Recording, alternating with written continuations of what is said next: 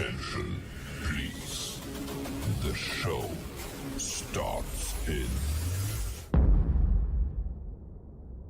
10, 9, 8, 7, 6, 5, 4, 3, 2, 1.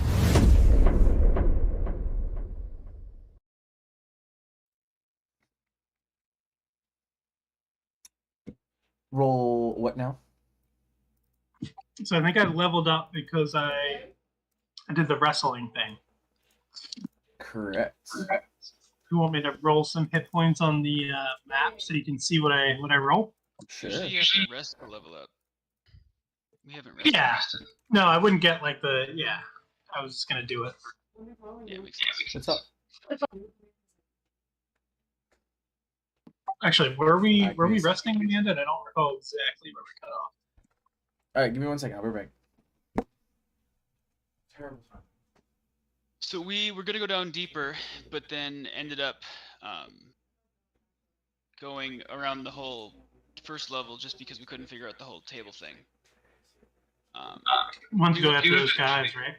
We do have to fix the backpack, but honestly, I could probably just use my Unseen Servant spell and have him take care of sewing that back together while we're doing whatever, because he can just do that for an hour. Oh, that's atrocious. Let's see. Sounds like a plan. Oh, that's so much better. And then I figure like we probably want to go rest after we all get to a level 2. That way we can all just do it. But it all depends on what we see. We just got lucked into slightly less. Let's see where Yeah, we're at. it makes sense. Let's see where we are at. Alright, so I need that. I just figured an HP roll is always drama. Need this. We were just finishing up. Alright. So one thing that I remembered last session. I gotta change my color. Miss your DM. I gotta remember to get my fucking pieces. Alright, baby, coming? Alright, so I figured out how to do a couple different things, so that's good. Yeah, one thing I remember, I was trying to figure out the map situation, and then I remembered there is no, well, I mean, you guys don't have an actual physical map of the dungeon just yet, or the second level anyway. So you're flying blind temporarily.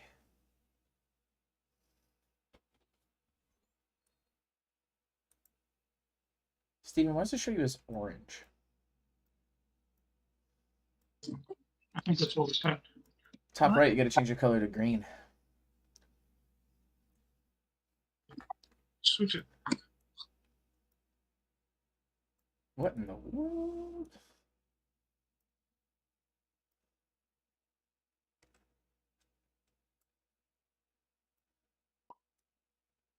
Noise.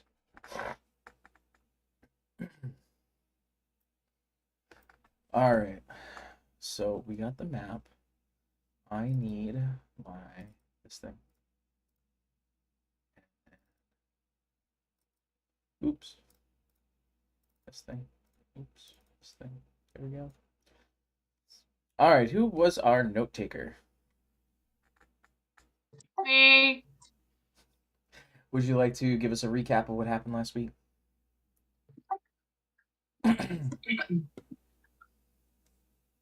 Yes. She's loading.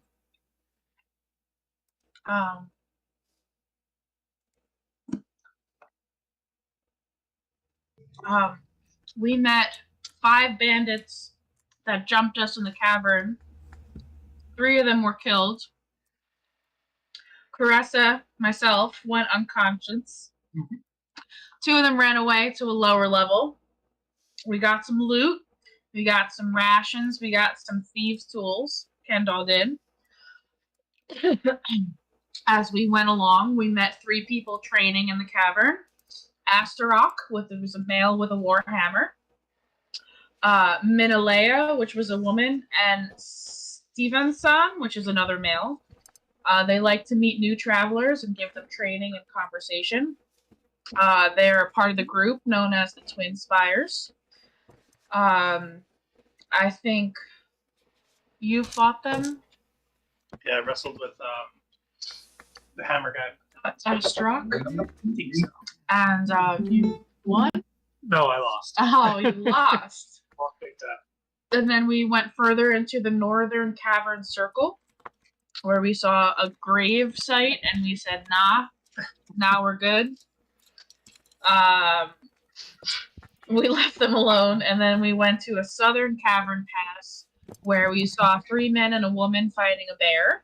And we killed the bear, and we stabilized the 2 men that went unconscious. With the luckiest critical hit ever. Luckiest 2 critical of them, hit I ever, think. yeah. And that's where we left off. We're in the southern cavern pass, and we can continue along, do the circle, or we can go now to the second level if you'd like. Yes. I had a thought I want to run by you guys. Does someone oh man, that'd be crazy. Want to be a map maker for this next section until you guys actually find a map in game and I can pull it up for you.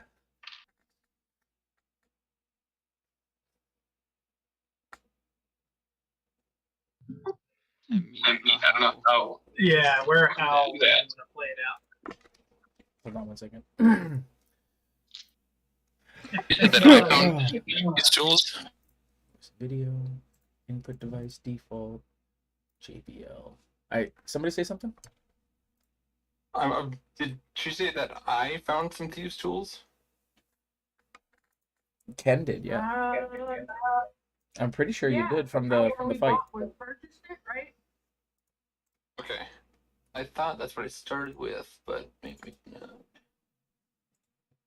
I have 1, which is I'm what interesting it. We might have got it off the guys because I just have our loot, which was money, and then also 4 days worth of rations and thieves' tools, and then I have an arrow to your name. So I'm assuming we got it off the guys that jumped us. Okay.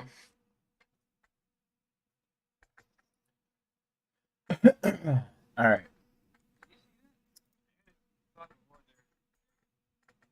I can't edit it or remove it. You can.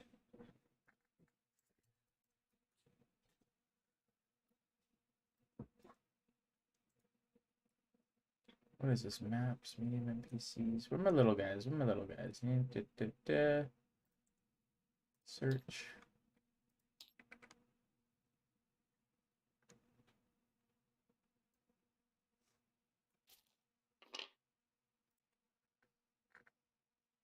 Everything's dark. So dark. I'm trying to remember. Oh, here it is. Color tint. There we go.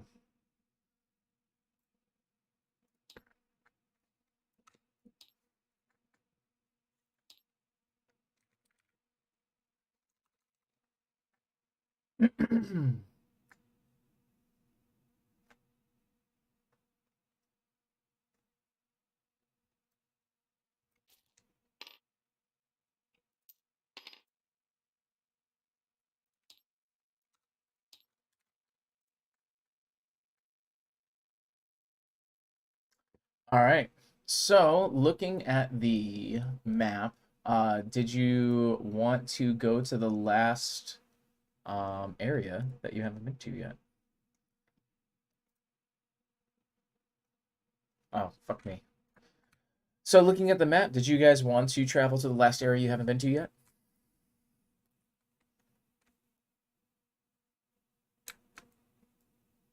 I'm all for chasing down the people who stole our stuff. Right. Yeah. Oh, also, I don't know if you noticed, but I added Fog of War map. You'll have to edit that though, because. Did you say you added Fog of War to the map? Yep. You see it? Yeah, how'd you do that? in the top left zone, the farthest right, or second farthest right is Fog of War. And I clicked that, and that allowed me to add and move it around. But now that it's out there, it doesn't allow me to delete or anything. But I'm guessing it's because I'm not the host.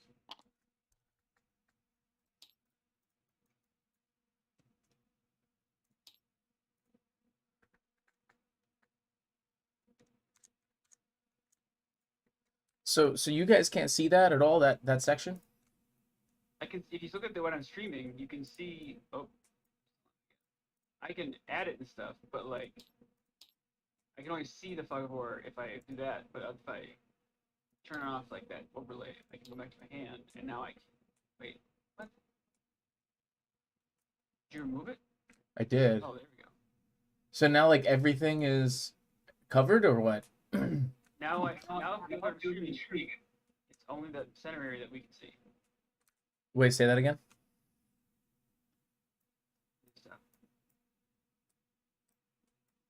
Look at what. Let's just look at what I'm streaming right now. Just look at that.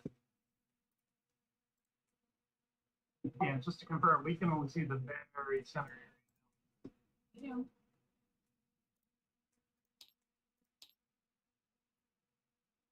It's cool. It's a fun feature.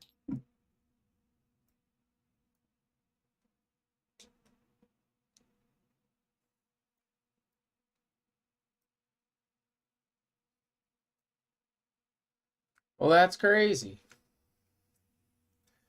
Well, the only question is, like, that I have is how do I resize it? That's the weird thing. Oh, it's not like a movable hole. It's just a flat plane. Right click usually. But, I don't know. I just thought I mentioned it, but we don't have to use it. So. Well, I mean, I would like to. It would fucking help.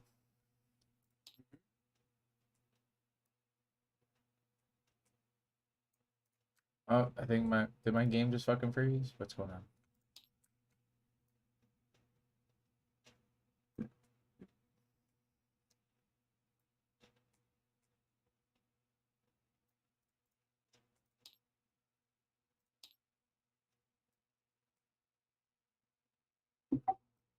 There we go. That's interesting. All right, so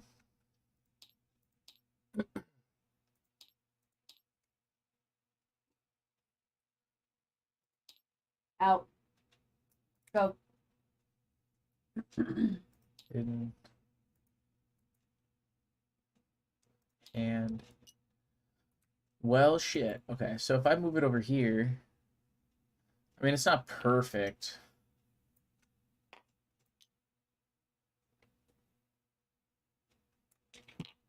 I think your sharing stuff turned off. Justin took Say over. that again. I think you're not sharing anymore. Me or him? I'm seeing Nelson. Well, yeah, I wasn't sharing to Still begin in with. Okay. I'm just trying to figure out why. Why only the center can be seen.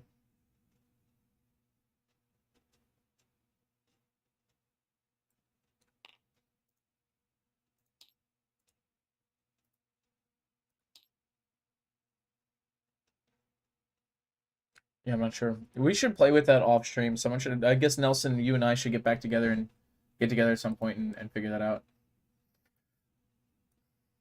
Because I would like to use it. I think it would help.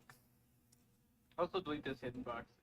Apparently I can add shit, but I can't delete shit. So I don't understand like stuff. But I'll figure it out later. Like, I can see it on yours, but can you just not right click and delete? You have to. I can't. See, I go right click, delete, grayed out. Because it's not even on mine. Oh wait, there it is. Zone, and then hit. There it is. I got it. All right. So initially, let's see. Can you guys see my? You can. You wanted to exit down one of these, if I remember correctly. So if you want to bypass this, it's fine. It was over here. Oh, it was over there. Yeah, whichever one you guys want to go down, it's fine. Because this is where they went through, and that's where we wrestled. Okay. So we went through here, got that thing, and then they ran that way.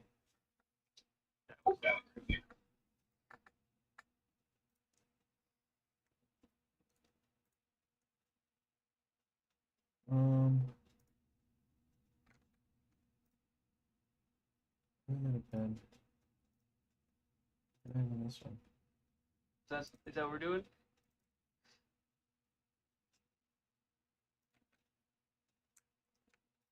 Hey, if that's what you guys want to do, you're more than welcome to do it.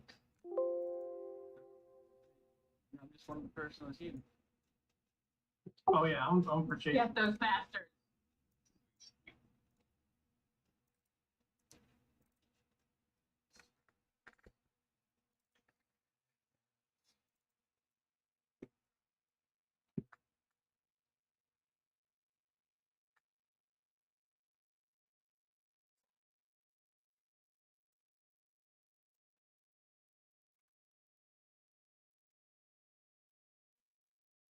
Let me see this. All right, so move your character. I'm just going back to What? this activity. Yeah, just your chocobo is your party dudes. There. All right, so you're going through this one. 1, 2, 3, 4. See this guy. 1, 2, 3, 4. Section is this?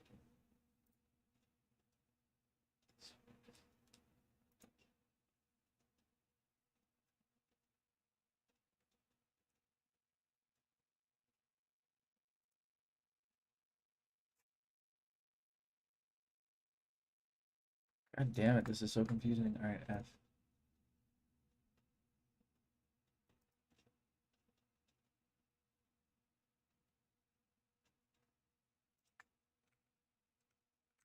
All right, you guys can hear me? Everyone's good? Yep. All right, so you continue down from this location. The cavern halls, they slope down considerably. You can actually feel, that you're definitely descending deeper into the cave system. The rocks here aren't loose. Your footing is stable. The caverns themselves, like the cave system, start to open up. You get a little more room going down into the next level. All right. As you pass down, you'll notice that you come into a fork in the road in your pathway, and you can either go left or right.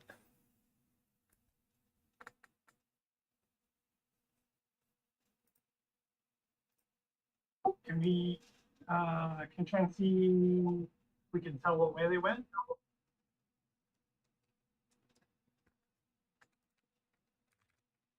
Yeah, do we see any indication of which way they may have gone? They went?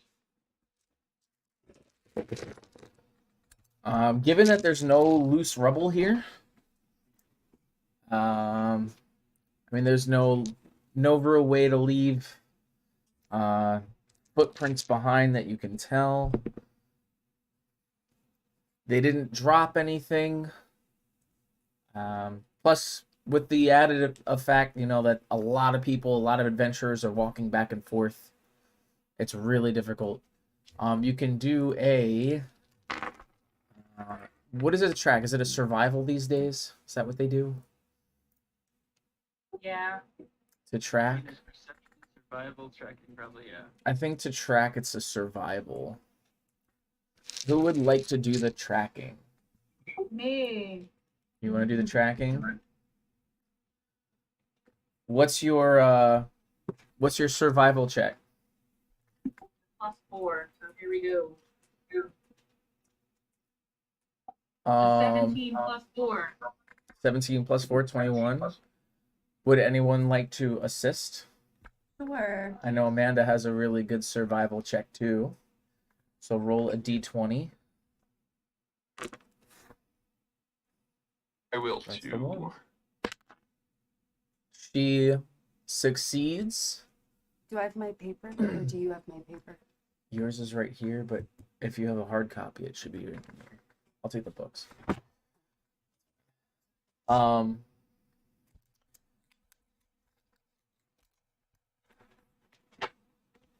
Let me see.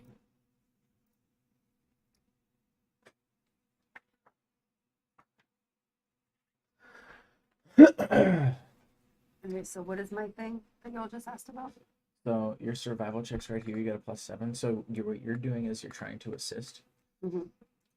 So it's basically a number above a threshold is an automatic success on your assist, and she gets a +2 bonus for doing it. So you said it was a 21 you got, right? Was it total? Yeah. So plus the assist is a 23. What you happen to notice as you wave your torches around, trying to find which way they went, you happen to notice a few drops of blood on the ground going towards the left pathway in the fork. And you notice that these are definitely fresh. They aren't dried blood, like blood drops or anything like that. You wipe them, it's fluid, and you can tell that left is the way to go. Left it is. I reach into my pocket and speak on a grape and feed it to Screech and tell him, hey buddy, there's some really bad guys down that way. Can you see if they're down there? And send him down that pathway and see if he sees anything.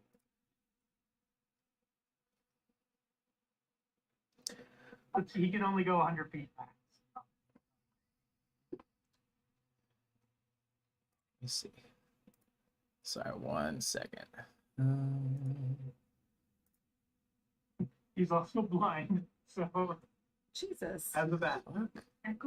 Echolocation, yeah. Oh, here we go. Yeah, I think I just said. Yeah, he's as blind as a bat, that's all. Oh, that's what it is.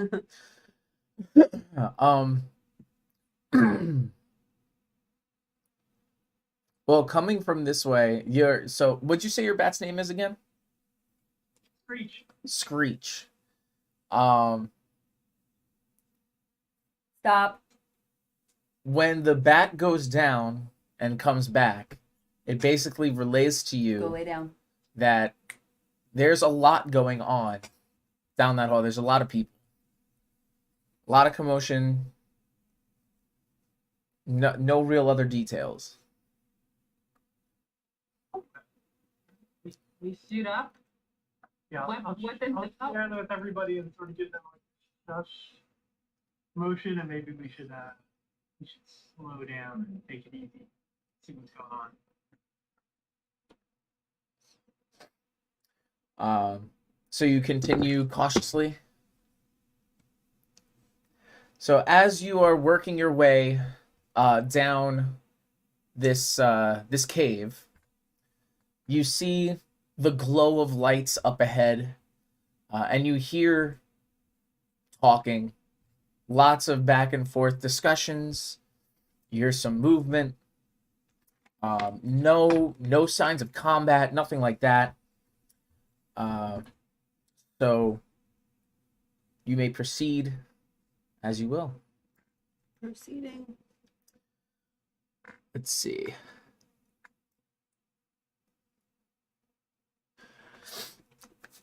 So as you walk to the end of this cave system, you come to an intersection. There is a path you can see to the left, to the right, and a path straight ahead that is barricaded. And up against the walls, there are a lot of people resting, a lot of people that are wounded. You have people that are bandaging themselves up. Some people are casting healing spells. Some people are, administering potions or making ointments and bandaging people up, what you will. There are... Let's see, you didn't meet these guys yet.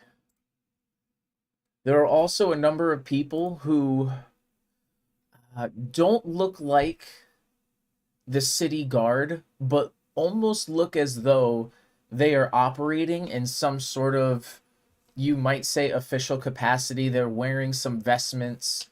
that are very similarly tailored to one another, and they don the same symbol upon their armor. Is it different from the symbol from the what were they called? The tri-spires or tri? The twin spires? Twin spires. From yeah. Is it different from the twin spires? It is different from the twin spires.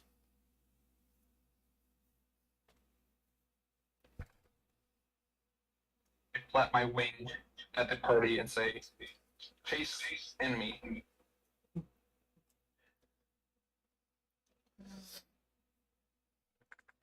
Do we need to rest, or should we continue on?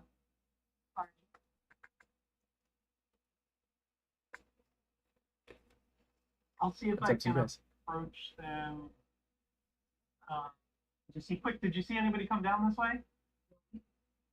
Injured, bloody? Did they go any direction? Who are you asking? The people. Just the first formal person, one who looks sort of in charge. All right. So you approach just a young human man. I mean, he's probably all of 19 or 20 years old. Has the vigor of youth. You know, he and you can tell like with how dedicated he is to helping the people around here. Like he's really got that that idealistic nature, that philanthropic nature about him. Anyone that's looking at the symbol that they're wearing, it is a heart, actual human heart, with a sword through it, behind which is the rays of the sun kind of bursting forth out from that in like this bright shining glory of a image. But he'll look. Not to interrupt, but did we clock anything on the thieves, like what they were wearing, symbology-wise or anything? I believe you looked and that there were not any symbols on them, if I remember correctly. Was it in your notes? We looted their bodies, and I don't think. Okay. So what I'll do, knowing that, again, seeing that symbol, I was like, what kind, or which way did they go? Like, where are you from? So if you ask they're gonna be like, which way would who go? There's a lot of people here. Who are you looking for? Two men, they stabbed us and grabbed our gold.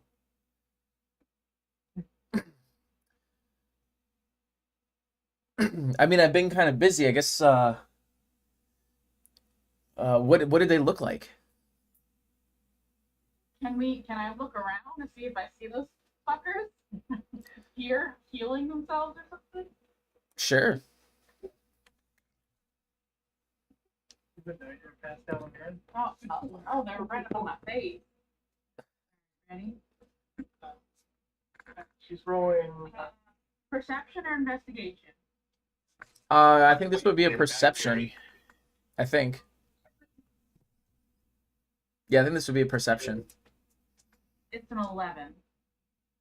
Max? How much weight can your bat carry? Oh, my bad. Good question. Probably. Oh,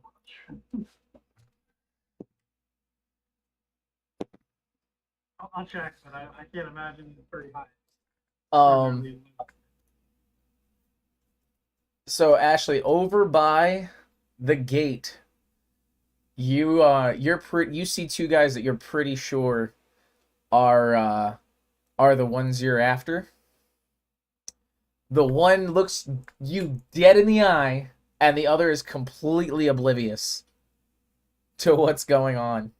And he kind of just taps his buddy on the shoulder, points over at you, and they both get this worried look on their face. And they go through the barricade or the wall that's on the other side and shut that door thing behind them. They let the party know, and I walk forward towards where they went. The guy that you were talking to is going to be like, whoa, whoa, whoa, whoa, whoa, you're not planning on going in there, are you? The hell I am. Why shouldn't I? Yeah.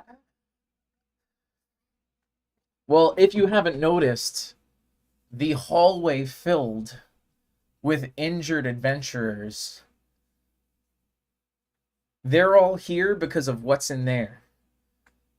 These are known, or this hallway is known as the Halls of Suffering. That is what we, who have been here long enough to see what happens when you go beyond that barricade. And that is why we're here trying to tend to all the wounded. That barricade up there, we call that the Wall of the Dead. And if you guys take a look at the wall, you take a really good look, you'll see that this barricade is made from shields and weapons that have been fastened together with rope and string and twine and whatever else. And like the wood from spears and all these makeshift, anything that they could do to makeshift this wall from what has been left behind, they have makeshifted this wall. On top of that, you'll see that a whole manner of like spears and javelins and pikes and all of those sorts of, long arm weapons have been anchored into the ground to help create a foundation, but the tips of those spears are going through the wall pointed at the other side. So it kind of creates this like spike wall defense. Out. Go. On top of that, you'll see that on this wall, and you can see some things are new, some things are old, because over the years, people have wedged the bones of dead adventurers into the wall, kind of creating a macabre shrine to the fallen here. Some of the bones are like jagged fragments, kind of like mementos of people that they finally like went in and found and brought back to create this memorial. While others are like whole pieces of like femurs or skulls or shoulder blades or what have you. Some of the travelers have even taken to hanging those skulls from the spikes themselves or from splintered wood in the wall itself.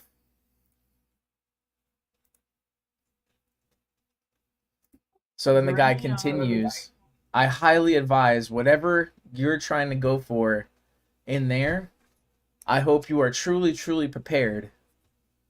Otherwise, I highly suggest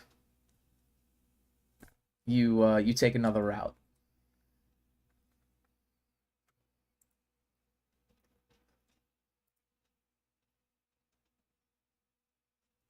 What do you do?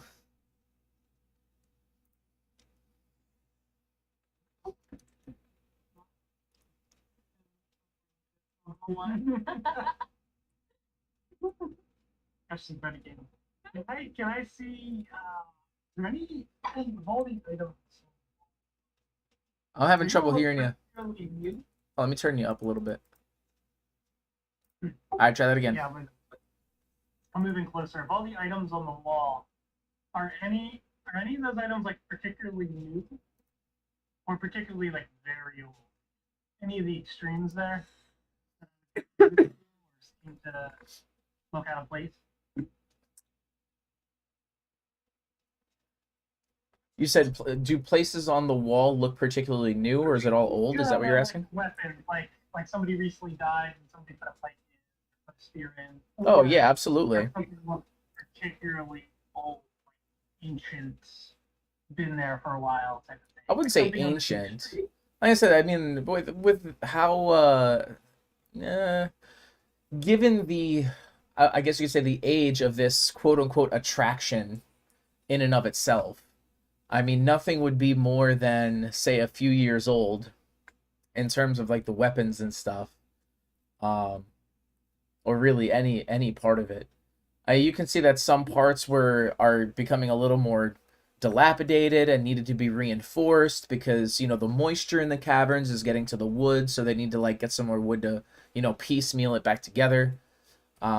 Some of the weapons are brand new, or at least damn close to it, showing little signs of wear. Others have been down here for a while and showing signs of like rust or jagged edges or you know, teethed edges, things like that. I was picturing like Mount Everest when you see like all the new things people leave behind up there, or like the really old ones, top five. Wait, what's up? I have a question for the guy that we're talking to. Sure. Do you know what's behind there? Is it like a creature or is it like a virus that like exists in there? Like, how are these people dying? Because if it's a creature, we can handle it. If it's a virus, I don't know if we can. It's not just one creature. It's very many creatures. Beyond that wall is a nest of some of the nastiest insects that call these caves home. And while some of them are young or adolescents, and some are tiny and roam in swarms, others are as large as you or me, and somewhere lurking within, people have said there is at least, one queen of this hive. So we've done all we can to block this off and keep people on this side of the barricade safe. We call it the labyrinth as well because it's very easy to get lost in there. I say we throw some of our light fluid in there and burn them. Just burn them out.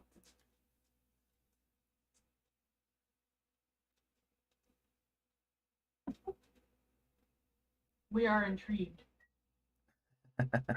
Right, though? Because that would kill the guys that robbed us.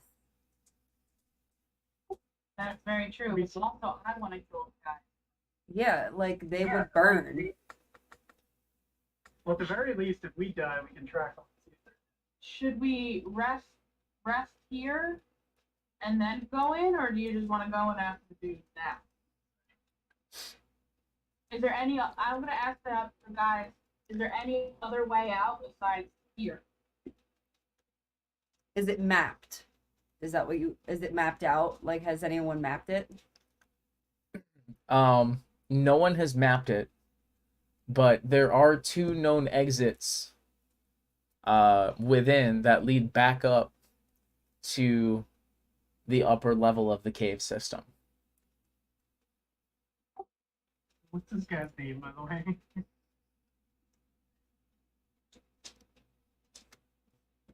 Oh, you're asking him his name? Oh yeah, I just felt bad because Jonathan. I love that name. Jonathan, I commend you for helping these people that need it direly. Very commendable.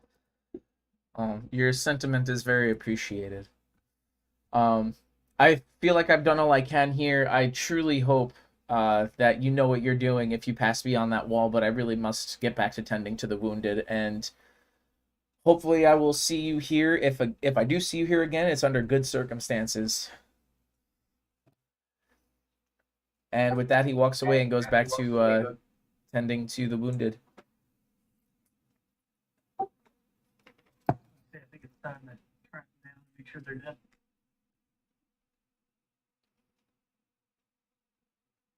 Let's do it. Everyone in? So we like my idea of going in and burning them out. Do we have fire other than a torch? We have Yeah, torch, lanterns and oil. and we have That's why a I'm wondering how much that can carry. bunch of lamp Bacterial fluid. He has a 2. Let me double check again. I think it's a 2 strength.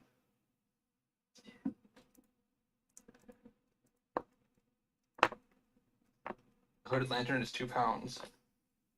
Because I think in the first game, the first night, all of us got like a bunch of lamps and lamp fluid.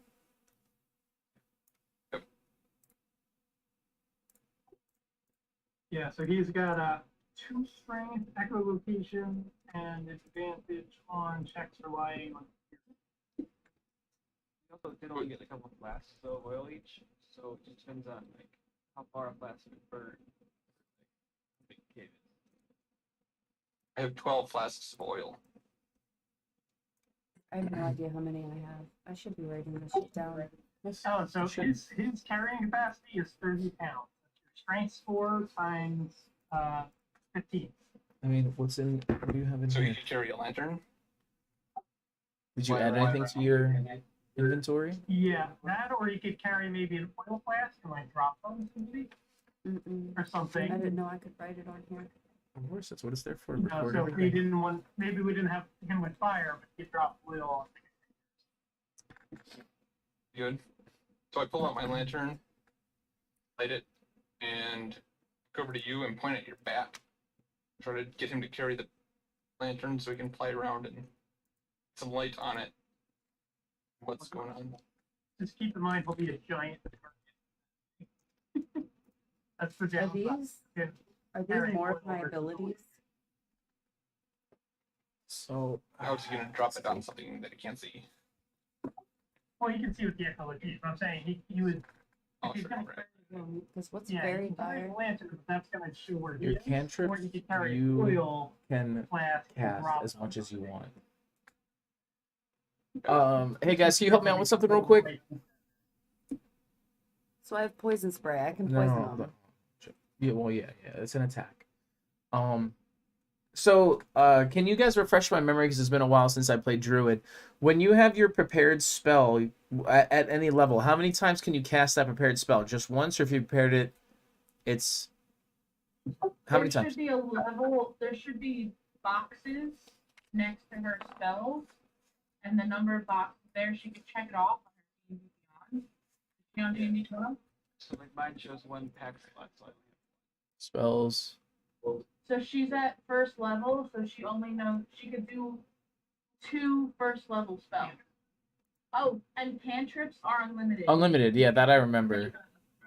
Damn, poison spray is 1d12? That's nasty. I have poison spray, you guys. Is that a cantrip? It is. That's So you can do that as disgusting. many times as you want. So I can lead us and just poison them. Well, you'd probably want your tanks to lead, but you could be right behind them, probably. So always want their shields up. Yeah, I think the only downside of poison spray off the top of my head is they resist it. It doesn't know. True. But we don't know that yet. So, all right. So yeah, it says first level 2 slots. She gets 1 prepared spell. It sounds like she can cast the 1 prepared spell twice. Yeah. So basically, what this says, right? So you got cure wounds. If someone's hurt, you go up, you put your hand on their wound. You know, kind of like we saw in like Vox Machina when she puts her hand on it, like glows or whatever, and heals the wound. Like entangled. Sure. Hand over the wound. What's Essentially, going on? I take out a glows. couple arrows You heal for and wrap 1d8 some plus string 5. around him, around the tip. So whatever I and get dip on them the in 1d8 oil. plus 5. Plus 5, yes. You can do that Idea. twice. Twice. Yes. And as you level up, this is going to change. Like, you'll get more slots, and you'll be able to prepare more spells, and then also you'll get level 2, and then eventually you'll get level 3 spells, level 4 spells. As you level up, you get more slots in the previous ones, and then new spells as So well. how come all of these aren't on there? Because this is the only one that you prepared. The only one you can prepare right now. Oh, that was Does just she have first. more than 1 known spell She has... Hold on. for level 1? I thought she had to prepare ahead of time. And... Well, you, like, at the beginning of the day, you figure out what spells you want to use in a day. She can change them. Well, she has 1, 2, 3, 4, 5, 6 written down.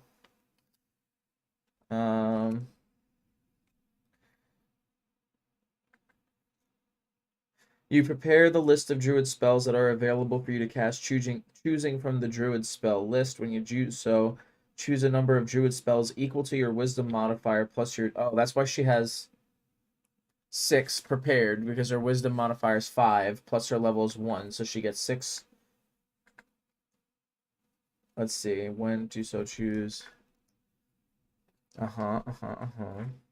So she could use any of those things, but only Okay. 2 times. All right. So 2 times each or No, 2 no, times total. in general? Total. Okay. 2 times per long rest.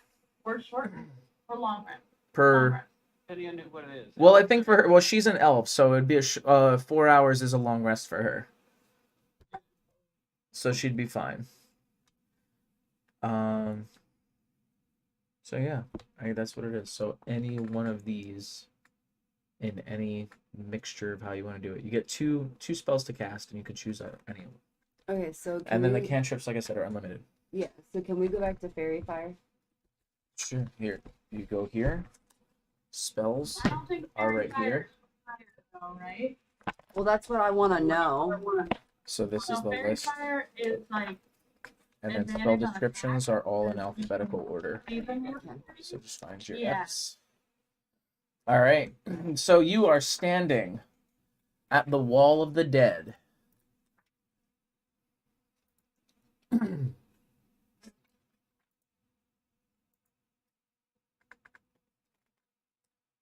What do you do? Say, rest for the wicked and make my. Now, let's see if I could do this.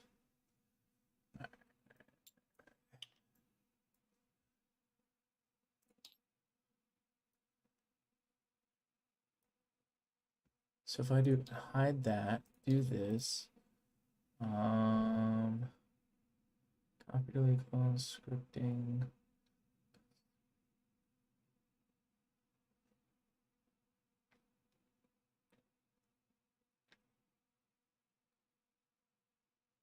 Oh wait, I can reveal a range? Oh, because that's not that. That's what I want. I want this thing.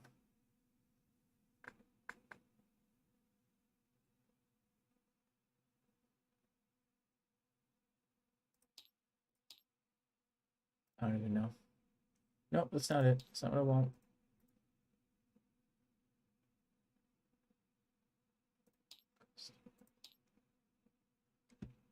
Okay, about open. Sure, upload.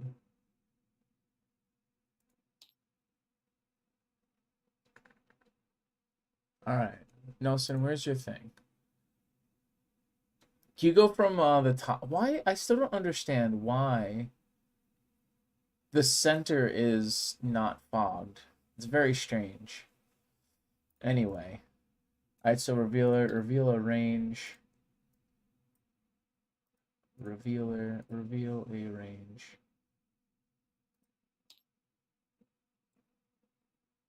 Reveal field of view. Visual, I don't understand.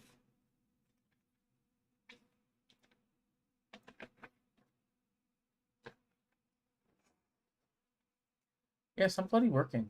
It's kind of annoying.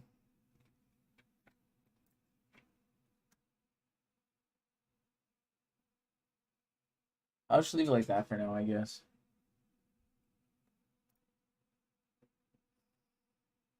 Anyway, all right, so you're gonna go through? Yeah, I guess we were kind of talking about planning. I'm going to. Okay. We're gonna load up Screech with maybe a flask of oil, and basically give him the order to stay about like 30 feet ahead of us. The idea being, in case we encounter something. Does Screech have like his? Do you have like your own character sheet for him? I'm looking at like the bat familiar. Okay. He's got 1 hit point and 2 strength. Okay. And yeah, he's not very hardy. He's at his limit. Okay. All right, so poison Every- spray. their flasks with oil and their torches ready, along with their weapons as we continue, right? Knock a oil branched arrow.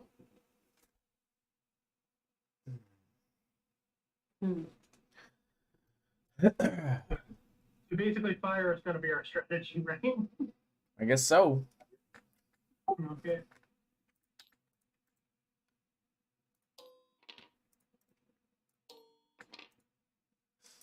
All right, let me see. Yeah, and just so you know, if he's moving, so if he's he would have to check to be like stealthy or something. He's something like that. So if he gets found out, he gets found out. You know what I mean? Oh, what is this shit?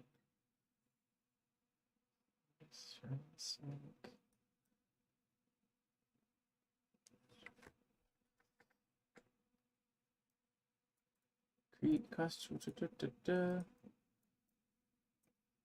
Alright, this thing's giving me issues right now. There we go.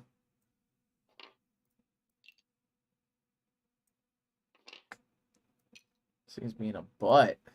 Alright.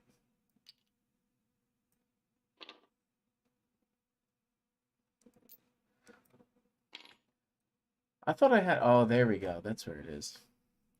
I figured that I had them. Copy. Paste. Paste. Paste.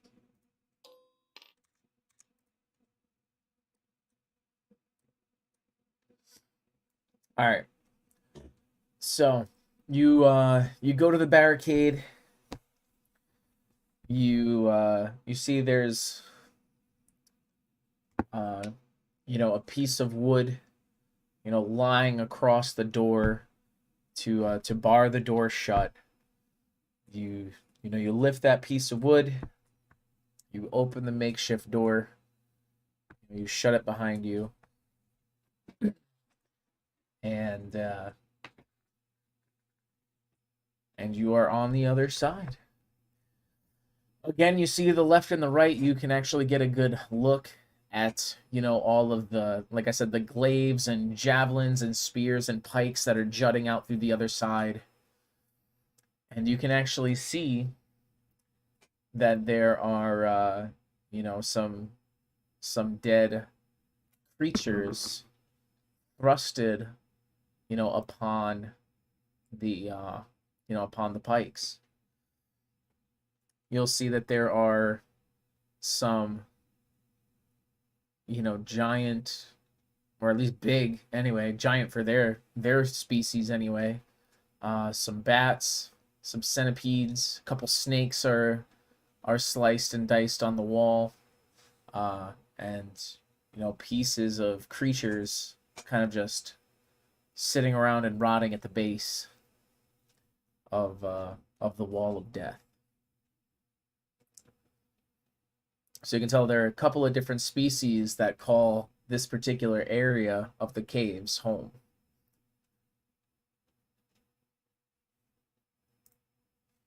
Do we just recognize them at all, other than what they have to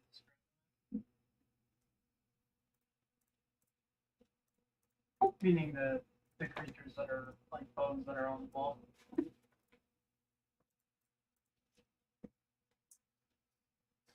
I mean, yeah, they're just, some of them you probably wouldn't recognize because unless you've had, yeah, I guess, I was gonna say you might as a dwarf, but I remembered you're a hill dwarf, not a mountain dwarf. You might know of them from, because your village had, interactions and relationships with dwarves from the mountains, so you might know of some of the creatures that are native to the Underdark, but to everyone else, they're going to be pretty unique as, the insects that dwell in pure darkness basically all the time. They don't make it up to the surface world. Just turn back to them like, yeah, watch out, delete your brains. They even know if they're poisonous. Well, they shouldn't I want to like go eat some. they shouldn't like fire because if they don't see the outside, the sun is too bright. Ergo, the sun would be fire. Well, a lot of So it depends. I mean, yeah, some creatures that live down that far don't even have eyes, so it really depends if they're full on blind. But I mean, we have to see what's down here. We have to let's just throw explore. bombs at these naked mole rats, and the naked mole rats. they don't have eyes. Yeah, that's why I said And they could mole it. well, I remember. All right, so moles in general don't have eyes.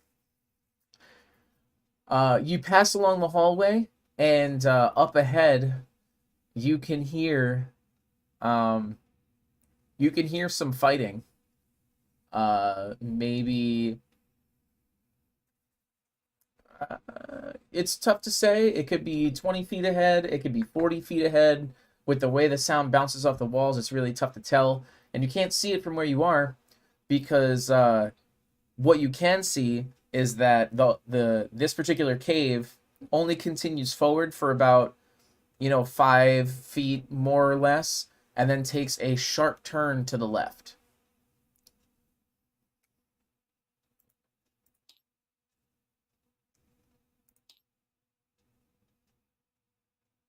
Are we gonna? Can we just slowly creep up on that? Go stealthy, and I'm in armor, so I'm not the most stealthy person.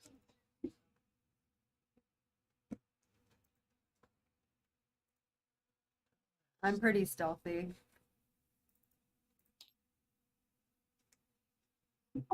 Can I motion to maybe Kendo and go like give him one of the over here gesture?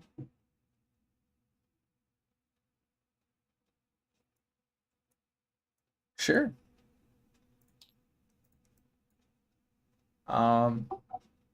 Who's proceeding forward? You guys decide, Who's the and I will narrate stealthiest? accordingly. We'll stay close, but in back.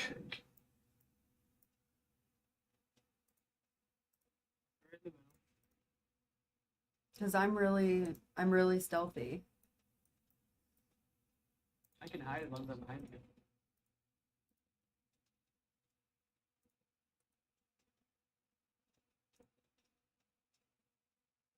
You wanna stealth forward with me? Heavily armored, not. Yeah, I'll stealth. I can.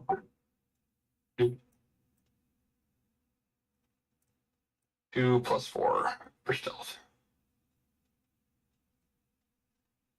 You said 2 + 4? Yeah. All right, you are not stealthy at all, but you So- continue forward. What is that number overall? Because your stealth is +2, your dexterity. Mm-hmm. Well, I get these numbers confused. So what is the 14? That's just your score. The 2 is your modifier, and that's your score. Yeah, so does that mean I'm really stealthy, or do I have to roll and then I do a +2? You roll and then you do a +2. Well, then what do these even mean if they don't mean anything? Let's talk about it later.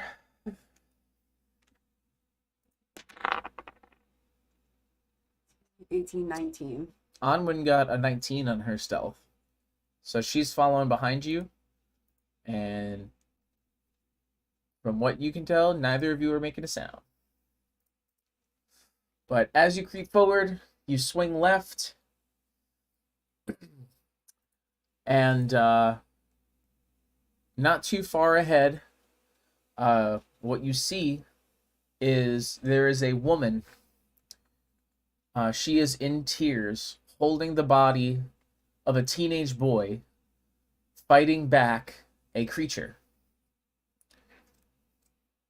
She's got this child in one arm. She's on her knees. She's basically sitting on her feet, just swiping her sword at this creature as it tries to attack her. And while she actually shows no real prowess with the weapon, surprisingly, she is managing to parry some of the strikes that this creature is delivering, but failing to land any strikes of her own. She's just kind of aimlessly swiping at the animal, trying to keep it at bay. And you can tell she's in a lot of trouble. She's beat up. She's bloodied a little bit. She's a teary mess. She's crying for help at this point.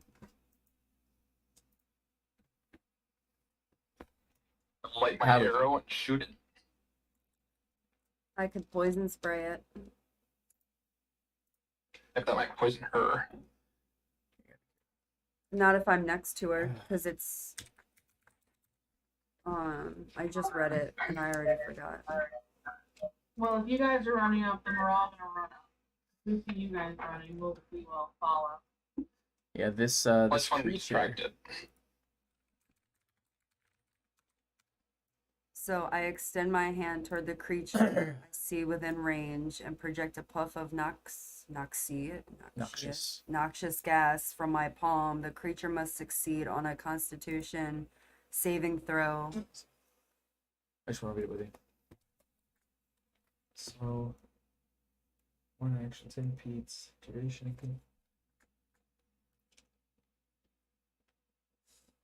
She'd be okay to use her cantrip as well.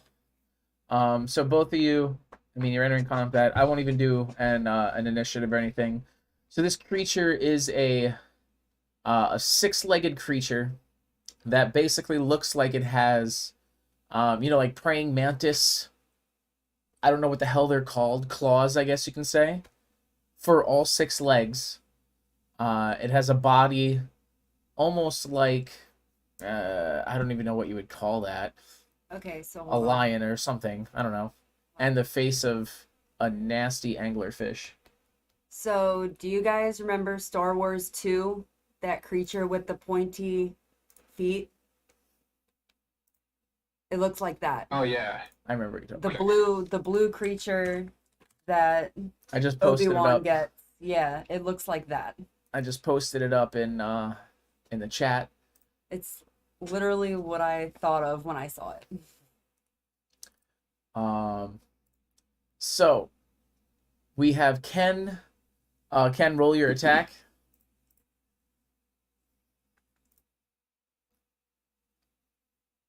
You do as well. Amanda, roll your attack. D20. Yes. 11.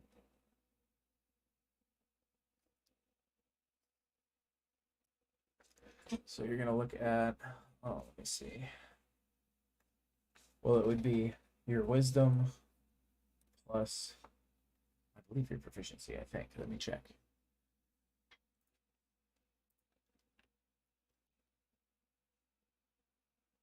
You rolling? Modifier spell attack, yes, plus 7. So whatever you rolled, you get 11 plus 7, 18. You hit. You said, Ken, what did you roll? 10. 10 max. So the 10 misses. Your arrow kind of sails past its head. It catches it by surprise. It reels back a little bit and lets out a bit of a shriek. But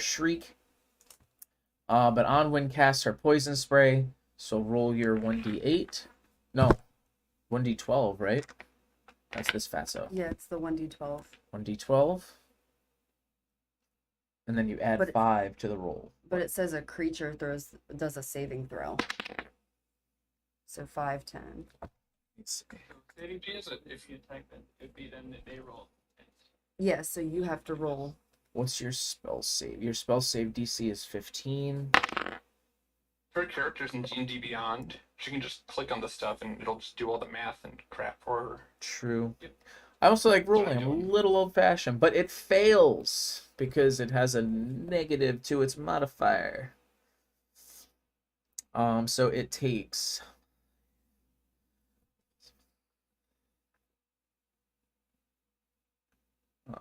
10.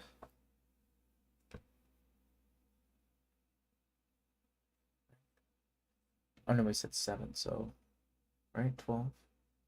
Either way it dies. 10 or 12 kills it. I killed it? Yep. 9. Awesome. So the woman looks back, seeing that there's this band of adventurers heading her way, and she just kind of collapses with relief. Sword just suddenly feels like it's 1,000 pounds.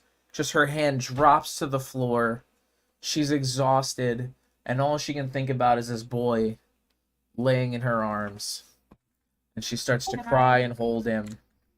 Can I go over there with a healer's kit and try to I was about to say, I think I have something healer as well.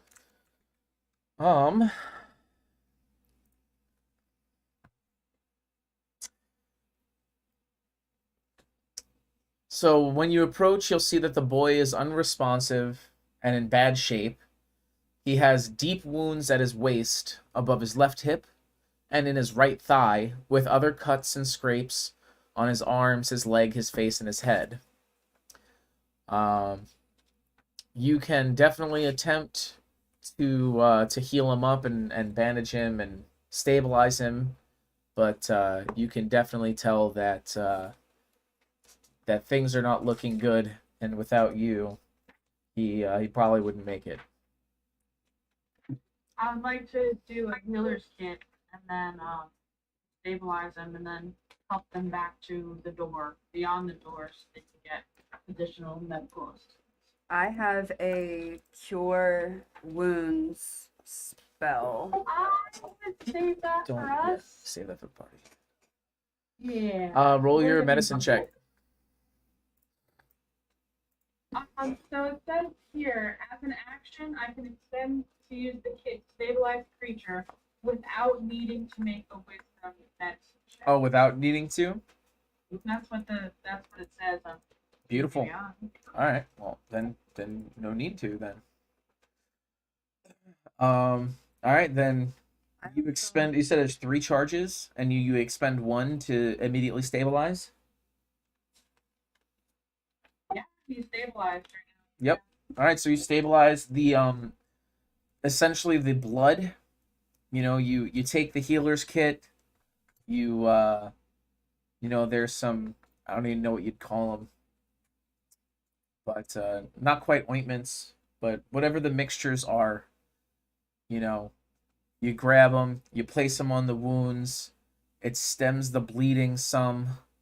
You're able to bandage it up tight.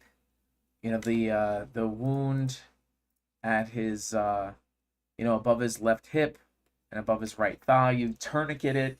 You get a bandage on there real tight, both on and above the wound, so it stops bleeding. You place some light bandages on the other cuts and scrapes to keep it from getting infected. And she thanks you. She goes,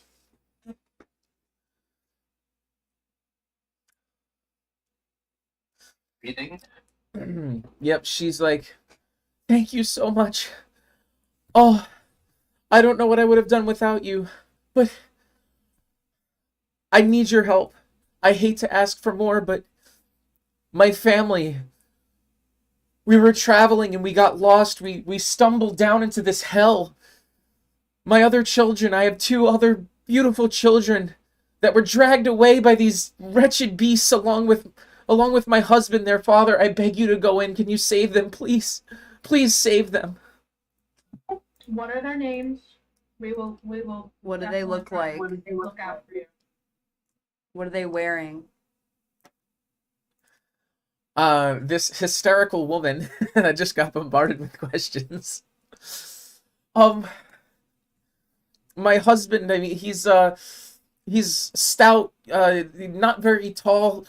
His head's bald, and he's wearing just a brown shirt. And my 2 children, it's a young boy and girl. They're only like 9 and 7. They're so young that they're gonna need your help.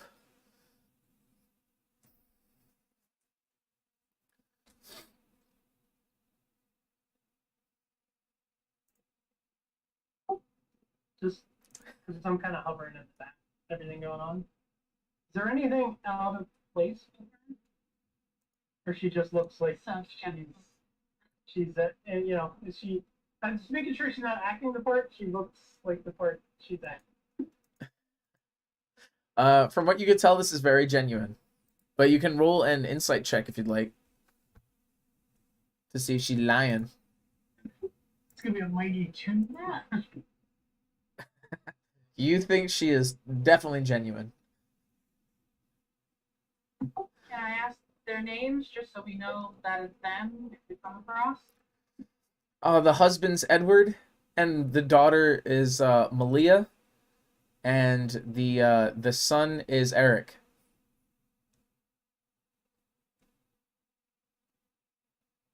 What was the layout, by the way, just visually here?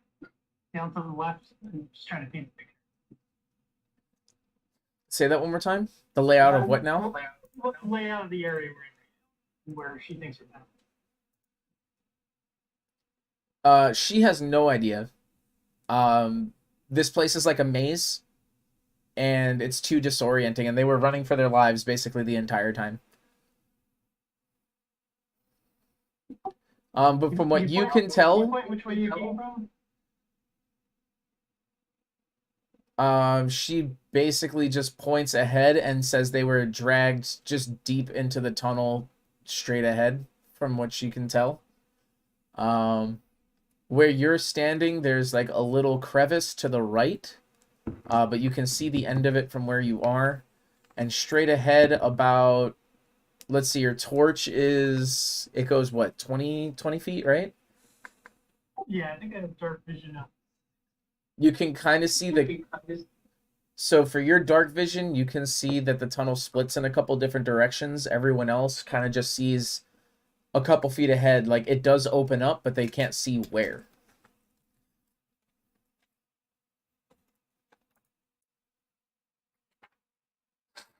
Yes, we will help you. We'll help your family. We'll try our best. But for now, go back. Get the assistance you need. Go back to Jonathan. He will help you further. All right, 1 second. I want to do something real quick. All right. So everyone, I'm going to have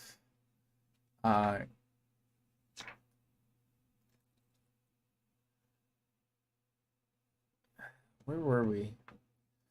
How far off was everyone from their level? 10. 10. I'm down with the help that you're administering, the dialogue, the slain beast, and all that jazz. Everyone bring your experience up if you have not already leveled. I guess it'd just be add 15 experience and everyone should level. And then Mellower should get an extra, yeah, a little on top of what he's already got, but. Are you doing that for me?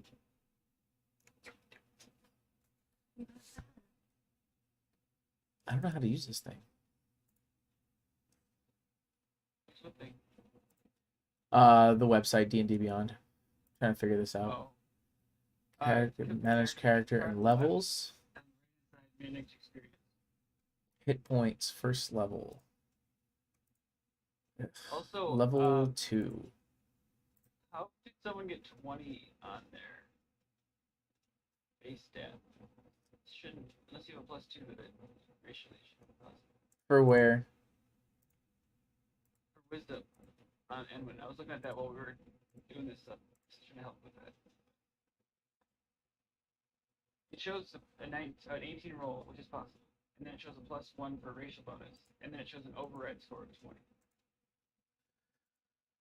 Oh, well, I was having trouble. I had to manually override it because when we rolled her stats on her paper, she rolled a 20. Well, it was like a. You can't roll a 20 with 3 dice. 3 dice of 6. 3 6 is 18. You cannot roll a 20. How do we get 20? I'll have to relook at it. 4d6, and you take the highest 3. And then you would add the 1 for the racial bonus, which makes sense, to 19. Then I must have made a math mistake. I'll have to tackle it after the session, though. No worries. The XP is in the, you click the character, manage XP, add it, and then you have to rest level, I believe. Is it a short rest or a long rest?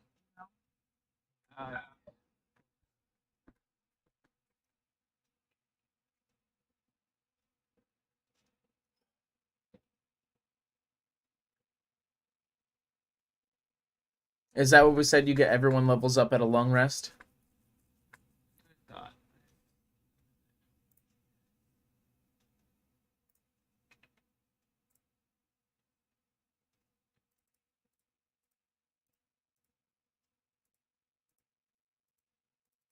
Just being a dick. Go off already. Jesus Christ.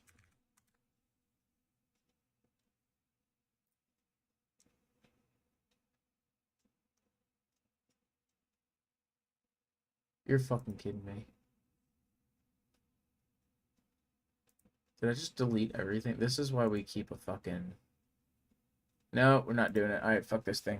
We're just doing it on here. I'm not dealing with that bullshit right now. Fuck this stupid fucking website.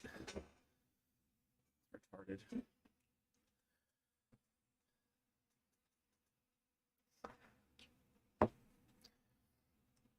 I love how with one click of a button I can accidentally delete her entire character sheet. That's really great fucking website design. That's fucking awesome. That's annoying. Anyway. Alright. So, the path is laid out before you. You have the nest just ahead. You've already encountered one of the first creatures that dwell within. Ashley, you said you wanted to take this woman and her boy back to the gate. Well, it's not that far. But she'll definitely need assistance with how beat up she is. Like she's like I said, she's exhausted from running and carrying her son's almost lifeless body. And fighting that creature all on her own while trying to protect her kid. Like she's depleted. She's totally depleted. Okay. Are we going to long rest to this leveling now? Because we can take her back and then rest there with her, right? We're not that far Well, away. given you could, but keep in mind, given the circumstances,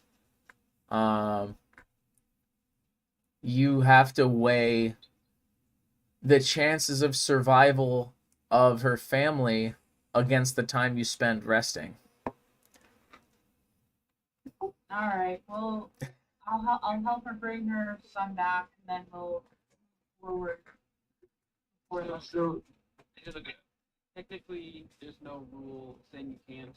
It's just a thing that we're coming to do because, like, we get to feel. That's like, whatever.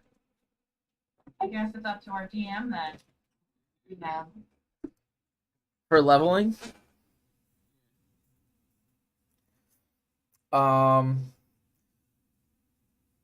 Wait, I thought we were The already rules don't level. require you to rest, but a lot of people will do it. There's a whole just thing because that goes way it's into it. like you're going to do the thing and you're learning. You got.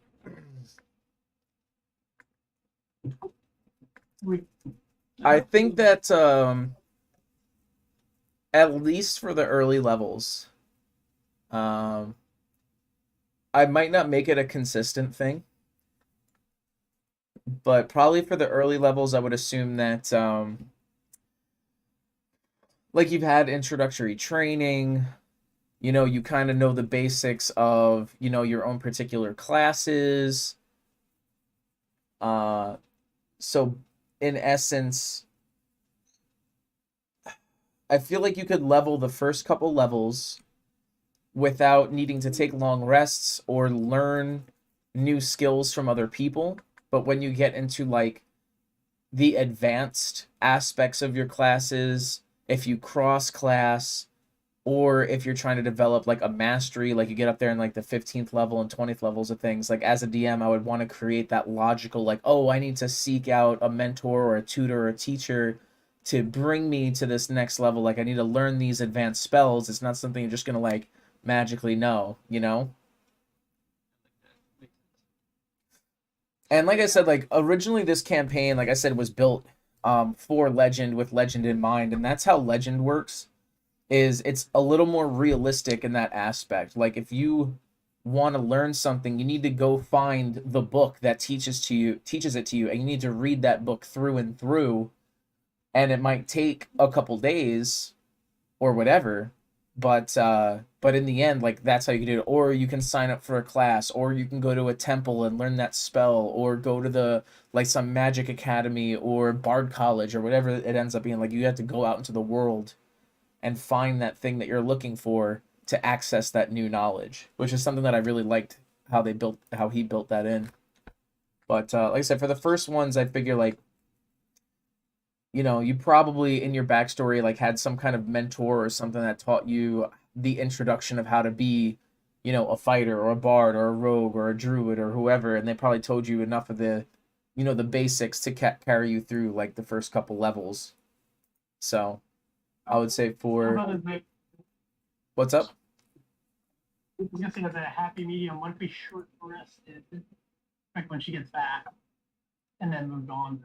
No, because Short rest is No. 4 hours for you guys.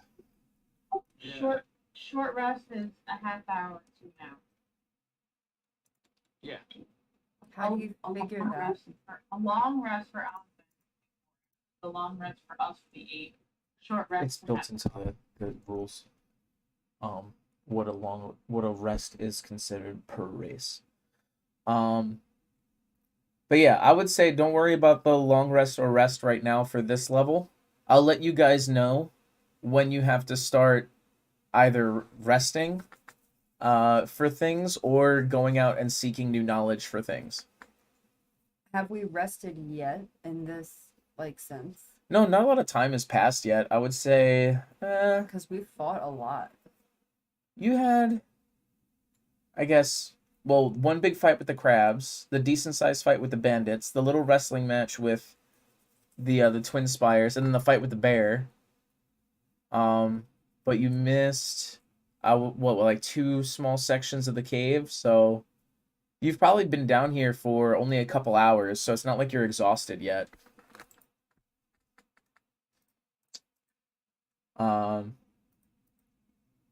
But yeah. So, you guys escort this woman and her son to the gate. Correct? Do we want to roll hit dice before we continue? Or Yeah, go for it. I rolled a 7 out of my D10. Alright, so this is what you do. Are you on your druid? No, this Go to is classes just to real gain quick. extra Oh, I think druid's age actually this one. or into level. Right there. So find your hit die, your health point die.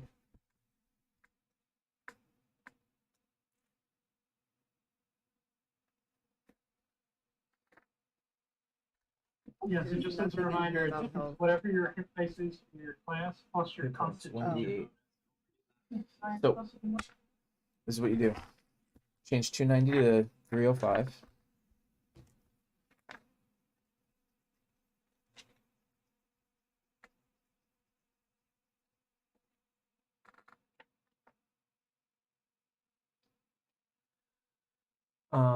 Then roll your 1d8. Noise. 5 plus what's your constitution modifier? 2 plus Alright, 2. so 7. So add 7 to your current hit points, which would be it would have been 10, right? Yeah. Hit point maximum is 10, so now it's 17.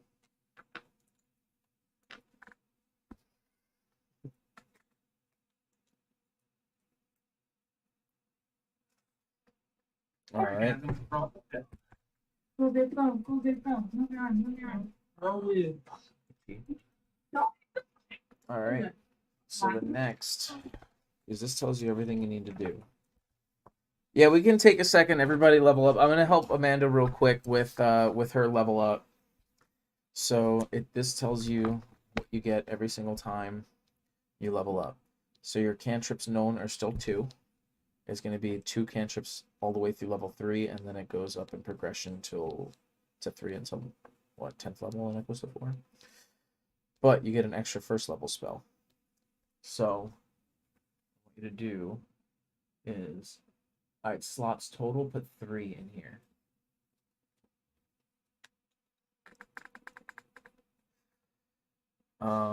You are now level 2. So instead of Druid 1, put Druid 2. Do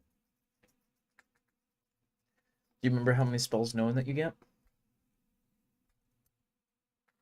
It's Wisdom modifier. Well, I guess we have to drop it by 1, so we'll keep it like that. I don't know why we said it was. We gotta change that. For now, let's do 19 plus 4. Attack bonus, short sword was plus.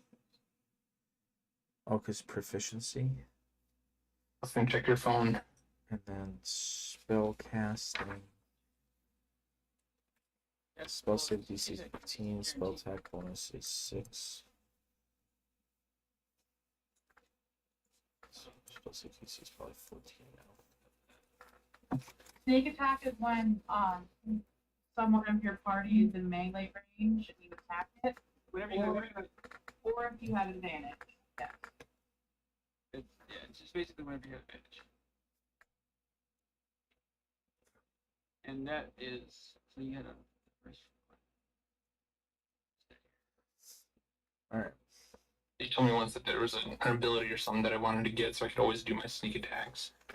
So now the next thing, darling. The next thing it tells you is the next 2 features you get. So you get Wild Shape and Druid Circle. Mm-hmm. Alright. So we come over here, and this tells you what Wild Shape is. So starting at 2nd level, you can use your action to magically assume the shape of a beast that you have seen before. You can use this feature twice. You regain expended uses when you finish a short or long rest. Your Druid level determines the beast you can transform into, as shown in the Beast Shapes table, which is probably over here. Maybe somewhere.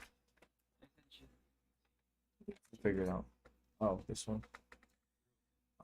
At 2nd level, for example, you can transform to any beast that has a CR rating of 1/4 or lower that doesn't have flying or swimming speed. So I could turn into one of your things. You could literally just you could turn into the creature that you just saw. Yeah. You literally could if you I wanted really to. could. 2nd level, so max CR is 1/4, and we can go through the whole list later. No flying or swimming. Example, a wolf, you could turn into a wolf if you wanted to. 4th level CR 1/2. 8th level CR 1. I think that's really strange, but whatever.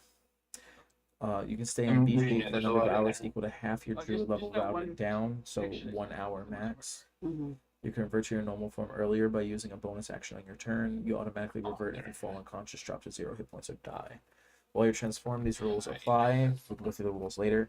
So Druid Circle. At 2nd level, you choose to identify with a circle of druids, circle of the land, or circle of the moon. Both are detailed at the end of the class description. Your choice grants you features at 2nd level, and again at 6th, 10th, and 14th.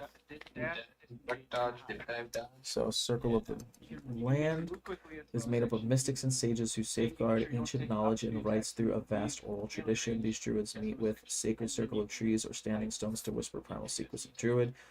The circle's wisest member preside as the chief priests of communities that hold to the old faith and serve as advisors to the rulers of those folk. As a member of the circle, your magic is influenced by the land where you were initiated into the circle's mysterious rites. Circle of the Moon. Druids of the Circle of the Moon are fierce guardians of the wilds.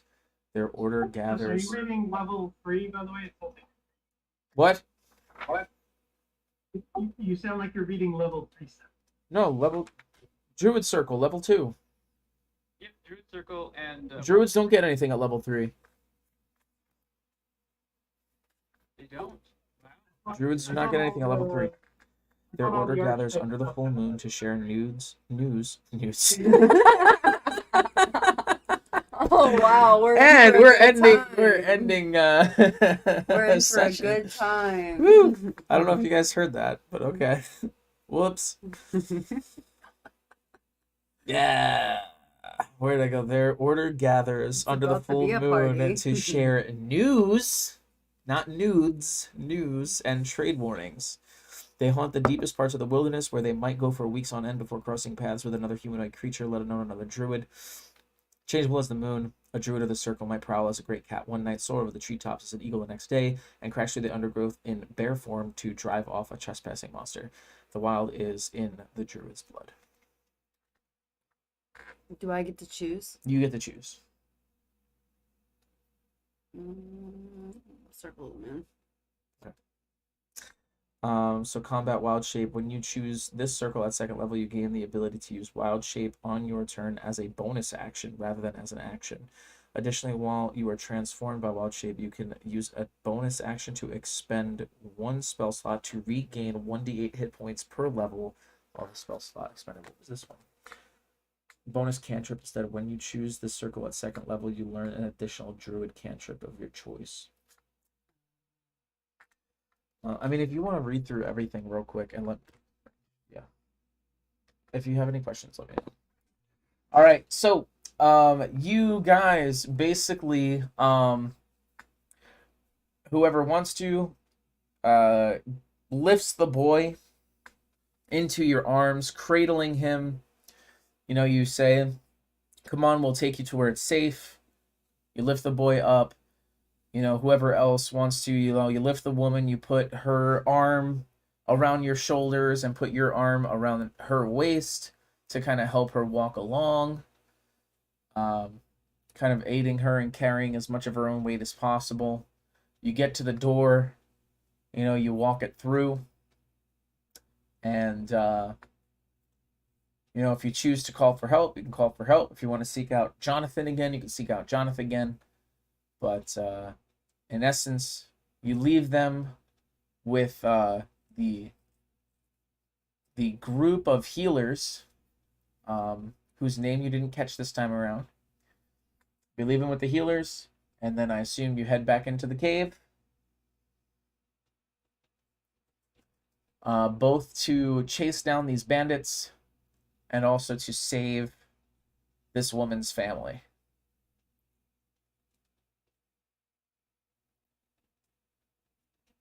Right?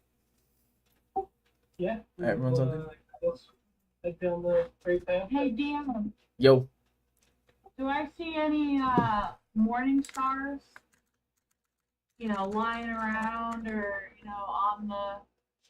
on the wall or the door or anything? Say that again?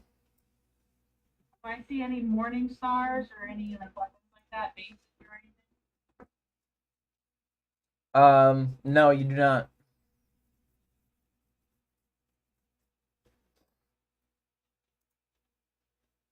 All right, we continue. All right. So, you basically make your way back down to the spot where you were, and you come to an intersection where you can go to the left, to the right, or straight ahead.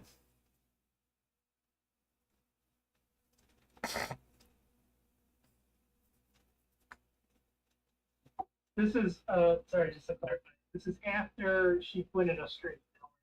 Okay, right? Correct.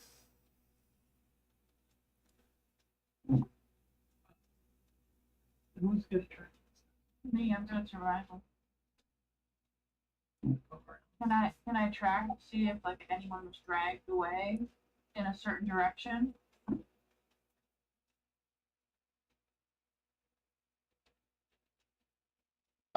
Yeah, looking around, I mean, you can see that there is definitely plenty of signs of a struggle in the area.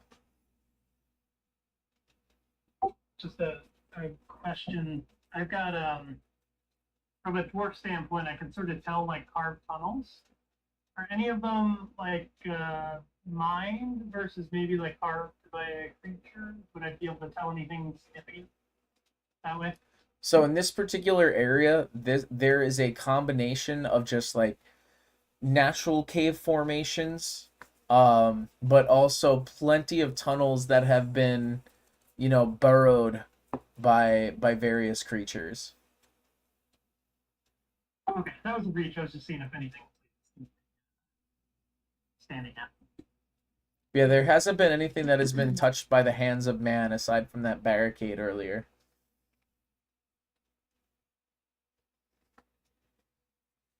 Whose turn on the? You guys pick it. So I choose the Circle of Land because I get the extra cantrip, and as I level up, I get to access these from where I came from. I came from the coast. So then at each level, I'll get these spells. Okay. I also think that This fits your is- character's backstory better. So I think you Well, they're choose one. both about, like, because this one's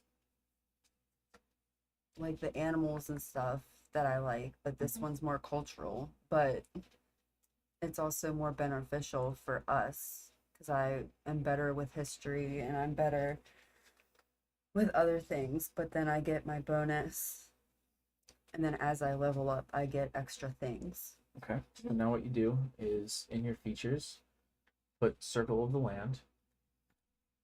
All right. And then what you do is you go back to spells, all the way in the back, and you select your cantrip that you want to add. Remember, it's got to be your druid cantrip. All right. So which direction are you going?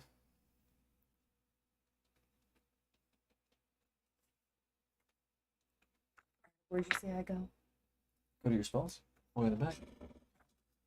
Look for your druid spells right here. Here's your list of cantrips. Level 0, first level, second level. Every single time you add a spell, you refer to this list.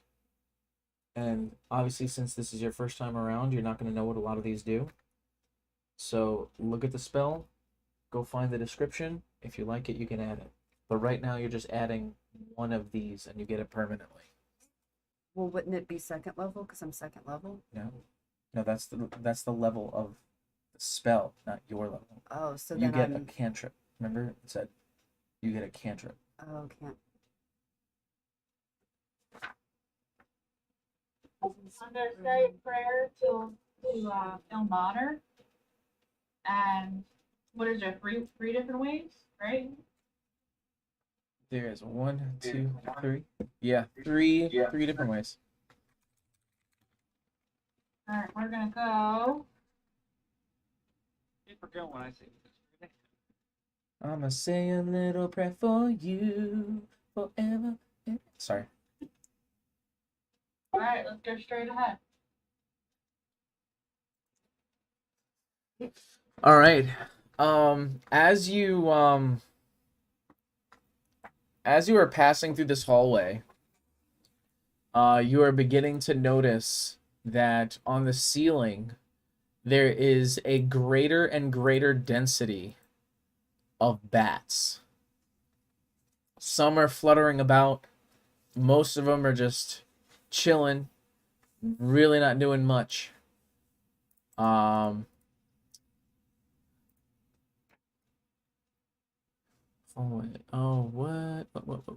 Let me see. All areas. Oh, yeah. Yeah, so they're just chilling on the ceiling. The ceiling it fluctuates. Sometimes it's only like 8 or 9 feet above your head. Sometimes it's 15 or 16 feet above your head. It's really going up and down. Not a lot of consistency with the height and width of this hallway. Also up ahead, as you pass through the first intersection, like I said, you got the left and the right halls.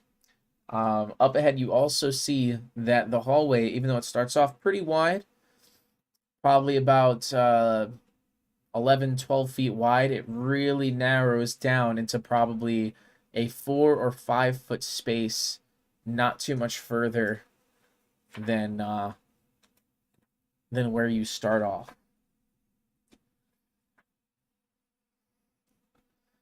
How do you proceed? With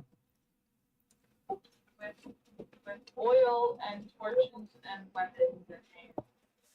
All right. Are you trying to be stealthy at all?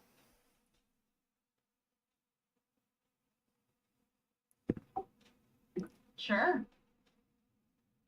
I'll send my bat up just to hang with you. Like, hey, buddy, there's some friends up there. He can't talk, but that's all.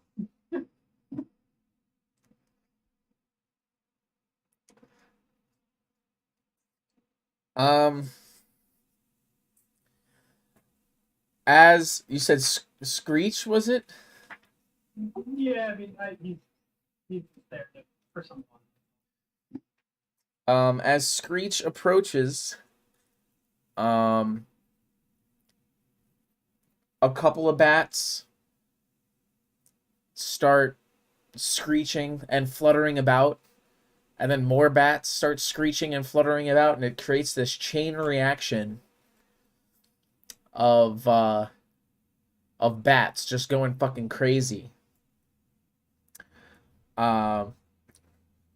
Screech understands this to be a threat. He gets dive bombed by a couple of bats who very luckily miss.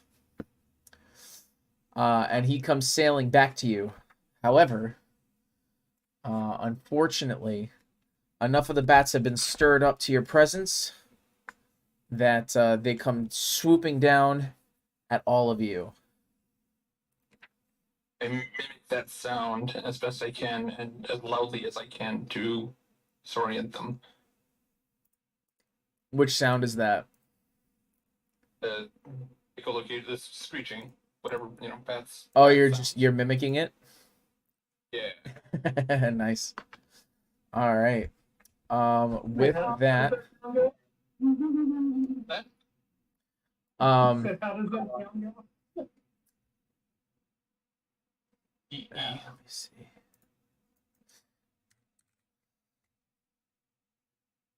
Really, I think. All right. Produce flame is what I chose.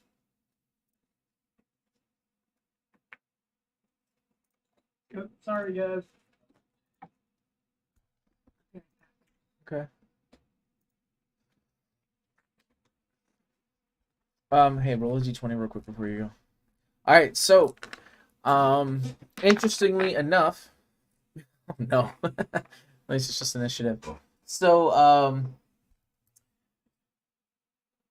with the way the ceiling was, how I said it dipped down and dipped back up, there's a couple of places that were blind spots, and not all of the bats were just normal size bats.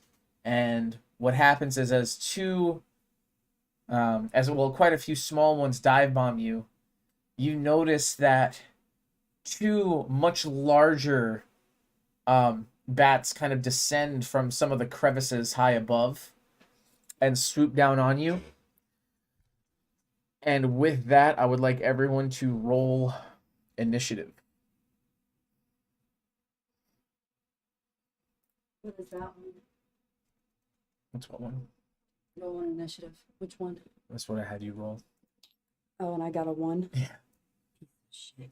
Love you. I'm never rolling on D&D Beyond again. This sucks. Yeah, I rolled a freaking 2. I rolled a 1. Samesies! I rolled a 1. I got a 2 with a 1 because I got +1. I got a 1 with a 2. I know. What is mine? Apparently my mimicry is like the mating sounds or something. Coming right at me. All right, so what is this? What did I just roll? Hold on. You rolled an initiative. You had a 1. Let me You see helped if it. I can Sort of 3 with it, at least. see if I can do Hopefully this. those people didn't screw it up that bad. So there's a bug in the system. I'm sure of it. Hey, I think that worked for now. That's the best I can do for Fog of War at present moment. Yeah, got it. Did it work? It didn't work, did it? I'm still streaming. You can see it. I can see everything. You can see everything. Why did it not work? Did you disable or something? Doesn't make any sense. To be fair, we don't know where we are. Yeah. I mean, now I can see it where we are, but like for whatever reason, it's invisible. Like I can see the boxes that have been made, but if I turn off the zone the normal sight. They zoomed in where we are. None of this can't see the makes picture. any sense at all. Like, god damn it.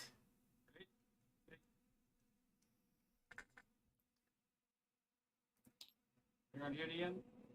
I don't know what to freaking do, man. This fog of war shit's really pissing me off.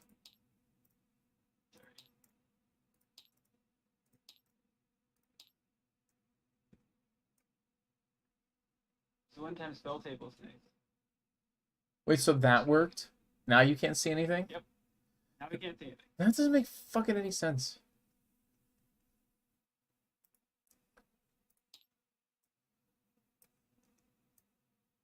Now that's half. Cool. That worked. That worked. Oh yeah, that's cool. Make it neat. So three of them worked. You did 3 of them back to back. Correctly. Great job.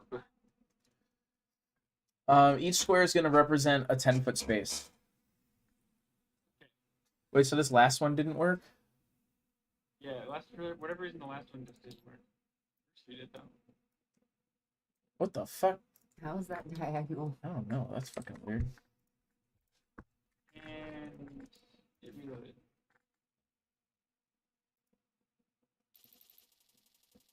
Nope. Oh.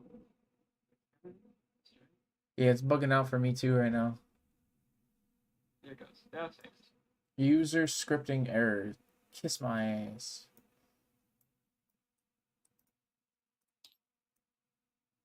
What the fuck? That was even worse.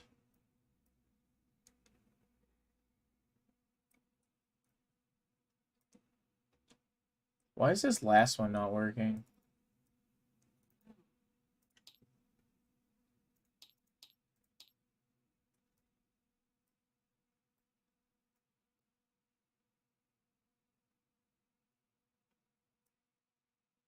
There it goes. That worked. Yeah, it did. It's slightly off for angle, but yeah.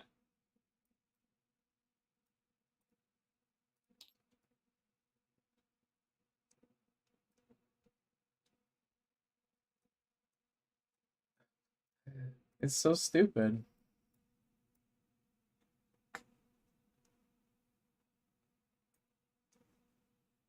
It's like I can't touch the other ones or something. I don't even It's- know. I think it's you can't touch the box to your left. Because in the past, when you haven't touched it, you're fine, but the box to the right is fine. How about I do this? How's that? There we go. That works. So is that where we are? This is where you are. That's the best I can fucking do right now. It is what it is. Fog of war shit's annoying. So you guys are... Where's the chocobo? Give me... Grab your chocobo. Somebody grab it. I'm not going to move it for you because I'm... Yeah, you're pretty much right there. You gotta move mine. That's the whole party. Huh? That's the whole Grab your party. chocobo. Look, what the... Well, if I do this, then does it show everything or no? No, it doesn't. That's it. Okay, we're good. Let's see what we got over here. We're here. I think we're here. Is that where we're at? Copy. Paste. Or we were here? Oh wait, there was 3. Wait, we went down the center though, so we're probably here. Paste. Do you have Fog of War toggled to the chocobo? What happened? Also, I need to pull all our characters. Oh, you made it really tiny, huh? First. Yeah, well, because we said they're 10-foot squares. We're in combat though, so I should actually put our people in here. I mean, it's fine. It's not that big of a deal.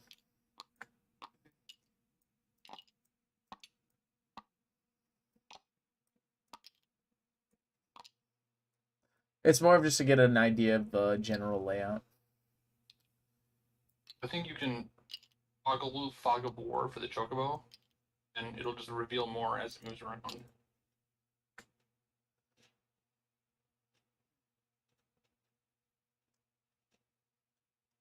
reveal Fog of War. And there should be another context menu. It should have another. Yeah. Yeah, it does. Yeah. Oh, That's really cool. that does work. Can you shrink that? Oh, revealer. Hold on. Change. FOV Yeah, I can range. turn it Hold down. on. 360 right now, so let me just turn down. Try that. I don't mind that. It's just the range is. It's a Oh, lot. range. I turned the range down, but it's still quite a bit. But it's fine. Yeah. Didn't change though. Huh? We just Wait, so does that mean if that works there, can I just do one big fucking thing and not worry about a whole bunch of possibly, little ones? probably. Let me Yeah. check. Alright, hold on. Reveal. Oh, never mind. Ignore it. Nope. Jesus Christ, this thing's fucking picky. Alright. Now. Alright, yeah, whatever its Fog of War radius is now, that's quite good. Okay. Alright, so. Yeah, but that's what we'll have to do on each person, so we can each see that then.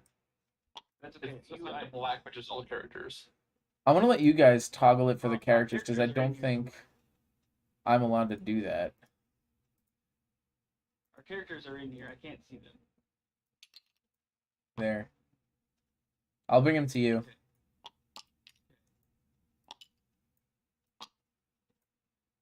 Perfect. I'll shrink them too. I can just zoom the hell in. Well, you can select multiple at a time and shrink them together. Just click and drag. Oh, thank you. Yeah, like if you go like that. Hold on, let me do it. Scale. At the same time, yeah, so you down. have to do the individual.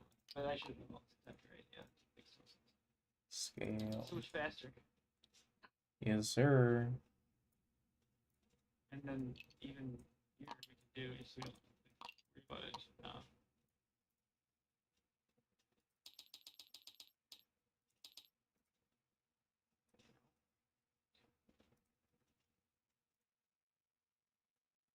The weird thing, it won't even let me do the revealer for the bats. That's weird.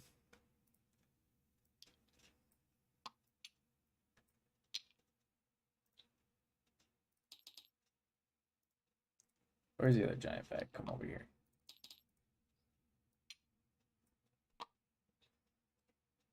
Alright, did you do it for all of them? That's what I'm trying to do here. So does everyone have these permissions, or did I just grant you something and not know about it? Well, how's that work? I don't know. It might just be me. It might not be just be me.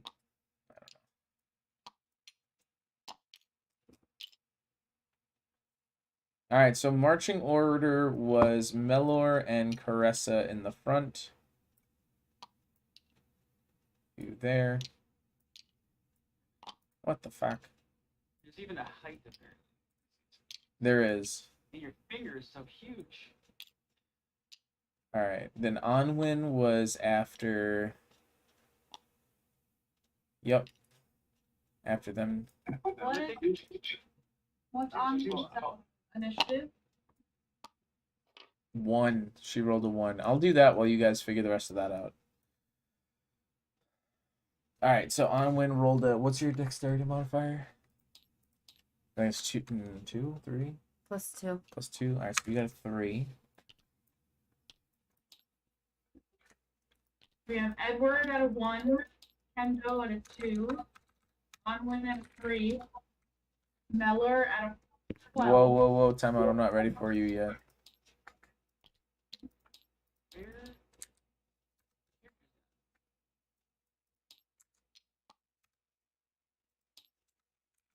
Oh, I forget.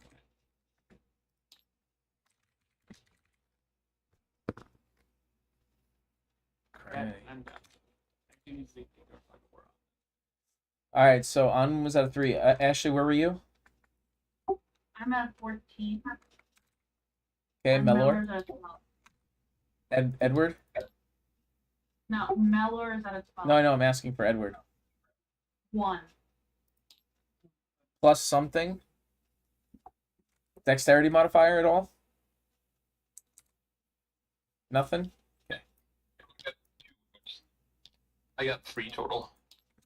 What's your dexterity modifier? 2.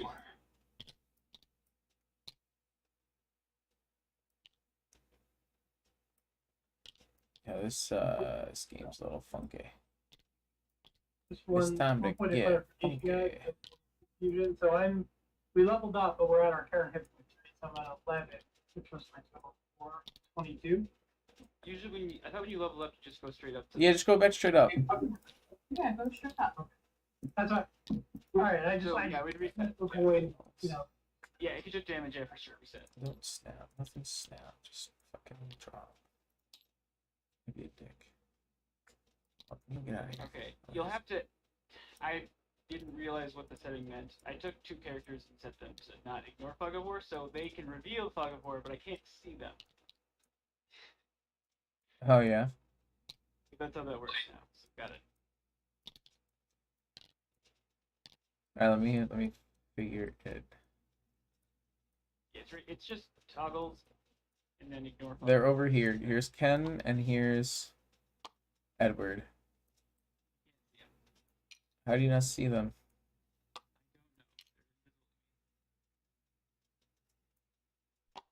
Where's the chocobo? I put the chocobo over here because. But it can reveal, right? Real quick, so Sure. they're right here. I put them over here. You'll have to reset some. I cleared some over here then. I don't know how to do that. You'll have to just remove it, recreate it. That's fine, because I reveal it means that I'm clearing the map slowly. So whenever I pull the chocobo off the map, that was my mistake. I should have done that. Oh my fucking god. What is with this thing? I'll fix this up.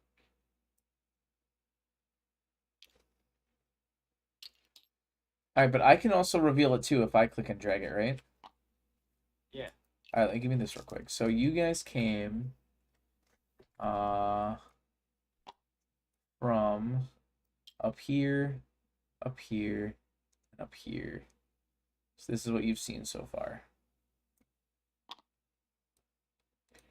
And that's pretty dope. That's what I've been trying to get at. Like, that's what I wanted to have happen, was to have you guys see the map like this. That was ideal. Whoever's hand is this, can you move your hand? Melor. You're like covering up the whole like thing. I can't. All right, let me get I these. can't see it because like for Where'd me, this like, come from? my hand's really tiny. Did I but do like this? if I look on the stream, you can see like it's a Okay. giant thing over here. We were just out there hanging I there. was Did small. not appreciate how. Yeah. Okay. Sweet. So maybe me changing it isn't actually changing like the reveal part. Maybe that's only you. But the ignore, I totally could make my character just. Whoops.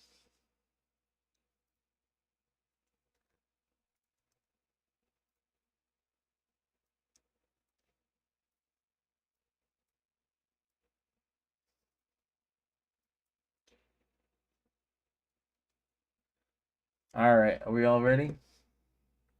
Is that where we killed? So we came in from here, and the bats just came in from behind us, kind of. On top of you, yeah.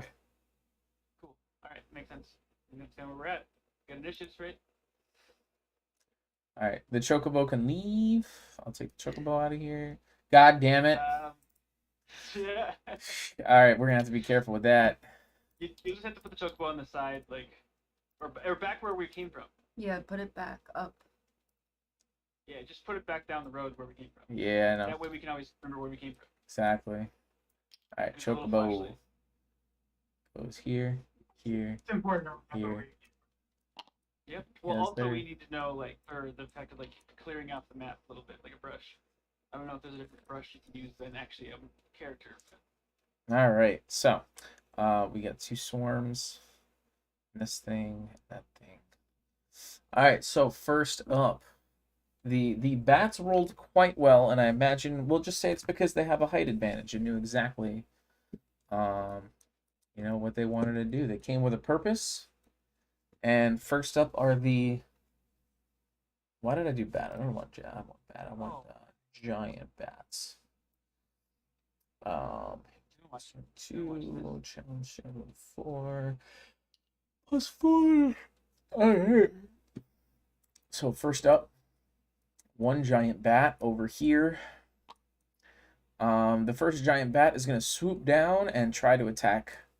There you go, Caressa.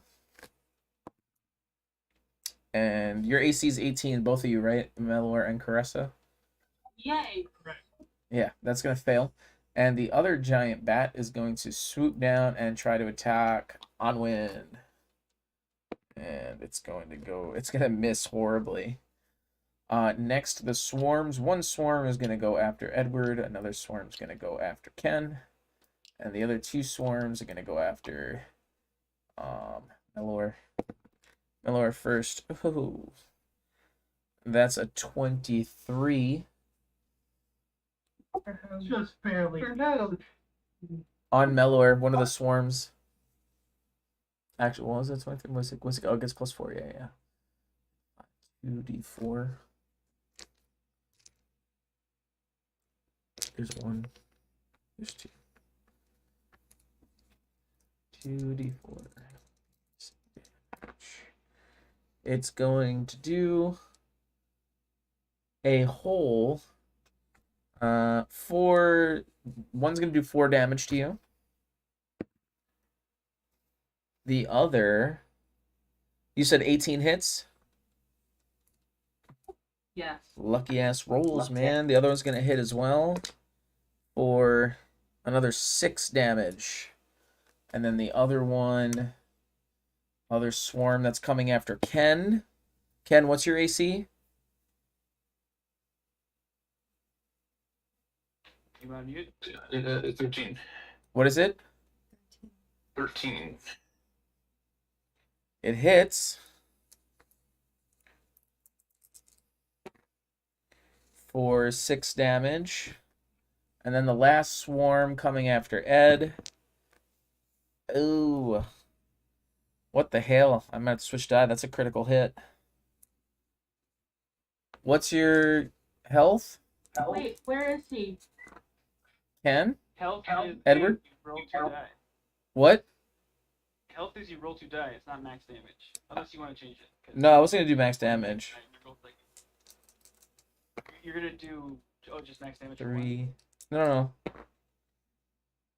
5, 6, 7. It's only 7 damage. Luckily, he rolled low on the critical hit. Wait, is that creature in between me and Melor went for me, correct?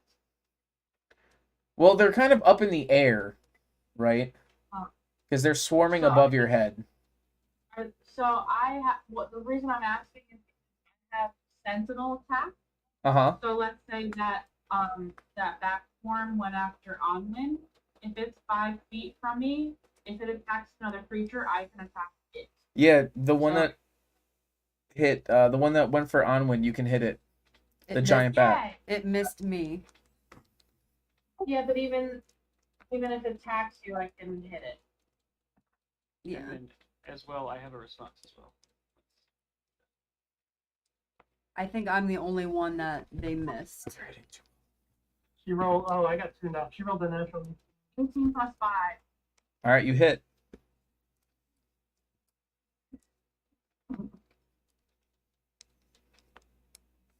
We'll get to use my cunning action and hide. Hold on, let Ashley speak first. Okay. I got 12 damage. All right, you heard it. Yeah, Nelson, you said you had something too? A response? Yes. So I took damage, right? You said? Correct. You took, what'd I say, 7? AC is 12. 7? Okay. I'll do that.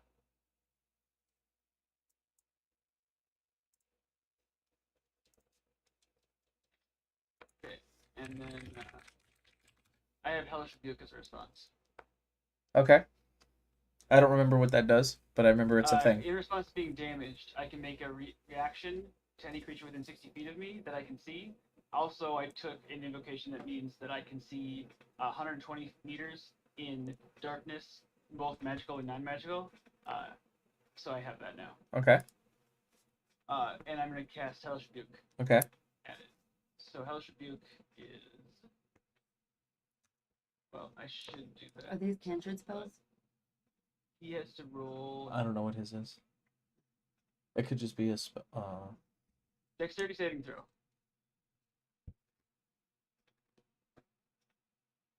What am I trying to beat here? 12. I match 12. In D&D... Wait, does that work? So how does that work then? I guess I think tie goes to the attacker, doesn't it? Because you're attacking right now, right? The creature must make a dexterity saving throw. If it takes that, or half as much, I'm a successful one. So... I think offense wins this one, right? You hit a 20, Well, if it's a saving throw and you said it's a DC saving throw, right? So if the 12. DC is 12 and I make the 12, it's a clear. And what was the damage? 15, so 7. Okay. It's rounded down. Or half as much on a successful one. I'm assuming round it down. We'll just count it as 8. We'll look up. I don't care. Typically, if you're attacking a match, you hit. If you're casting, if you're saving a match, you win. Yeah. Yeah. All right. So, well, next up, since we got turn order going now, because it's all players from here on out. Caressa, you're up next. I'm gonna attack the one that I just attacked, so I can hopefully kill it. So the one that was attacking Onwin. Uh-huh.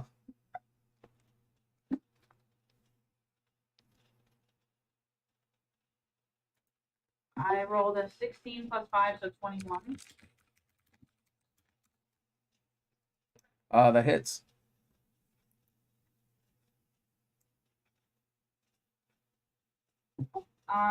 For 10 damage. You kill it. Nice job.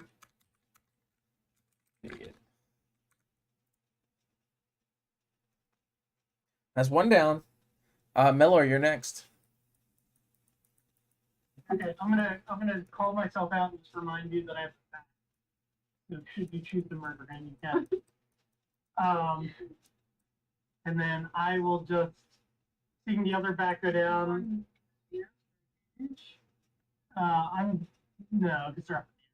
I'm just gonna grab the closest one, whatever one you would call it. Grab my warhammer and swing up. This one's a big one. Yeah, I'm gonna aim for the big one. So it's a little tough to tell on my screen, whatever the closest big one is. It's like right behind Ashley. Yeah, it's that one right there. Yes, I'm just gonna grab my hammer and swing. It's going to be not so hot. It's 13. No, 12. For which one? Large bat. Giant bat. Yeah, bad. You miss. All right. That's sad. You should have swung at one of the smaller swarms. I know, but as a reaction, not a reaction. I'm gonna use my bonus action to do second wind to recover some hit points. Okay. Since they dinged me out pretty good. Okay. That's gonna be a 1d10 plus 2. Okay. See if I heal any. For a total of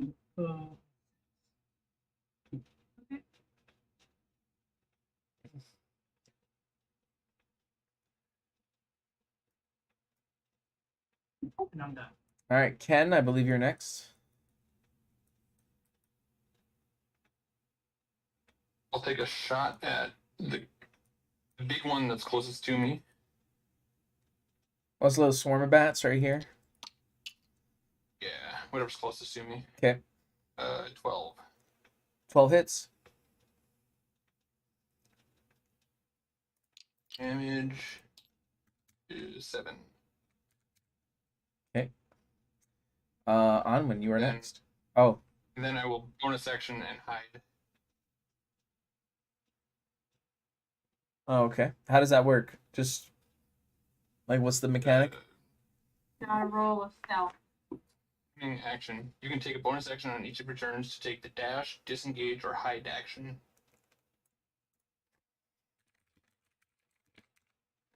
So I guess I just get it. I'm hidden. So Yeah, do a stealth check. we roll a stealth, and then if the bat wants to attack it, the bat has to roll perception to see if he sees it. Oh, so roll stealth. Yeah, you're trying to hide from something. So like hiding behind some cover or a place. 16.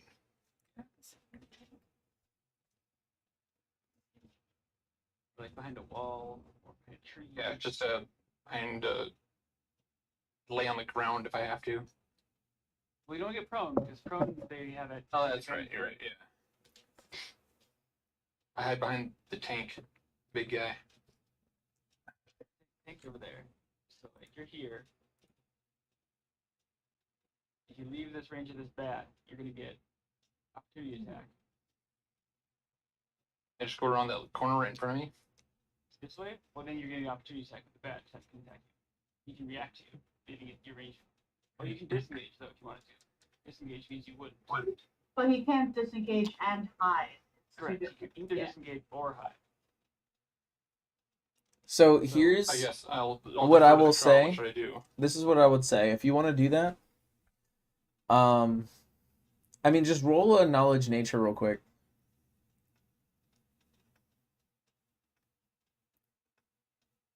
Uh, 18. Perfect. You know more than enough about bats. So they have really bad eyesight, right? But they have let's see. So they have blind sight, so they can perceive their surroundings without relying on sight within a specific radius. But they also have, of course, echolocation, right? They also are really, really, really good at hearing. So you could drop into stealth if you wanted to, say, press yourself against the wall and hope that their echolocation doesn't really register you as a standing humanoid and rather just registers you as part of the wall, right? But it's worth a shot. It's not guaranteed, but you know, that's probably your best bet if you wanted to use this tactic.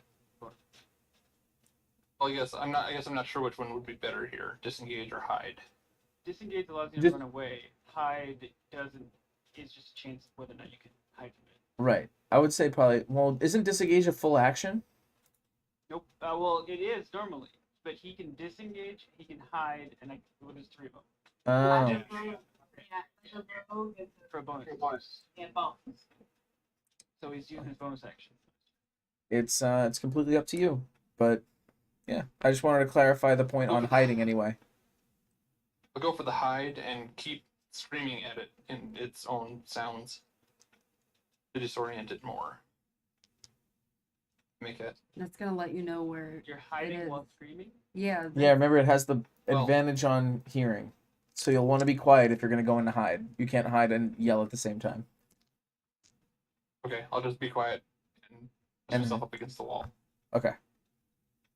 Roll your stealth check. I already did. That was a 16. 16? Okay. Alright. And next is Onwin. Alright, so what can I do? You can do any attack you want. You can use your poison spray if you want. You can use one of your cantrips. You can use your bow. Whatever you want to do, baby. Can I do my new cantrip spell? What is it? Produce Produce flame. flame. What did we say it does? Isn't it produce flame just like literally producing a small flame?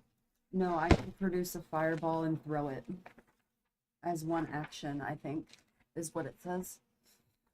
I can produce it for light, but then I can also throw it. When I throw it, it ends it. But I can use it.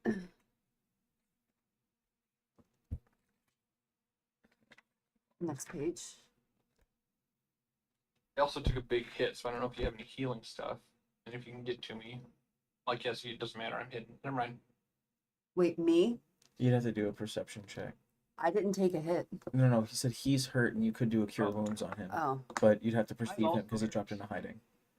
You'd have to beat a 16. so But- 20? D20? Yeah, yeah, we're- You see him. Alright, so here's the thing. You could totally do that. Your poison spray is a 1d12, your produce flame's a 1d8. And these creatures aren't. Well, do knowledge nature. Same thing, d20. 10 plus whatever your nature skill is. No. Yep. My nature is 0. So you could probably infer that they have no supernatural or unnatural susceptibilities to either poison or flame that any other bat would. So it's not like if you do flame, it's going to get enhanced flame damage like some other creature might. Or it's not going to have a resistance to poison or Yeah. anything. So But you're my just getting straight up. the poison would be more because Exactly. it's a D20 It's a or D12. D12. Correct. So your choice. I mean, if you want to do produce flame, you can, or you can do poison spray, which is 1d12, or since you see him, you can go cure wounds him. But naturally, you're going to step into the fray of another creature that might attack you next round. But it's all up to you. Well, what if I attack the swarm that's near him You could. and save him? I mean, you could try. Because he's at risk of getting hit again. You could try. Okay, I'm gonna do that. Yeah. I'm gonna see if I can poison spray the swarm near you. How hurt are you, Ken? I have 5 out of 11. 5 of 11. Oh, that's Because I think it's like I don't know which way I'm facing, but I think I can get. Because I think poison spray is within 10 feet, right? And you said a square is 10 feet. poison spray should be a 30-foot spell at least. Poison spray is 10 feet. Oh, it is 10 feet. 10 feet. And if I'm on a corner and they're on a corner, that's 10 feet. Sure, we'll call it 10 feet. So You can yeah, always I'll- 5 foot over too. It's not that big of a deal. It's 1.8. 5 meters? What are you doing? Over here? Yeah, measurement not now. The hell? That's inches. Yeah, it is. So one tile is an inch, I think. Let's see here. Almost. Just shy. 0.9. Each is 0.9. So yeah. But she's talking about to Ken over here. Yeah. How did you do that? Oh, okay. Oh, I can do that too. I right clicked on the character, and I set them. There's toggle again where it's measure movement. So you can always 5 foot to him as well. Mhm. Like if you wanted to do That's this, tip off too. if you 5 foot, a 5 foot step is a 5 foot step's still a free action, right? It's still 5 feet, but it's not an action. But I mean, it's a free action, right? To 5 foot step. Yeah, sure. So if you wanted to, you could 5 foot step here, and then he'd be sure in range. You can either cure or shoot, whatever you want to do. Well, they already have damage, so I can try and just take them out. Sure, you can try. All right, I'm gonna do that. Poison spray. Yeah, All right, roll your attack. my 10. Attack. Roll your attack with a d20. Roll your attack. All I need here is the dice. Oh my gosh. Nat 20. All right, that's double damage. So you roll 2d12s. Yeah, it's the fat boy. This one. You'll get used to him after a while. Oh, you're gonna roll. Okay. What? She's breaking out both the dice sets for this one.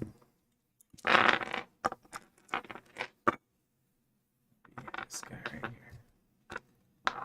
You said both of them. Both of them, and then you add. So I got 9 and 7. Nice. 9, 7, 16 plus your modifier, which is no damage modifier. What is that? Or is it 5 or is it 6? 6. So 16 plus 6 is 22. You could have soloed that bitch. That is dead. Dead. There you Nice go, Ken. I job, baby saved girl. you. Go, girl. I'm Nice work, feeling baby it girl. today. All right. And I'm not sleepy, so that's a good thing. Next up is Edward. I'm going to do the thing. I'm gonna ask the bat right in front of me. Okay. More bats. 21 to hit. You nice. hit. And then 9 damage. 9. All right. Force damage. If it matters. All right. Back to the top of the list. Giant Bat's going to swipe at Caressa, and it's going to miss.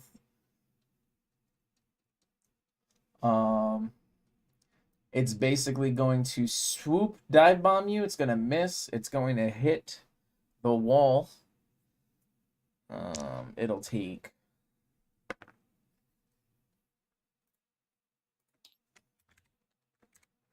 4 damage. And it'll be prone. Wait. 4 damage.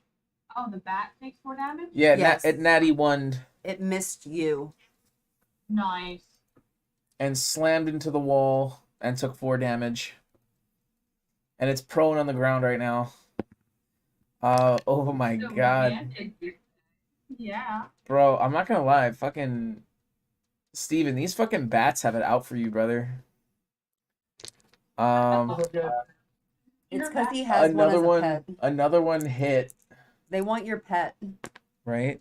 They're mad that you're keeping one of their kind in captivity. That's another 4 damage from one of the swarms. And the other one misses. And then there's one more swarm of bats over by Edward. It'll swipe again. What was your AC again? 12. They're gonna hit. And it'll hit you for 6. I'm dead. I'm down. You're down? Yep. Okay.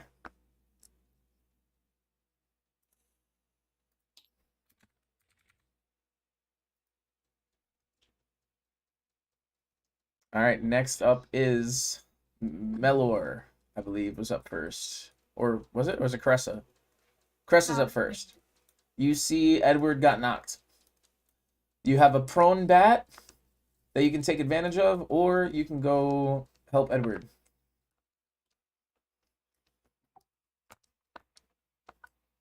I'm gonna run over to Edward and cast Cure Wounds. My character will do. Okay. She says regrettably. I want, so am I stepping out of his range or? These are 10 feet, you said, right? Well, you're fine. He's prone, so there's nothing he's going to be able to do anyway. This one now. Yeah, the prone one is that guy. Yeah. Oh, this is from? Okay. Dummy. 1, 2. Project 1, Wreck, 2. yo, what's up? You get 10 hit points. Zoom Alright. back in over there. I can't see. Thank you. He said nerd. Don't break character. I'm the DM. I don't have character. Oh, check off, baby boy. All right, You're so good. is she? All right, Curse is all done. Did you- Next is Melor. Wait, what did she do? Because you were She talking. did cure wounds She on. cured him.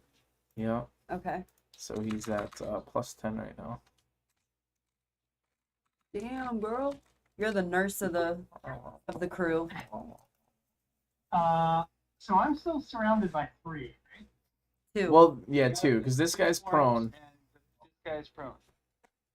Okay. What does that What mean? I'm going Lying on the to ground. do- I think you could probably attack the prone guy, honestly. Yeah, I was either gonna dodge or attack, and I'm going from there to eat Attack. I'm gonna attack the prone guy with advantage, right? Hmm. So it's gonna be a 1d. Hold on. It's gonna be a 1. Let's see. All right, attacking the prone one. He's on the ground. So I'm just gonna hammer over the head. Whack. Is that an automatic crit? Is that an automatic crit hitting a prone No enemy? No. advantage. Oh, advantage. Just advantage. So it's a 25 to hit. You hit. And for damage, it's going to be a 1d8 plus 5. Let's go ahead and roll with 1. So 6 damage on the prone bat. Okay. Oh. Within 5 feet, advantage. Oh, out of 5 feet, disadvantage. Because it's like sniper you can't hit, but someone right next to your feet, you can definitely. And you know what? Since I've seen someone drop, I'm going to use my action surge as I just got at level 2 to take one more action. So that gives me one more action, and I'm going to attack the bat again from them. Okay. Since that advantage, I'm going to go for glory. All right, big money. Big money at another 25 to hit. Okay, you hit. So my damage is much better this go round. So it's 1d8 plus 5 for 9 damage. 9. It's bloodied. It's looking real bad. That's all I got. That's everything, folks. All right. Let's see. Ken is up next. Ken, you see a swarm of bats over Edward. It's looking really bad. It's literally down to like its last bat or two of this entire swarm. Most of them have been taken care of. You see a prone giant bat that's basically about to die. And then 2 other swarms over by Melor. They're beating the hell out of Melor pretty good, but they're completely full of health.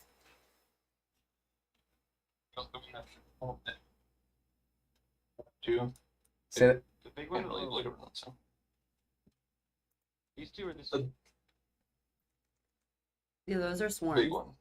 The big one is Big one. that one.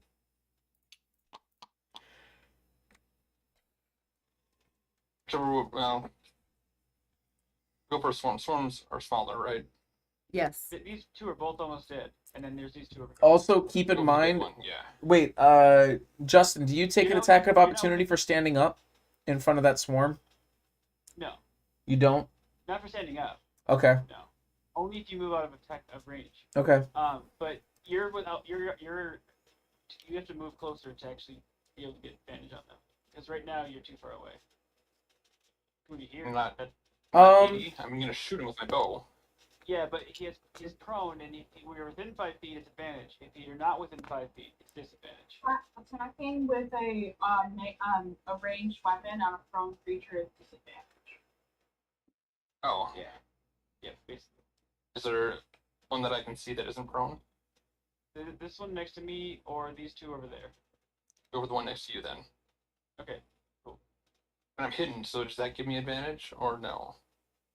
Possibly. It won't give you advantage, but it will give you sneak attack. Right? You are, and you. Yes. Sneak. Well, yeah. It gives you advantage because sneak attack only happens if you have advantage, and if you're taking an attack on someone who doesn't know you're there, you're hidden, you get advantage. That was a confusing sentence. I'll shoot the one next to you. Okay. 18.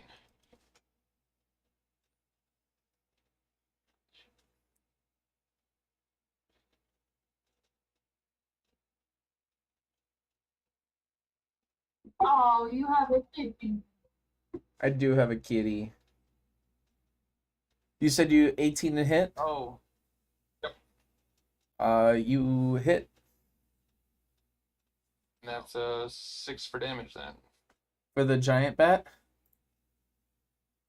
Correct? Yep. He's dead. Then I'll bonus action and hide again. just like I did last time. All right, roll stealth. Because I don't want anything on there. Stealth check, yeah. All right, Onwin, you see a beat up swarm of bats over Edward and 2 bats that have not been hit at all over by Mellor and that are harassing him.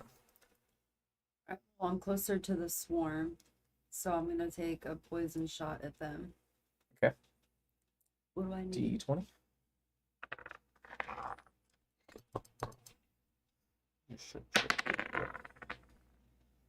You stopped it. Does that count? Yeah, it hits. I won't stop it. You don't roll it into me. Well, it rolled itself into you. D12. That's right. That one. Oh my god. 8 plus 5 is 13. You kill it. Awesome. Slaying it, Another baby. swarm. Good night. Happy International Women's Day. My bitch is killing it. I think that dice trick you guys told me is true because I opened my new pack. Because at first I was playing with my light blue and I opened my turquoise. I seriously may or may not have purchased 3 more sets of dice. I with need one to. more. I need to now because I'm a firm believer in that now that I've experienced it.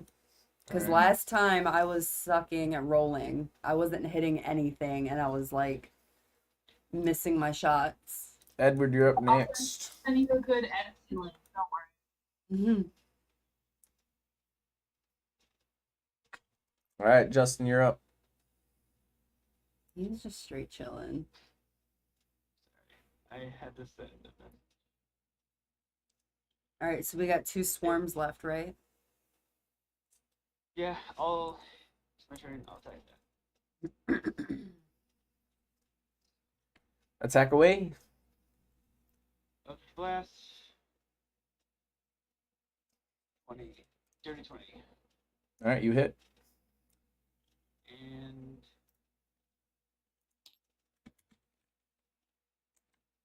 9.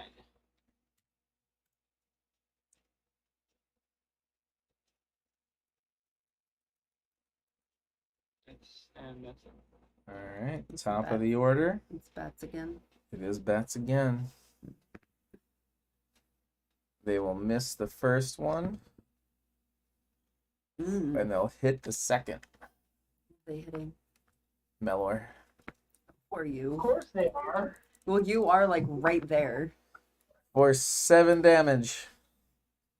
Some say still. Huh? Mellor takes another 7. How you doing, buddy?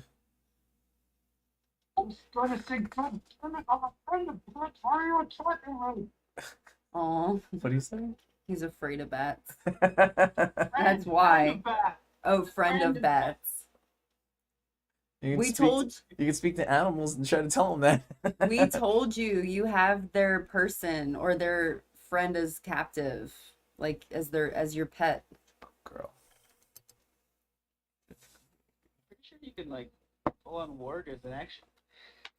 I do have speak animals, right? You do. Well, that's my. Yeah.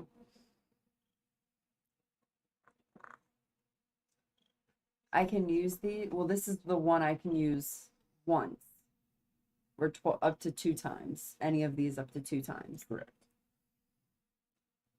Well, up to 3 times now. Up to 3. Because you Okay. leveled up. Okay. I could speak to him and tell him to FO. We don't mean no harm. I could have done that before. Whose turn is it? Mine? It is.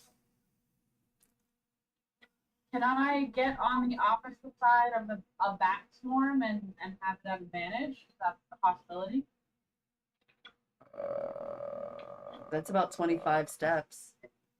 Yeah, Let's see, it's I got 30 feet. 5, 10, 15, 20.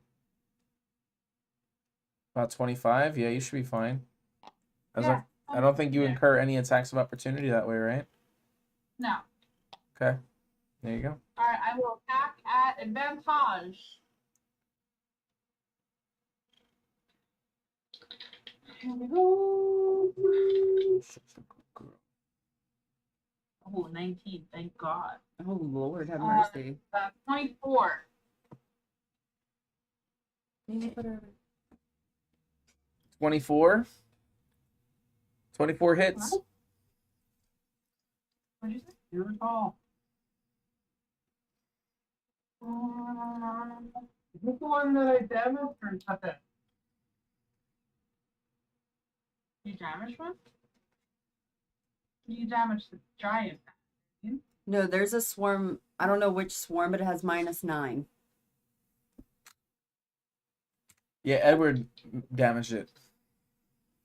The one that I'm attacking currently? The one that's Yeah. right in front of you. The one that says swarm of bats -9 if you hover over it.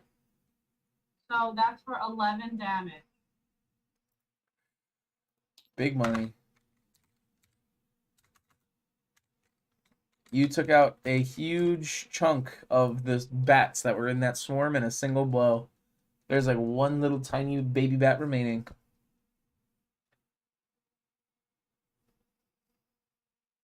All right, next is Melor. Oh, vengeance on the Look. remaining bat. Shade again. There's just the two right by us. Right? Nothing else left. Correct, they're the last two. Okay. I'm gonna look at my bat, and actually you're flanking. I'm trying to shit. I'm gonna look at my bat and be like, "You're the only one I like," and come over the top of the hammer straight. One, or a 22. Okay, that'll hit. For damage is a 1d8, so it's 5 plus 5, 10 points of damage. I rolled a 2. He's dead. Who's green hand? Yeah, move your green hand, Melor. Thank you. All right, next up is Ken. You can also kick the bat's corpse. I see the one. There's one left, right? Yep. Yes, that one. Yep. Take a shot at it. Okay.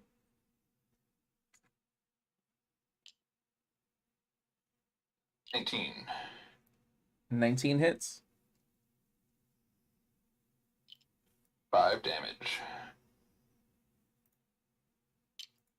All right, Onwin. Then bonus action to hide again. Okay. So I'm probably like 30 feet away. You're 2.7, so it's 27 meters, 27 feet, whatever that is. Yeah. Well, it's, what do we say? That's 5. If this is 10, Oh, that's 10. Then it's 1 inch equals, 10. or 0.9 inches technically equals 10 feet. 10 feet. Well, that's 10 So- right there. And You just do then 10 equals 1. that's another 10 right there. So 25 feet away? Hmm. Yeah, you can do the measure though right here. 27. Yeah. So what can I do? Like, can I? You can shoot it with your bow? I can shoot it with my bow. Sure. Okay, so I will take a shot with my bow. Either that or you can move up and poison spray it again if you want. Can I do both? You can't do both. You can do one or the other. Exactly. So I'm just gonna stay there and shoot. With your bow? Okay. Yeah. All right. So I'm gonna shoot my bow at the swarm. D20. Yes. Oh That- my. 7 plus what? Refer to your sheet. Oh, is it 7? I thought it was 1. No, Okay. 7. What am I looking at? Your attack area. What's your bonus to your bow? Short bow. +4. You miss. I missed. You missed. 11 misses. 11 misses. I jinxed my dice. Edward, I believe you're next. Need a new set. I need a new set. Can you give me a new set? She get a wedding Nelson. set. You're next. Sorry. Should get a wedding set of dice. Go with our colors. Okay, so Eldritch Blast. 22. Hit it. 7. All right. Oh, also, before I return, can I see anything down these tunnels? Like, is there any more that I can see in this area? 120 feet is a long ways. Yeah, but given all the dips and turns, you can't see very far. Sure. Straight, yeah. Roll, I guess roll perception if you want. Sweet. If you're hearing things too.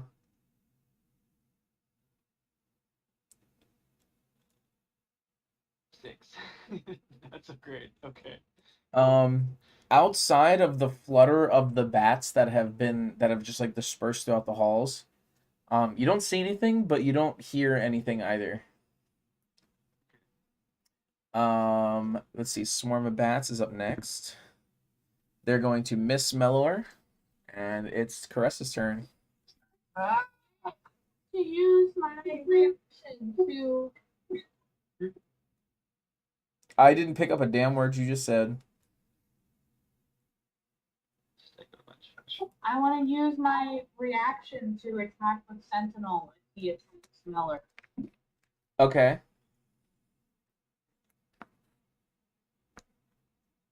I don't think that hits at an 11. You miss by 1. Alright, well, I'm going to take him to notice.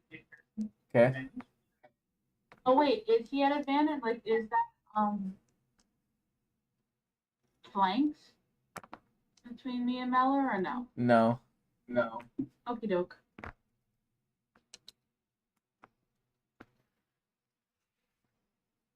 Does a 14 hit? It does. Yay! Yay. Oh, I shared the ruling thing in the actual like conversation chat. You get advantage with attacks on 1-880, which this isn't, but you do not need that for sneak. Sneak specifically says also if there's someone within 5 feet of them. Also there's sneaks. I didn't know that. I rolled 12 damage. That kills it.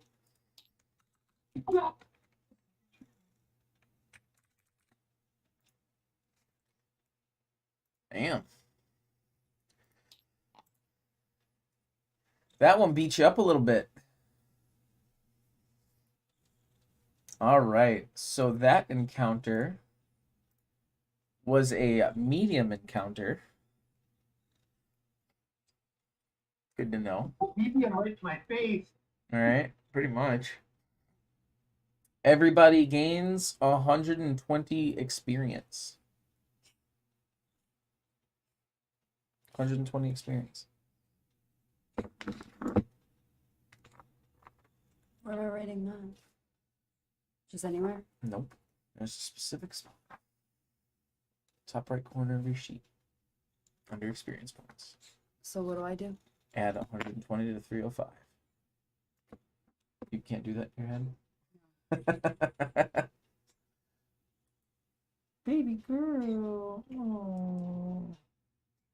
She got a little hairball. Cutie pie. All right.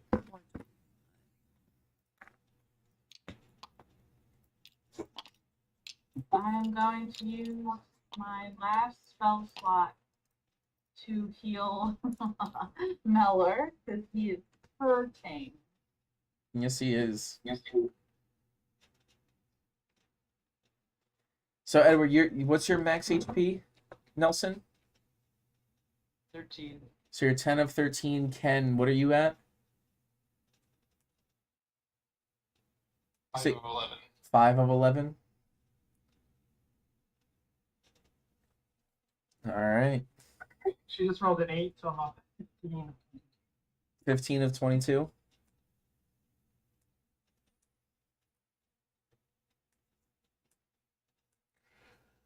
Okay. It is 10 o'clock over here. How much later did you guys want to go?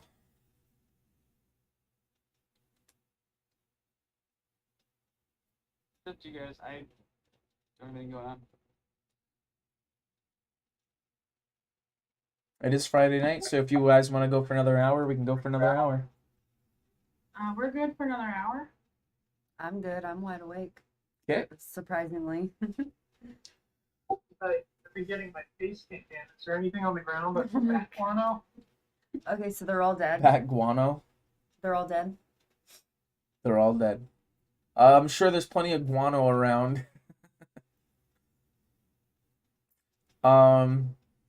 All right, so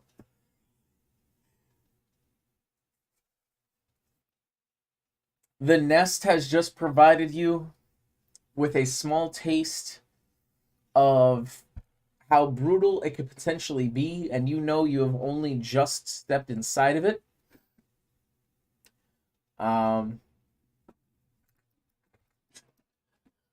You hope that you are able to make it through, considering you have a person's life to save and hopefully 2 other lives to track down if you can find the bandits. So I will turn this tracking over to our resident, probably druid and paladin, to see if they can maybe divine where either the family was dragged to or the bandits have fled. Whoever wants to roll a survival check may roll. Come on, bud. We got a nat 20 here. Which one? D20. I grasp my holy You got a symbol 10. and I rolled a 24 total Nice. on survival, nat 20. So Ilmater is guiding me to where these people are being held. I can just see like a Princess Bride rendition.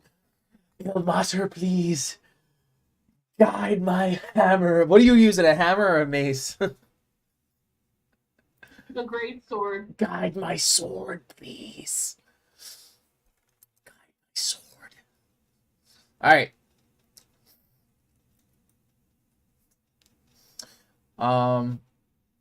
Your sword.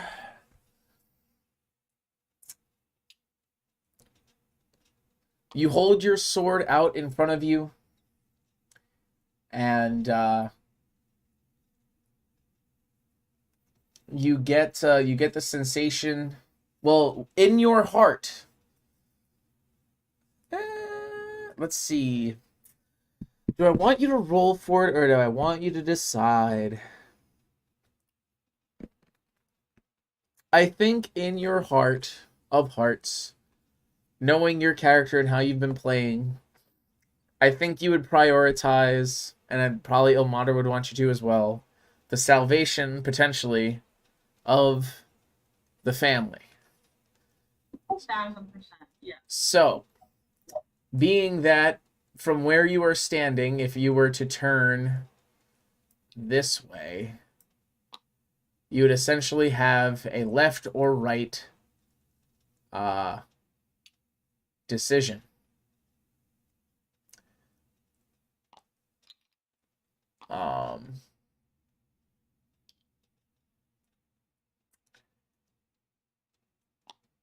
And it's pulling you to the right.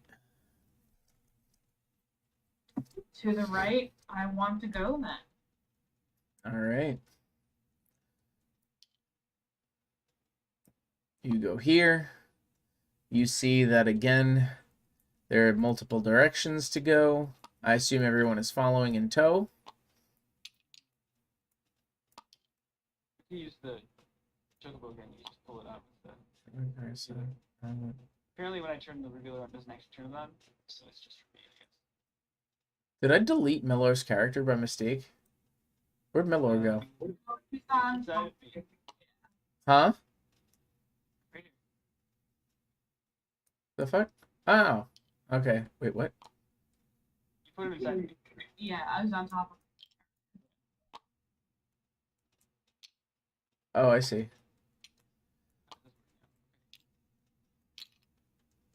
But yeah, I can see a bunch. Where do you want to be in the marching order? You want to be in the back or what? The middle. middle, right in the middle, just so I have full range front and back, Okay. and I can hide behind people that are the saw people.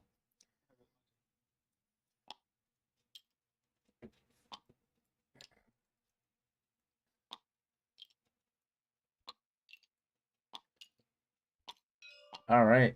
Ilmater's sword continues to guide you.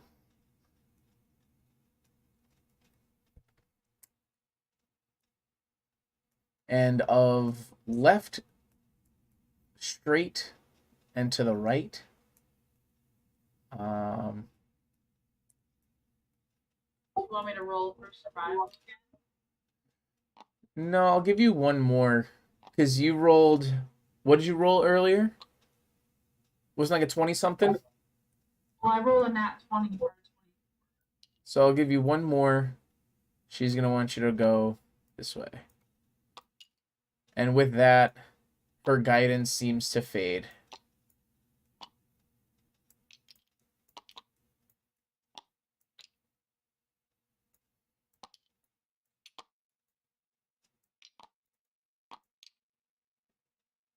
All right. So again, you're faced with left, right, or straight. You hear the pitterings and patterings of feet kind of all around you. They're obviously not in your immediate vicinity, but with how the I guess the volume of these of the noise is increasing, and the fact that it's echoing all about, you can't tell which direction, but you know it's getting closer.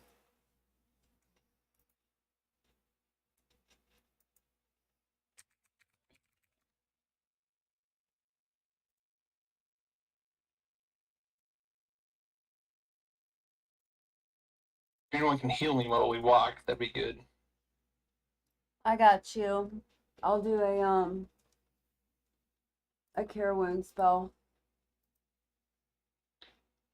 What do I gotta do for that? Do I have to look it up? No, it's just your 1d8 plus roll a 1d8 plus 5, is it? You get 10 health. Sweet. Got you. All right. So that's Thank one of you. your first level spells. So you have 2 left. Mhm. All right.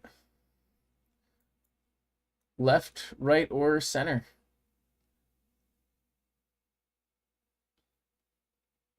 You should reveal what we're seeing here, so I'll use the chocobo. Or put one of these to reveal. Yeah, because we can't see anything with me up. Yeah, like now that we have that working, we should actually use the functionality we have working. Whoever's in front, set the fog of war color to black. That's for all players. First. How's that? Is that better? Is that working for you now?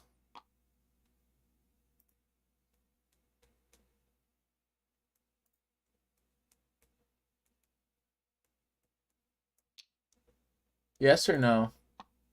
Yeah, that works. That's better.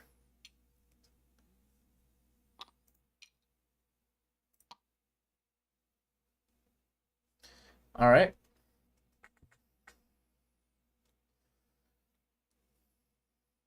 Send the bat. Huh? Send the bat, maybe? You want to send your bat to a specific direction? My bat is having serious post-bat traumatic. He still has a flask of oil strapped to him, by the way. He's effectively a suicide bat bomber. He absolutely is. And someone has produced flame. So yes, I will send my suicide bat bomber in. Right or straight? You know what? I'm gonna roll for it.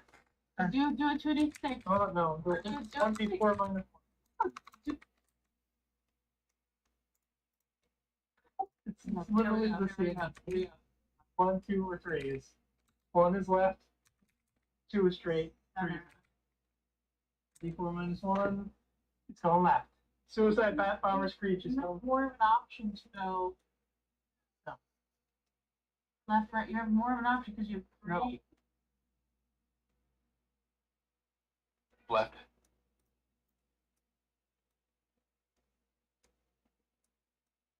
I love it. Going left. All right. Screech Suicide Bat Bomber is going left.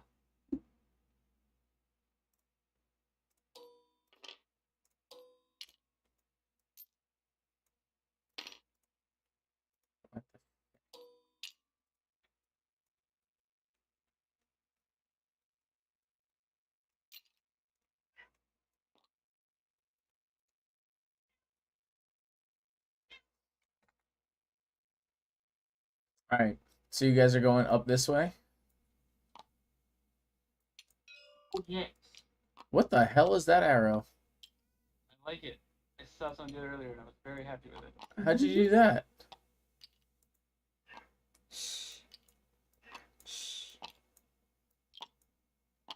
Guessing it's a right click something or other. I have no idea how y'all did that.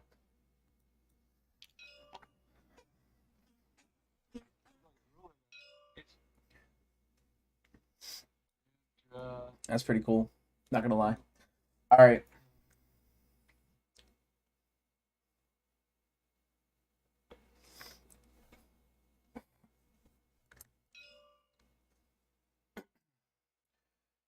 So the caves, you start to see that there are more cracks and holes in the walls in this area, rather than before, where the cave walls were, pretty much solid and smooth and probably naturally carved from the water that has been carving out this cavern for God knows how long, probably millions of years, if anything. This, you're getting into an area where it definitely starts to look mellower, like you were asking earlier, that things have burrowed their way through this over who knows how much time. Some of the stone looks quite old.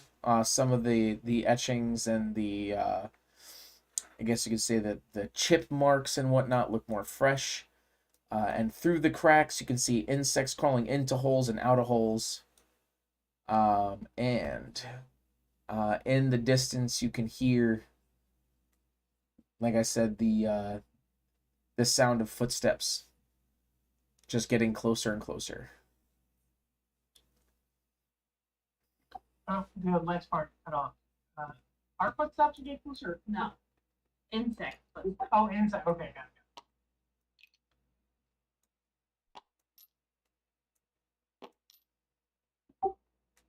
Okay, how far can we see into the area you're mentioning, where we're hearing sound coming from? Let's see, you have dark vision, right? Yeah, up to 60 feet. I mean, you can see it basically looks like the walls and floors are almost crawling with various insects. That's pretty much the main cause of all of the sound. Okay, what I'd like to do then, I'd like to, let me know however you want to play this out. I'm going to send Screech the Suicide Bat Bomber into the room. I'm going to bamf him back, so I can make him disappear until I resummon him at a later time. Sure. And I'm basically going to have him drop that oil into the center of the room. I have a quick question before we do this. What do the insects, how do they react to like our torchlight? Do they like? Oh, I'm sorry. That's why he's telling me I can see the first. Oh, do they shy away from? Well, he got 120 in dark vision too. 120. Yeah, I got yeah, Devil Sight is an invocation. I have 120 dark vision in magical and non-magical things. So Can I talk to you and like, oh, drop it? Just see And if I can basically just whatever I can see, I can tell you in your head what I'm seeing. If it's beyond what you're seeing. Can you tell It's me if not that's a good idea? So I don't Ashley, know, I can't see anything. to answer your question in terms of the light, like how close are you? Are you just waving the torch around? Are you just holding it by your head? Like, what are you doing with your torch? Like if I put it close to a wall where the insects are swarming, like what do? Like shy away? So, all right, roll an insight real quick.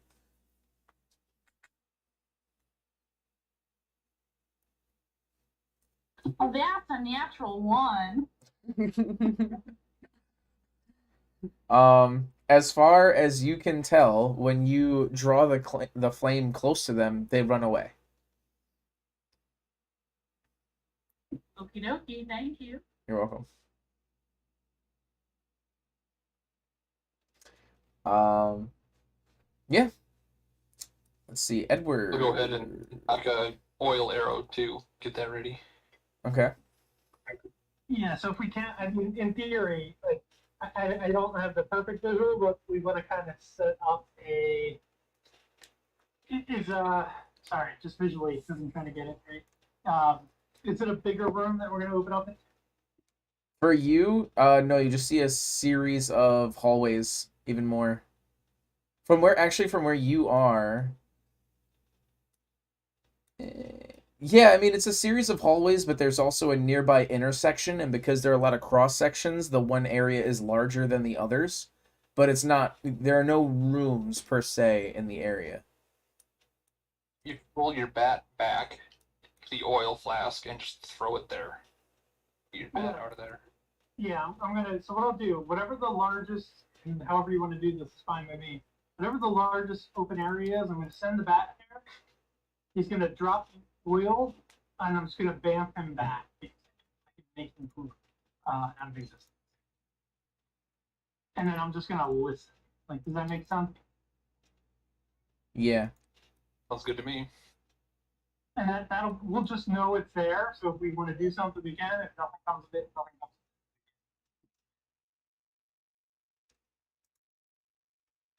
So you're sending the bat forward to set light of the flask? What was that last part?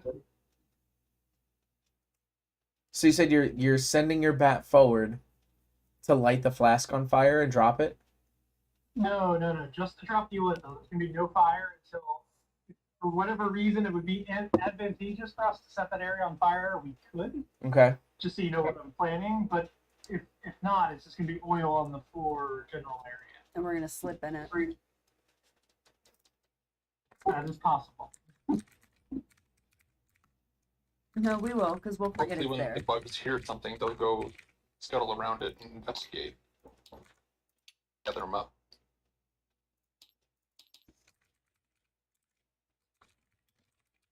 All right. So you're doing it, what, at the cross section? Yeah, sort of just potentially setting a trap if something comes towards that area. Okay. Where do you throw it? Put your hand where it's at, or use that fancy arrow. I can't see it. So like over where your hand is? You should like put 60. Where your hand was is where the intersection of the hallways are. That's fine. Yeah, however you want to call it. Okay. It's not revealing again. Yeah, I can pitch black to me, so I can't. The range. Yeah, however you want to call it, it's fine. It's just a guess. It's There's a range on the fog. It should be a little better.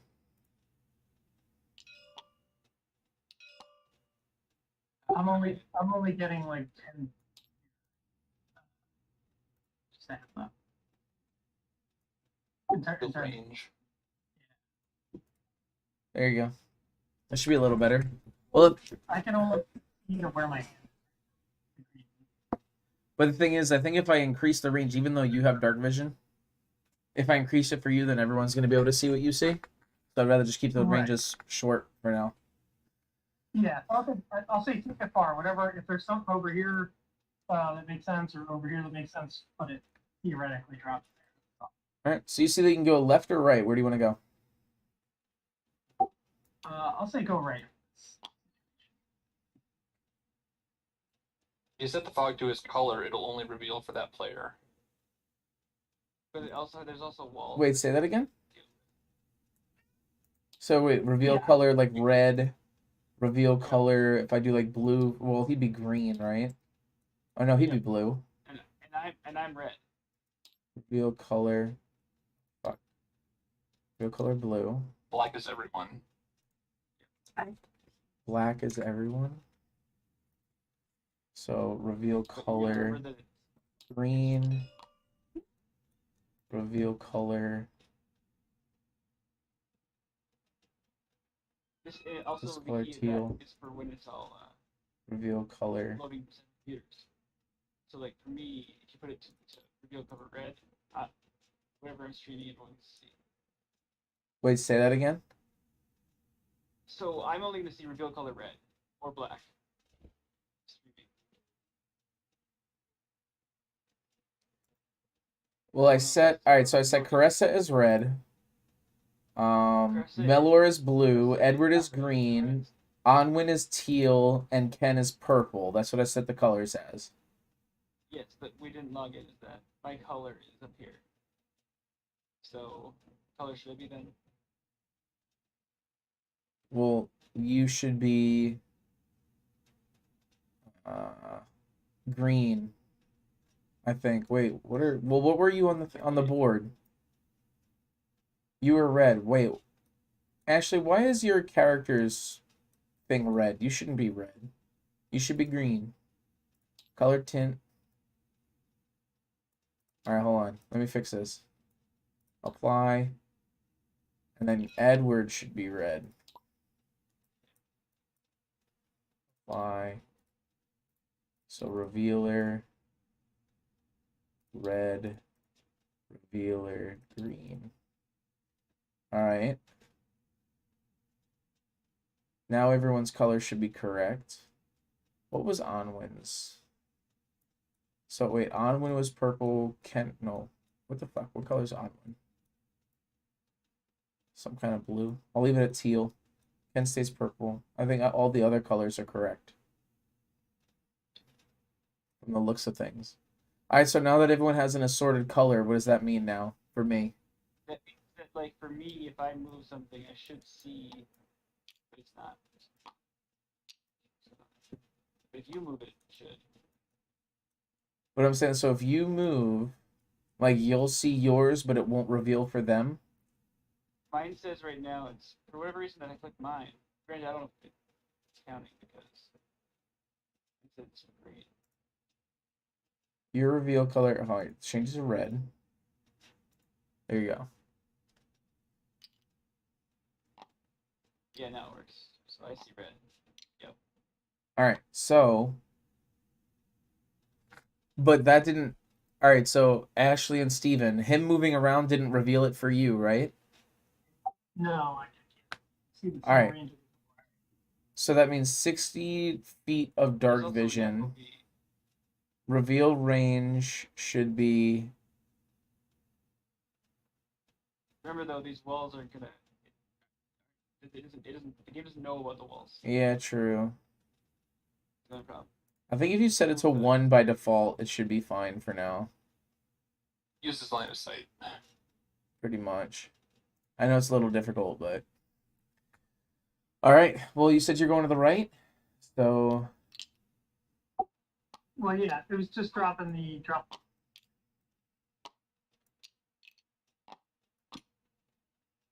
Uh-oh. Hey guys, I'm whispering to the Crest in the front that there's a giant sandy over here. There's what? Whisper doing great. Yes. You whispered it more clearly than I heard. So the flames approach as you work your way through the caverns. The pitter-pattering of insects and their source becomes more known as you see a bunch of just various nasty things swarms of insects, and in particular 2 giant centipedes. And everybody roll initiative.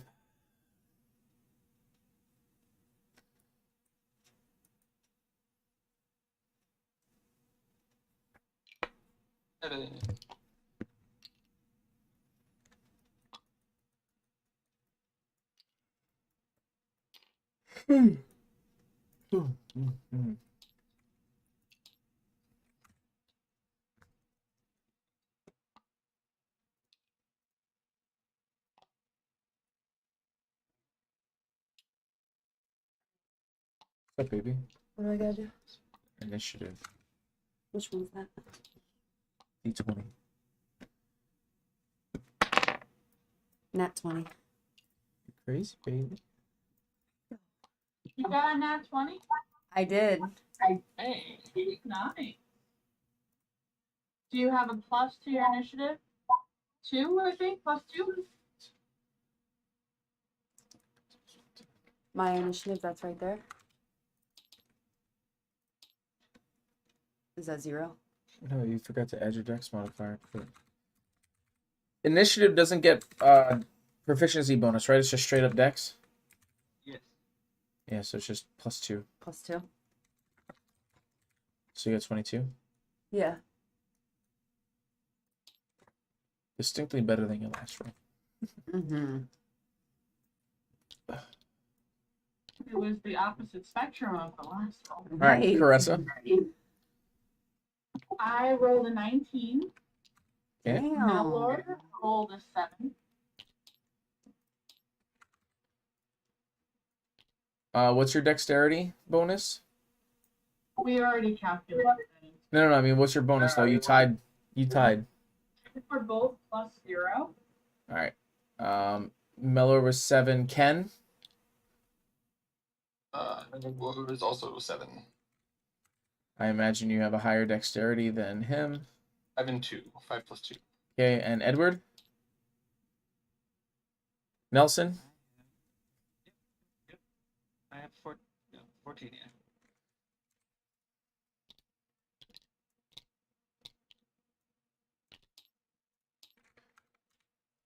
All right. First in the turn order is Onwin. All right. You are staring down a giant centipede. Staring down a giant centipede. Okay. I will use my poison. Why are you moving it? Why is it moving? I was trying to get it right here, but it's not working, so we'll just pretend it's like right here, 5 feet away from you. For some reason, it doesn't want to snap into that location. D20, right? No, I was trying to get it like, Oh, and yeah, yeah, there's no spot there. it doesn't like it, There's yeah. little in each corner. That's fine. Nice. 15 with Plus an 8, right? 15 plus what? Yeah, I remember. Gotta get you in the habit of this. I know, plus, but like what though? Spell attack.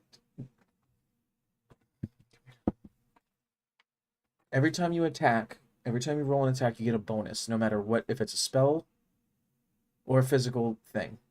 Every single time, 100% of the time. Your melee attacks, your physical attacks are attack bonus right here. So that's what you add if you're doing a physical attack. If you're doing a spell attack, you get spell attack bonus. +6. So you rolled a 15 plus 6 is a 21. Yeah.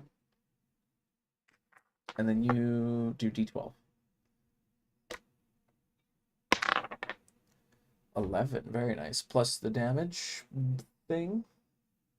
Do you get damage on that? I think you do. It'd just be +4, right? So 15. Damn.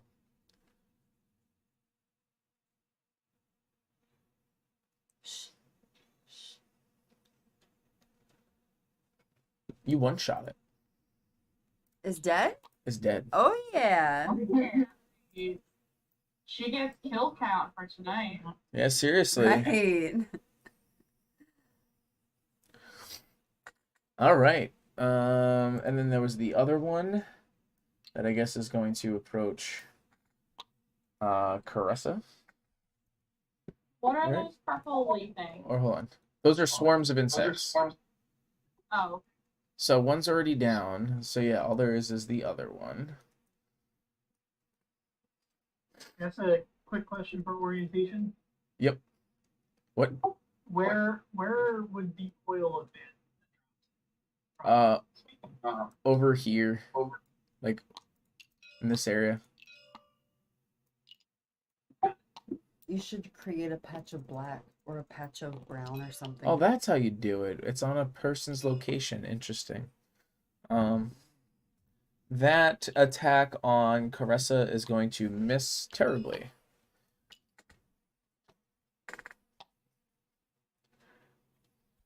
All right. Up next was who won next? Who won next? Who won next?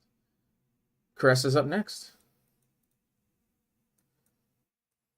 alright, I'm going to attack the centipede next to me. Okay. If I move... Hold on. You're probably about 5 feet away, though. Yeah, you're close enough. If I move there, would that be melee, or is that too far away? Or, like, advantage between melee? That's straight. Straight line. It's a straight line, but those are 10-foot spaces. So you're exactly 10 feet Yeah, now we can't- instead we of can't- 5. You can't really express. Hold on. Where were you before? Closer than what she is now. I was there. Yeah, she's just trying to go around the corner, is all. It would be too far away from Melor. Because it is a true, like, 10 feet away from him. Okay, so I'll go there in order for him to get advantage for his turn. So I'll head over there within 5 feet.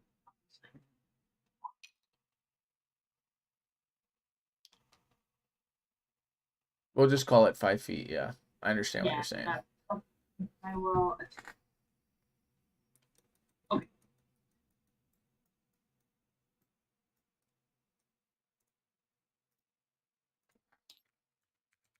With extending from 19 plus 5. That hits. 19 plus 5, it does.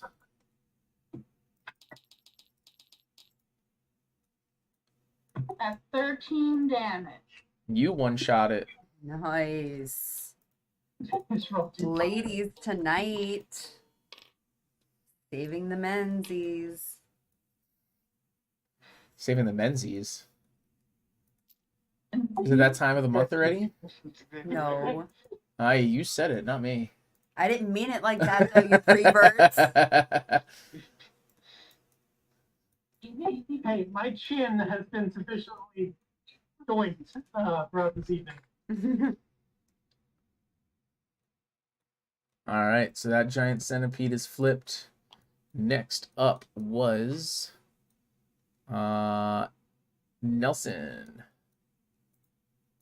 Go Nelson, go Nelson, go Nelson. It's just the swarm left looks like then, so I will fight the one in front of me.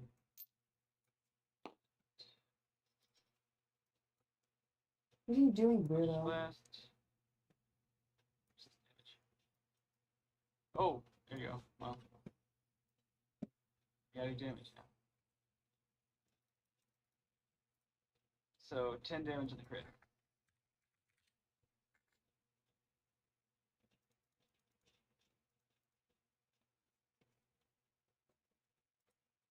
$10 damage to this one right here. Yeah, You said what was the attack roll? it was a crit. Oh, it was a crit? Oh, shit. Word. Yeah. And you said 10 damage? Nice.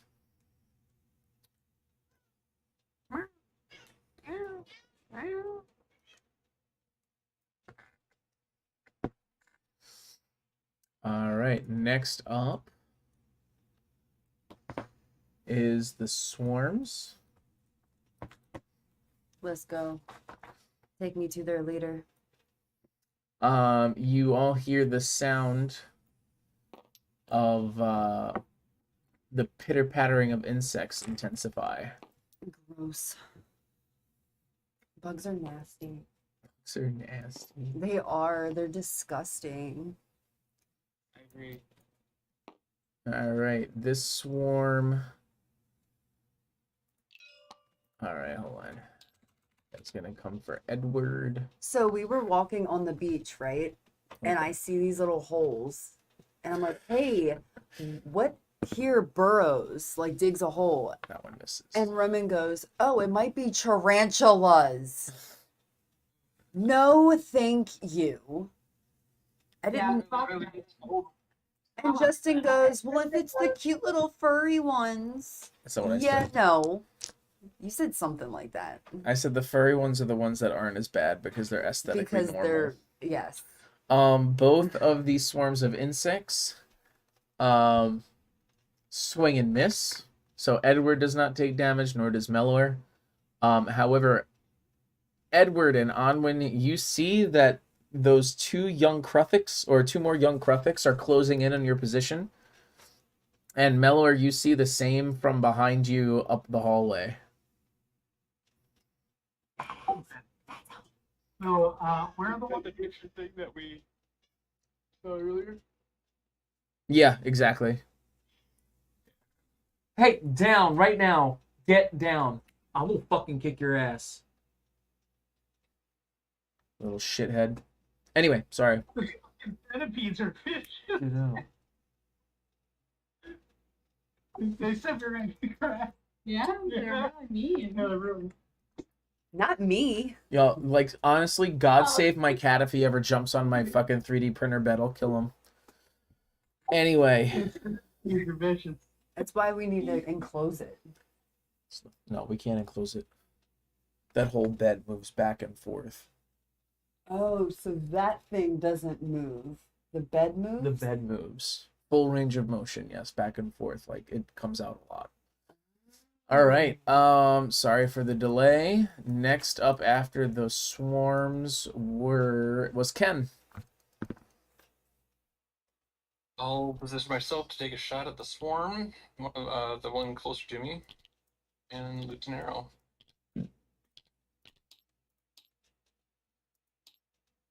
And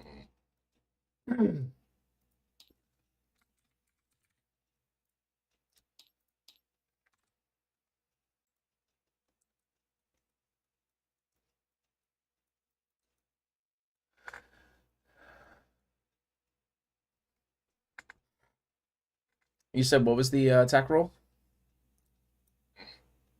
What is it? 10.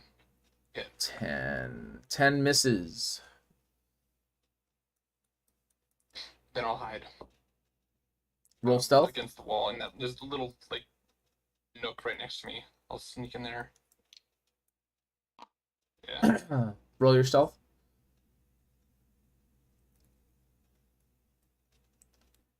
22. 22? Yep. Nice. He's got it running in the D&D Beyond stuff. All right. With that, the Kruthiks move up.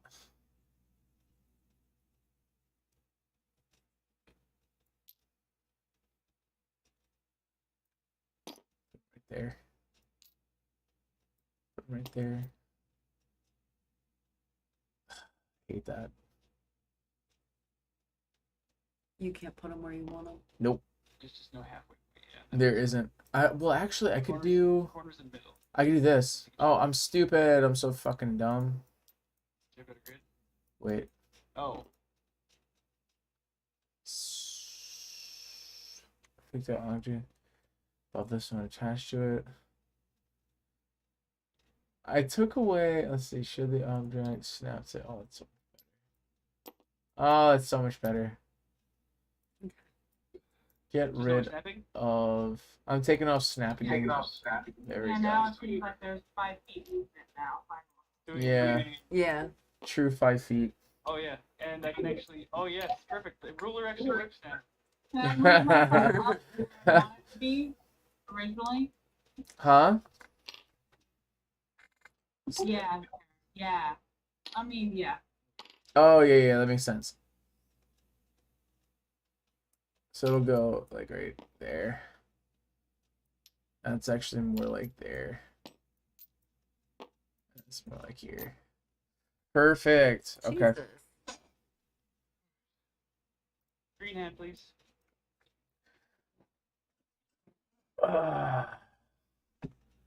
This is actually just gonna go right between you guys. If you don't stop it.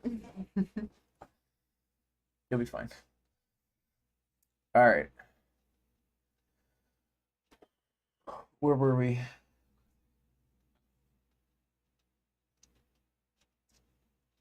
Well, Ken just hid. 5. Was it Ken? It's no, Ken missed. Who's the purple? This one here? Yeah. Ken dropped into stealth. Yeah. It's the Oh. Kruthik's turn. Okay. In order to make it easy to know if he's there or not, you can roll it right away and then just not have to worry about it later.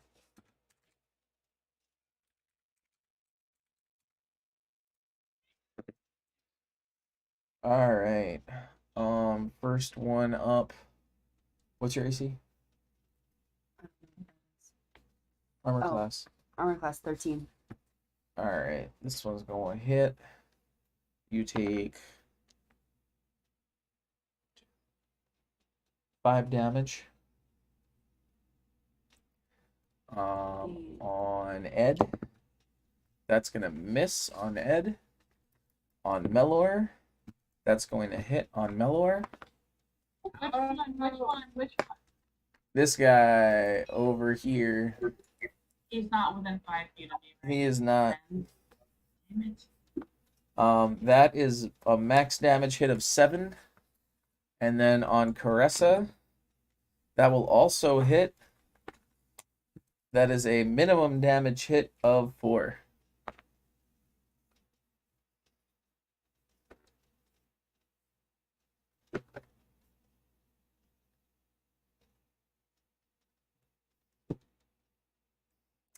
And that is the Kruthik's turn. And at the top of the order, oh my lord, is Onwin. You have a Kruthik, 2 Kruthik staring you in the face. Well, does that one even count because it's behind the thing? Yeah. Or is Oh, that- I guess I didn't really move it, did I? Justin! What? Am I going crazy? Did I not go that round? I thought you did. Pretty sure you did. Didn't you? You're I don't know. supposed to. Go. If you didn't go, then go. I could have sworn you did. with Kenda. Am I going crazy? I guess you are. Yeah, I skipped you. I'm sorry. Go. Kill things. Show the No, day. there's a lot going on. I was like, wait a minute, which? Show the. So, quick question: is the oil slick, right? Is that beyond those 2 that are over there, or if I lit that, could it get this area? You'd probably have a chance at maybe getting that new creature potentially. Good prepared. It's not standing directly in it, but it's nearby, if anything. And we're also only talking about a flask of oil, so tough to say. Oh, good. I'm just gonna go for what's around. But how is the ground conditions where we are? Like, is it rocky or is it smooth? Smooth enough for you to get a footing, but not so smooth that it's like a normal floor. So if we step on it, we won't really slip. I mean, it's not oil smooth. on rock. Yeah, but if you dump oil in a gravel driveway, it's not going to do anything. You're not going to slip. Yeah, but it's not like gravel driveway. It's all good. I'm just gonna go for the swarm 2 right here. Think of like the rocks at the beach, right? Like you go down to like those, whatever they call Okay, yeah. piers that aren't piers. It's rocks like those. Mm. So I'm gonna go for swarm 2. I'm just gonna go for a hammer whack. Definitely a whiff. It's an 8 total. Alright, I gotta check food, but I gotta go first. I should be next because you went early. Correct. Yeah, Anwen's next. Is he done his turn? Yeah, you're done, right, Miller? I will. Yeah, it's your turn. Okay. I'm gonna take that one right next to me. Poison spray? Literally looking at me. Poison spray. All right. D20. 8. Plus 6, correct? 6 or 4. 6. You hit. Awesome. Damage. D12.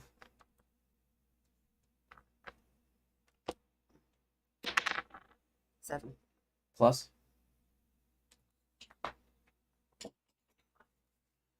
Nope. Wrong page. Always on the spell page. Actually, it's not right on the spell page, is it? Although I say no, it's not. Well, it's your wisdom modifier, so Oh, well, plus 4, right? Yeah. So 7, 11. You one-shot it. Awesome. Alright, go tend to the food. Next up, She's our tank tonight. I got you guys. Caressa, you're up next. Alright, I'm gonna move up at one space, Sure. and then I'm gonna attack the swarm that's in between me and Melor for an ambush. Well, the Kruthic is in between you and Melor, but yeah. Yeah, that one. That's what I meant. Okay. Go for it. A 19. That'll hit.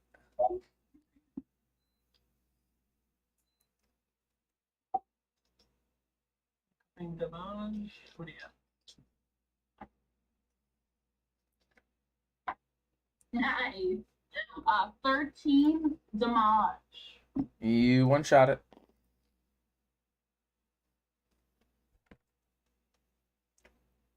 Nicely done. Who I'd like to is... say I'm emotionally supportive of everybody as I'm just getting. You are. You're getting your fucking butt whooped, bro. Edward's next. Alright, I'll just do the thing. I mean, I'll just blast the same way I attacked last time. Okay. The swarm. Crit again. Did you say you crit again? Yeah. No shit. That's awesome. A lot of crits flying around tonight. 15 damage that time. You kill it.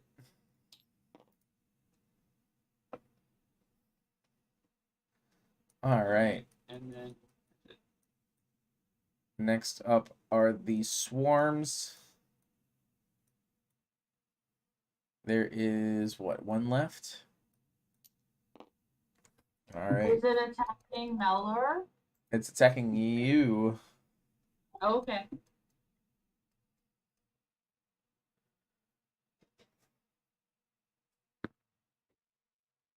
It's going to just miss. All right. After the swarm was Ken, who's dropped into hiding, pinned against a wall or in the nook or something. Steven's I'm getting here. sick of missing with all these arrows, so I'm gonna swap it out for my rapier. All my bow out for my rapier. 13 Joe DiMaggio's. What's up, Steven?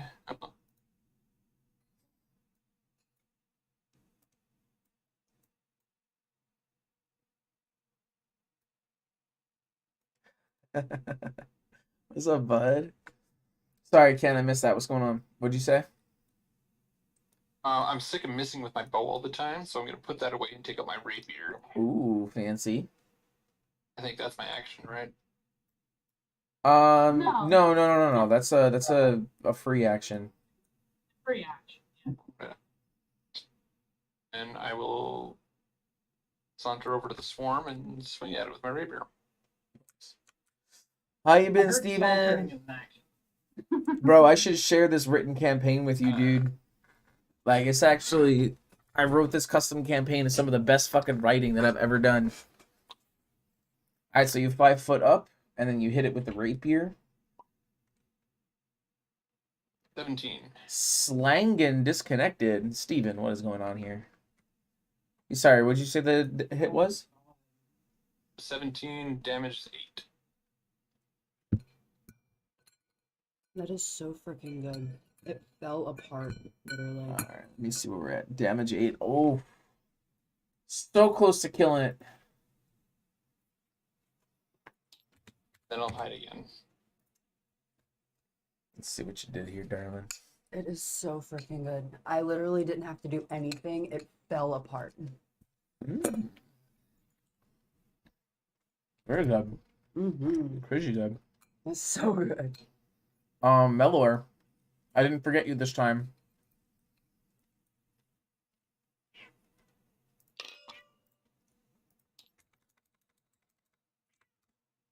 Uh-oh.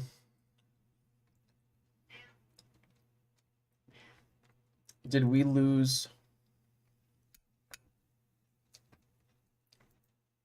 So, Steven, don't get confused, because my sister's husband's name is also Steven. So I'll be calling out to him quite a bit.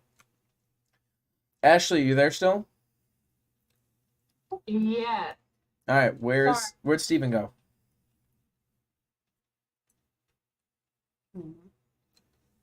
Ashley. Can you hear us? I can't hear him. I can hear you just fine. Die. Yeah, give us 10 seconds here. We'll be back. Okay, we should be back. Okay. We can only miss what happened in the past 30 seconds. So random. Yeah, we just, my computer just died out of the blue. That's random. Alright, well.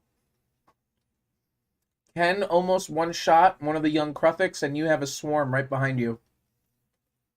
Okay, we'll figure out our situation, but I'm just going to go for the swarm then.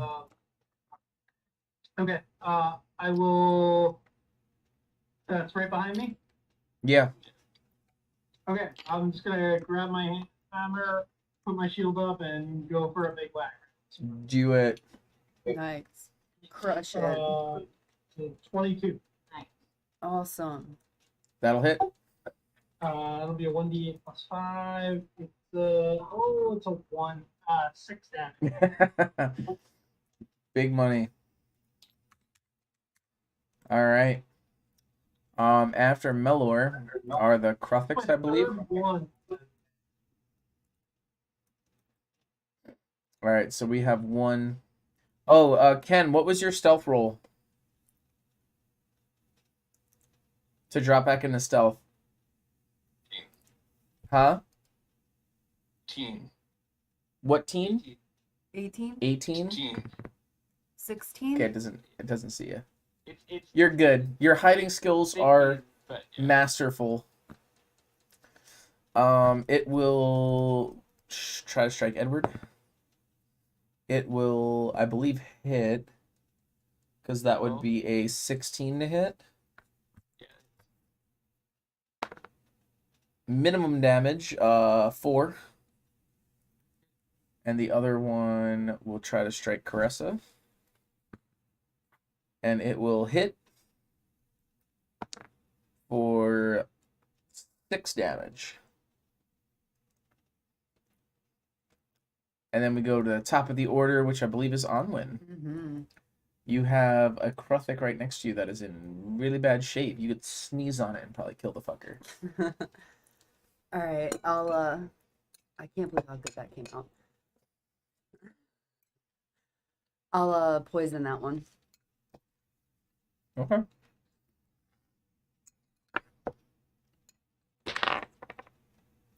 That'll hit. And you kill it. Awesome. Really 1 point away. And then was Caressa next? Yes, Yep. I call you the poisoner. Right. Do you want more? It's too late to be eaten. I shouldn't have even had that much. Protein. That's my secret cap. I'm always confused. Protein. Can I just say What when is you this thing? offer us food and you're like, oh, it's a wedding, here, eat this food, I'm going to do the stairs. Oh, okay. Ashley, what are you doing? So the swarm is damaged and the traffic is not. Well, I can't see with this big fat mellower hand over your head. Correct. Oh my god. Alright, I will go for the swarm. I always get blamed for it. Wait, hold.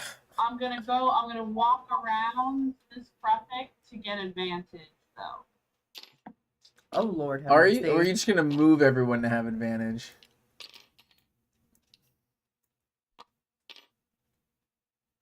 That's good, right? Yeah. Is that centipede Alright, alive? advantage. No, it's dead. For the love of God. They flip over when you click them.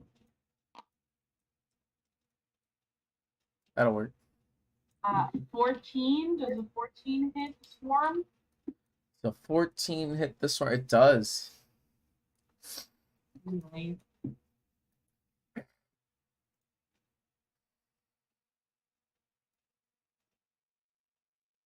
For a total of 10 damage. Swarm. 16. They are hurting. The swarm has been culled considerably as you swing your sword through a bunch of the insects flying about. Next up is Edward. Do the thing. So are these all alive up here, or are some of these dead? This one's actually dead. Okay. Just those two are left. Alright. I'll try to attack the swarm to make sure. Let's blast. Okay. 5. Rip. I'm gonna get. Archangel initiated. Thank you for the follow. Get rid of it. Well, that's interesting. Uh-huh.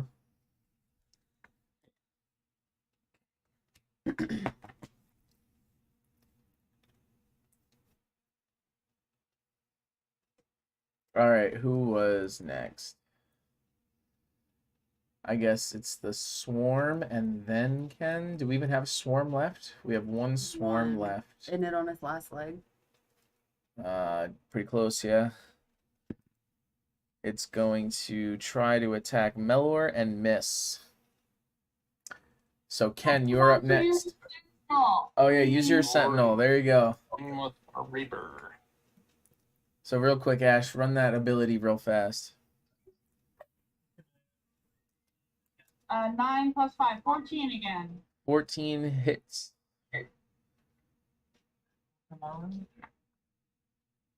It's another 10.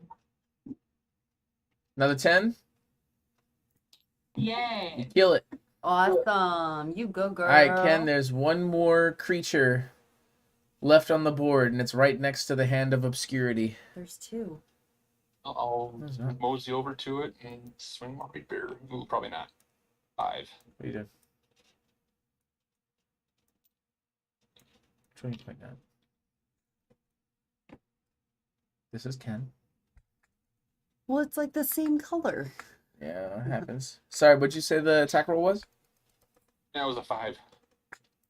Nat low. Oh, you took your crossbow back out? Because you're still holding your rapier. No, I said I walked over to Oh, it you did walk and over? swung.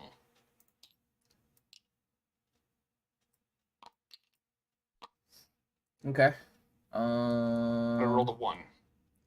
After Ken is Melor. Alright, I just have the one left, right? Yep.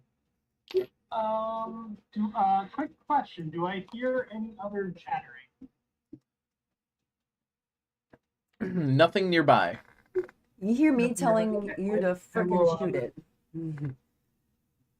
Oh, I didn't hear that. What was that? I said, you hear me telling you to shoot it. You also hear the faint. Shoot it, I got a big fucking number and I go and I mock it. You also hear the faint cries of help in the distance. Ooh. You hear a cry from help right next to you because I'm in pain. You You roll a 15 to hit. hit. Okay, and for damage, it's a 1d8. I'm rolling shit today. 2 plus 5, 7 plus 9. Do you want me to roll for you?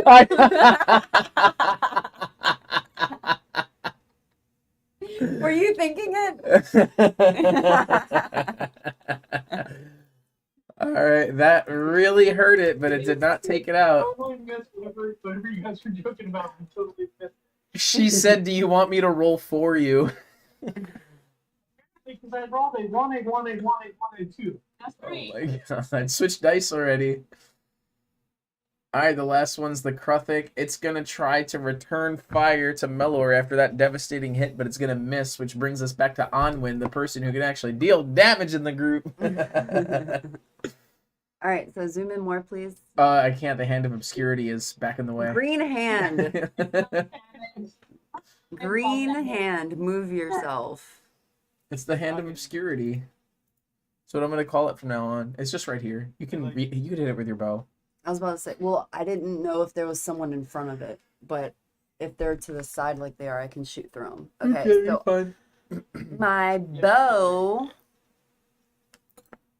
is gonna come into play. Move my fork.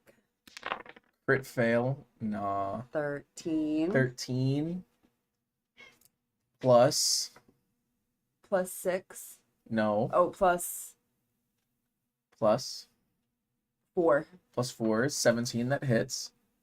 Roll damage. I believe. What is 1d6 for a short bow?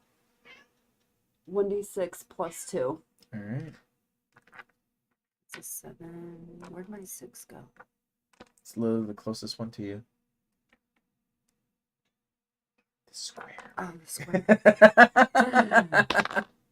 And that's what Max you get. damage. Plus 2. It dies. Bang, bang, chicken and shrimp. The Punisher. Seriously. She's crazy. All right, you hear the cries for help coming from down the hallway. You have vanquished 2 waves of insects, 2 more waves of insects that have come crashing down from upon you. Steven, thank you so much for the follow. I appreciate you, brother. I am surprised. Which way is it coming from? Right, there's so many That- tunnels. It is coming from this way, Okay. from what you can tell. Alright, we went that way, but we desperately need the rest. Everybody gain 180 more experience after that fight. Top right of your main page. Yep. All right. The horrors of the nest have manifested. It's true, you guys are beat to hell. I don't know how hurt you are. I know Amanda has 2 more heal spells that she can use for anyone who needs. Mellor can definitely use a heal. Caressa's okay. Well, I'm at 8. Did you say 180? What did you say? 180. Thank you. We are halfway to level 3, guys. So wait, There you go. could I save one of my things and use my herbalism kit? So I'm on D&D because, well, I'm on just chatting because I stream to 3 different areas. Herbalism kits for plants, though, not for medicine. So I stream to No, 3 different it's for locations. healing too. Medicine kits also good. And So we need to. I have an find these interface. guys Hold and on. Either short rest There we go. or definitely long. Well, we need to find them. We can short rest. Short rest? Yeah. You don't get your spells back. Oh lordy, there's probably an echo, isn't there? Hit that. Yeah, we'll leave this and hit that. Yeah. All right, so I use an interface. I use Restream to stream to Facebook, to Twitch, and to YouTube. And when I use the Restream interface, it doesn't have Dungeons and Dragons. So I can go into I can go into Twitch right now and manually change it. Like I can do dungeons. So And the dragons, herbalism but- kit I can use to create an antitoxin and potions of healing. So say that one more time for them. I asked if I could save my spell and use my herbalism kit, but someone said it's for plants and someone said it's not for healing, but it is for healing. All right. Herbalism kit. This kit contains a variety of instruments such as clippers, mortar and pestle, and pouches and vials used by herbalists to create remedies and potions. Proficiency with this kit lets you add your proficiency bonus to any ability checks you make to identify or apply herbs. Also, proficiency with this kit is required to create antitoxin and potions of healing. Say this real quick. Mm-hmm. Creating potions of healing. Like the ingredients. What it sounds like. How to craft potions of healing. But in it has 5e. it in there. Healing potions are likely the single most used consumable item in D&D 5e. Players found dozen things every section. How to craft them by the book. Healing potions are magical items according to the DMG Player's Handbook and Xanathar's Guide to Everything. What we are crafting. You gain 2d4 plus 2 hit points.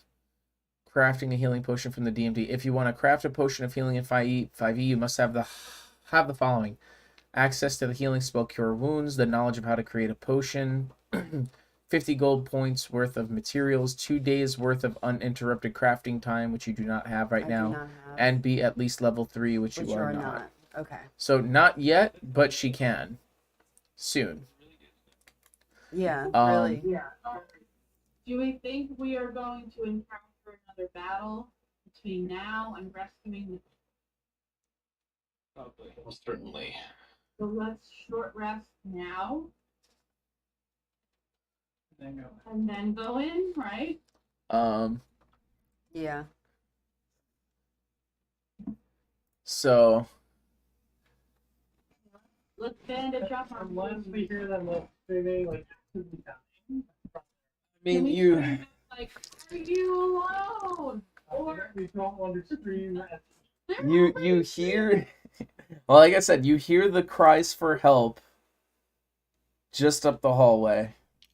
But their cries could also be attracting stuff, so that's really hard to tell. all right, yeah, go see what you Yeah, can see. Yeah, I good like call. Sit here. Go sneak, go sneak.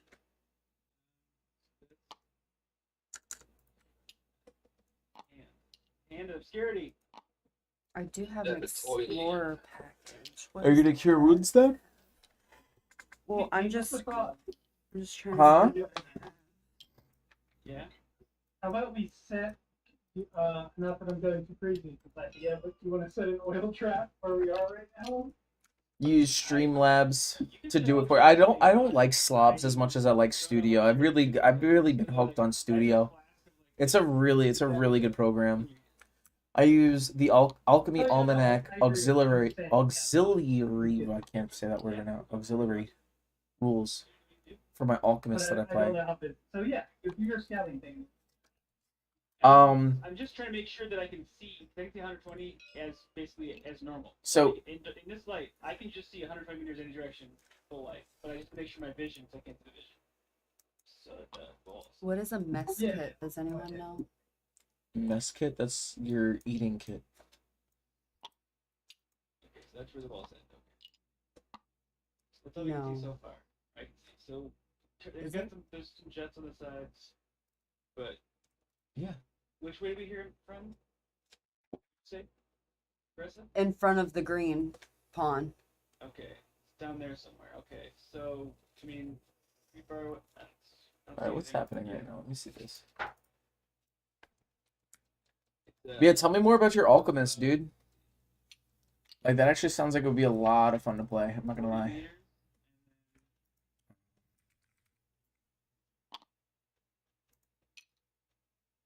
And then jets. I would stealth up there and then see if you hear anything from any particular direction. I can try. Try to sneak. Like force something into the brains to say something if they need immediate help or if they can. Jesus. I gotta be a What? little He said pour something into their They brains. can't respond to me in my brain. I can only talk to them inside their brain. Right, but they're just shouting, so they can just shout whatever you tell them to say. True. Roll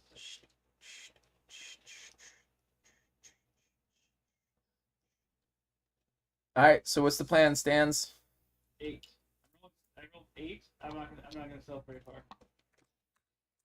I'm gonna stop it because I don't trust myself.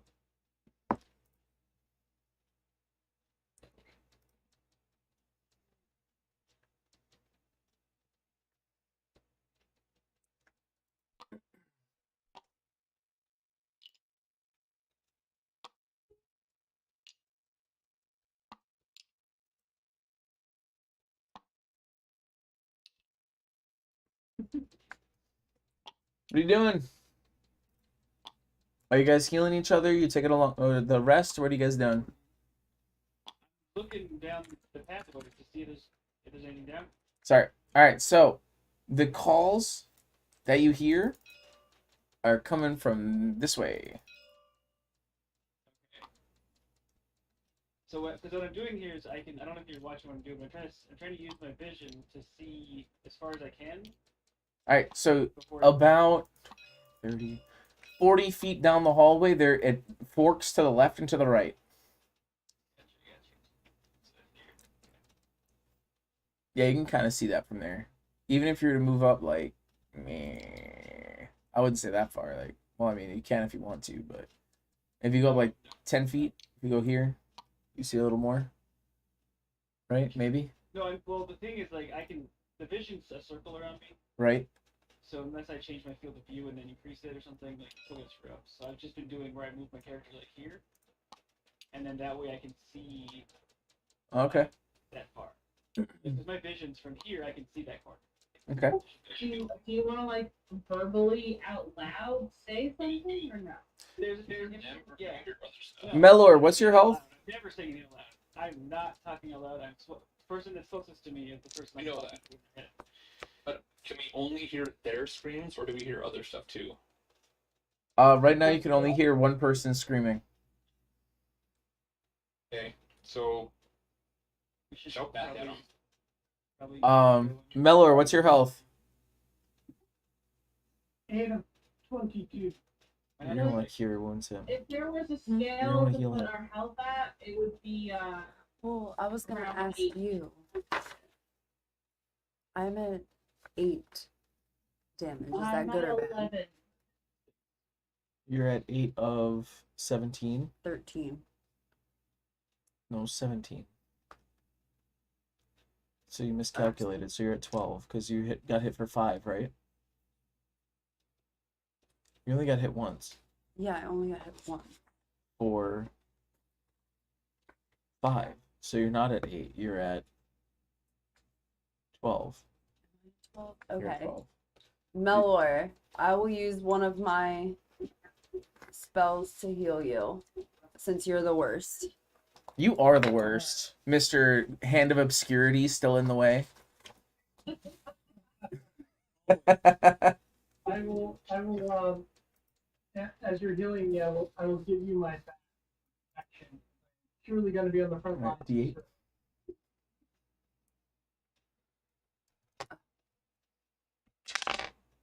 Yeah, you get Plus 5. screech added to your pocket. You might want to even do it twice. So that's 8. And then another 11. So she's gonna use both her heals on you, and it's gonna be for 19.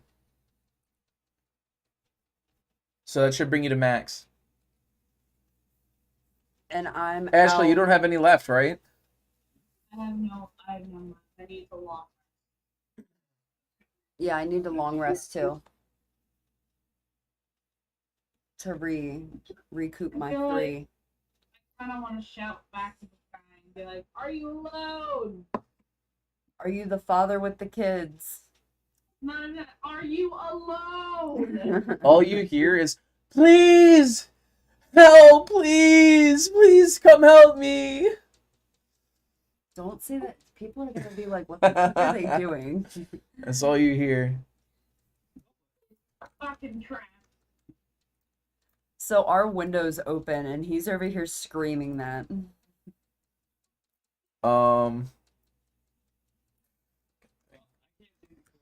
He's a rogue thief with a healer feat. Thanks to fast hands, I'm able to administer health potions and healer's kits as a bonus action. With Alchemy Almanac, I get an expanded array of craftables so I can be a non-magical support.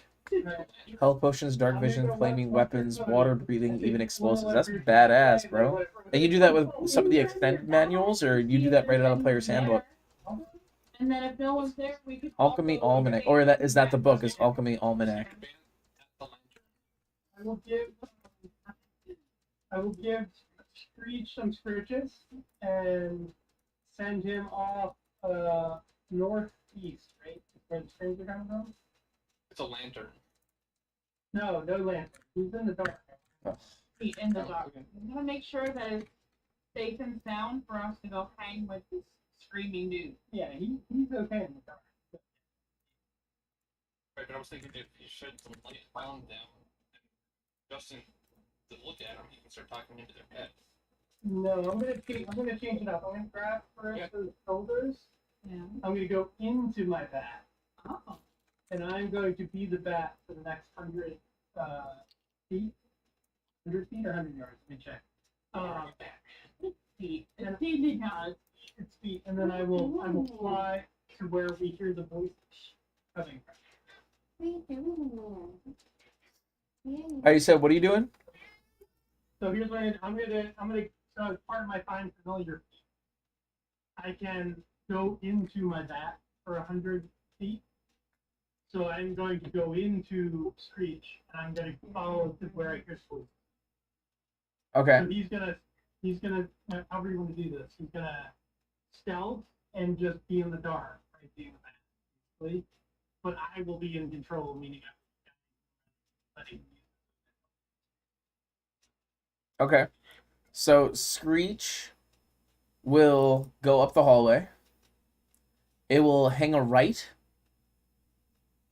And it will locate the source of the screaming in a room about 100 feet ahead from you.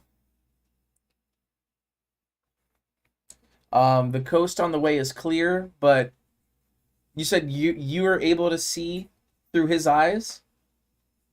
Yeah. Basically, I'm moving into him with echolocation. So as long as it's his whole thing is echolocation, I get advantage on base perception, but he is a bat. All right. So basically, what you get is that there's the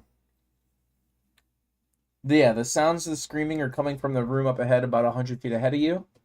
There are a lot of insects that are kind of around in the area. You can hear a lot of pitter-pattering, but you can definitely hear one bigger creature in there, a threat looming over these victims crying out for help.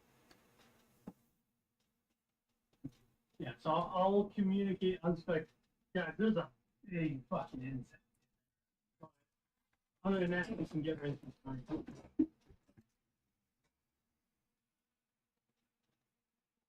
Oh, man. And I'll slowly bring. What's going on? My eyes burning. I'll ban.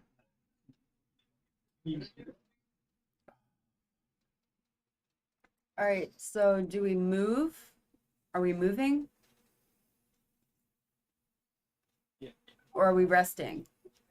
if we move, we're fighting. If we rest, we rest. I can't guarantee bringing anyone back other than my herbalism kit stabilizing them. I have my herbalism kit too. Alright, so we can at least stabilize and then short rest and then heal. But then we're going into the next battle minus spell. What do you think? I don't know. Well, we're minus spells right now, but I still have... I have my poison spray, my Shaylee, and my produce flame cantrips. that I've been doing great on poison spray. All three of my spells were to heal. Yeah. Do we have any reserves? Like, I don't want if anyone can help us out. Anybody? Are we getting a loot that we're forgetting about? Healing token, explosives. Anything equipping. Alchemy Almanac is the optional source material. I know there are a shit ton of books in 5e right now.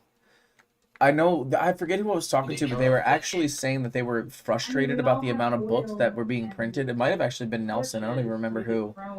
But they were basically saying, like, Wizards of the Coast is trying to just pump out book after book after book after book as just constant material for people in an effort to just rake in the dough, essentially.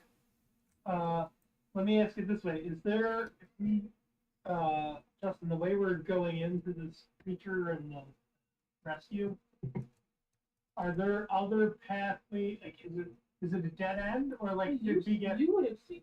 It is a dead end. It is one way in and one way out. It's a confined space. There's no other tunnels, right? It's like just to this, and that's it, or is there other tunnels where we could get shanked in the back?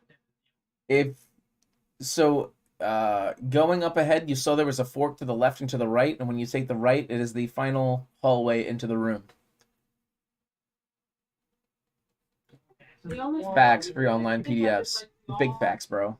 Oh, by the way, we got your RSVP in the mail a couple days ago. So, also you're silly because the card you sent back already had the stamp on it, so all you had to do was send back the postcard. You didn't have to put it in an envelope. Silly guy. But I'm glad you're coming. I fucking cannot wait to see you and the other guys. Other folks can come from. I know I wanted to be silly. All right. So we will that avenue. Wasting my money. Tell him that. Wasting my money. My money. Our money. Silly. All right. Sorry. What was your plan? No. What did you say? We didn't hear. We were having a sidebar. I'm sorry. We were having a sidebar over here about wedding stuff. Say we go in to do the rescue. Sure. As long as we create like an oil wall or something, some sort of blockage. That would be two paths. Well, I'll put it to you this way. Going through and Let me ask you something. The oil, well, how long does the oil burn? Does it say how long the oil burns for if it's out in the open, not a controlled flame? Might have to look it up. Or is that a DM discretion thing? Whatever you want. I'm just saying if we fooled like 5 something dramatic. If lit like oil burn for 2 rounds, it deals 5 damage to any creature that enters the area. For instance, from there. So that's like 2 minutes. No. But we also have a chance of hurting the 2 people. rounds is 12 seconds. Well, Let's say we fooled like 5 minutes because we got a ton. Well, we also. That's all we're looking for is like a round. all right. If you throw it in the room, you have a chance of hurting the person or people's in there. No, we're throwing the other way.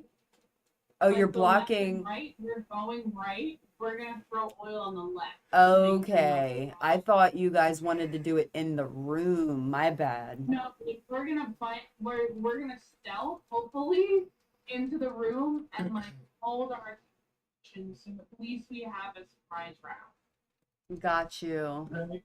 That makes sense. All we're trying to do is go for the guy. But And prevent other insects from coming. like try and create some sort of barrier. Okay.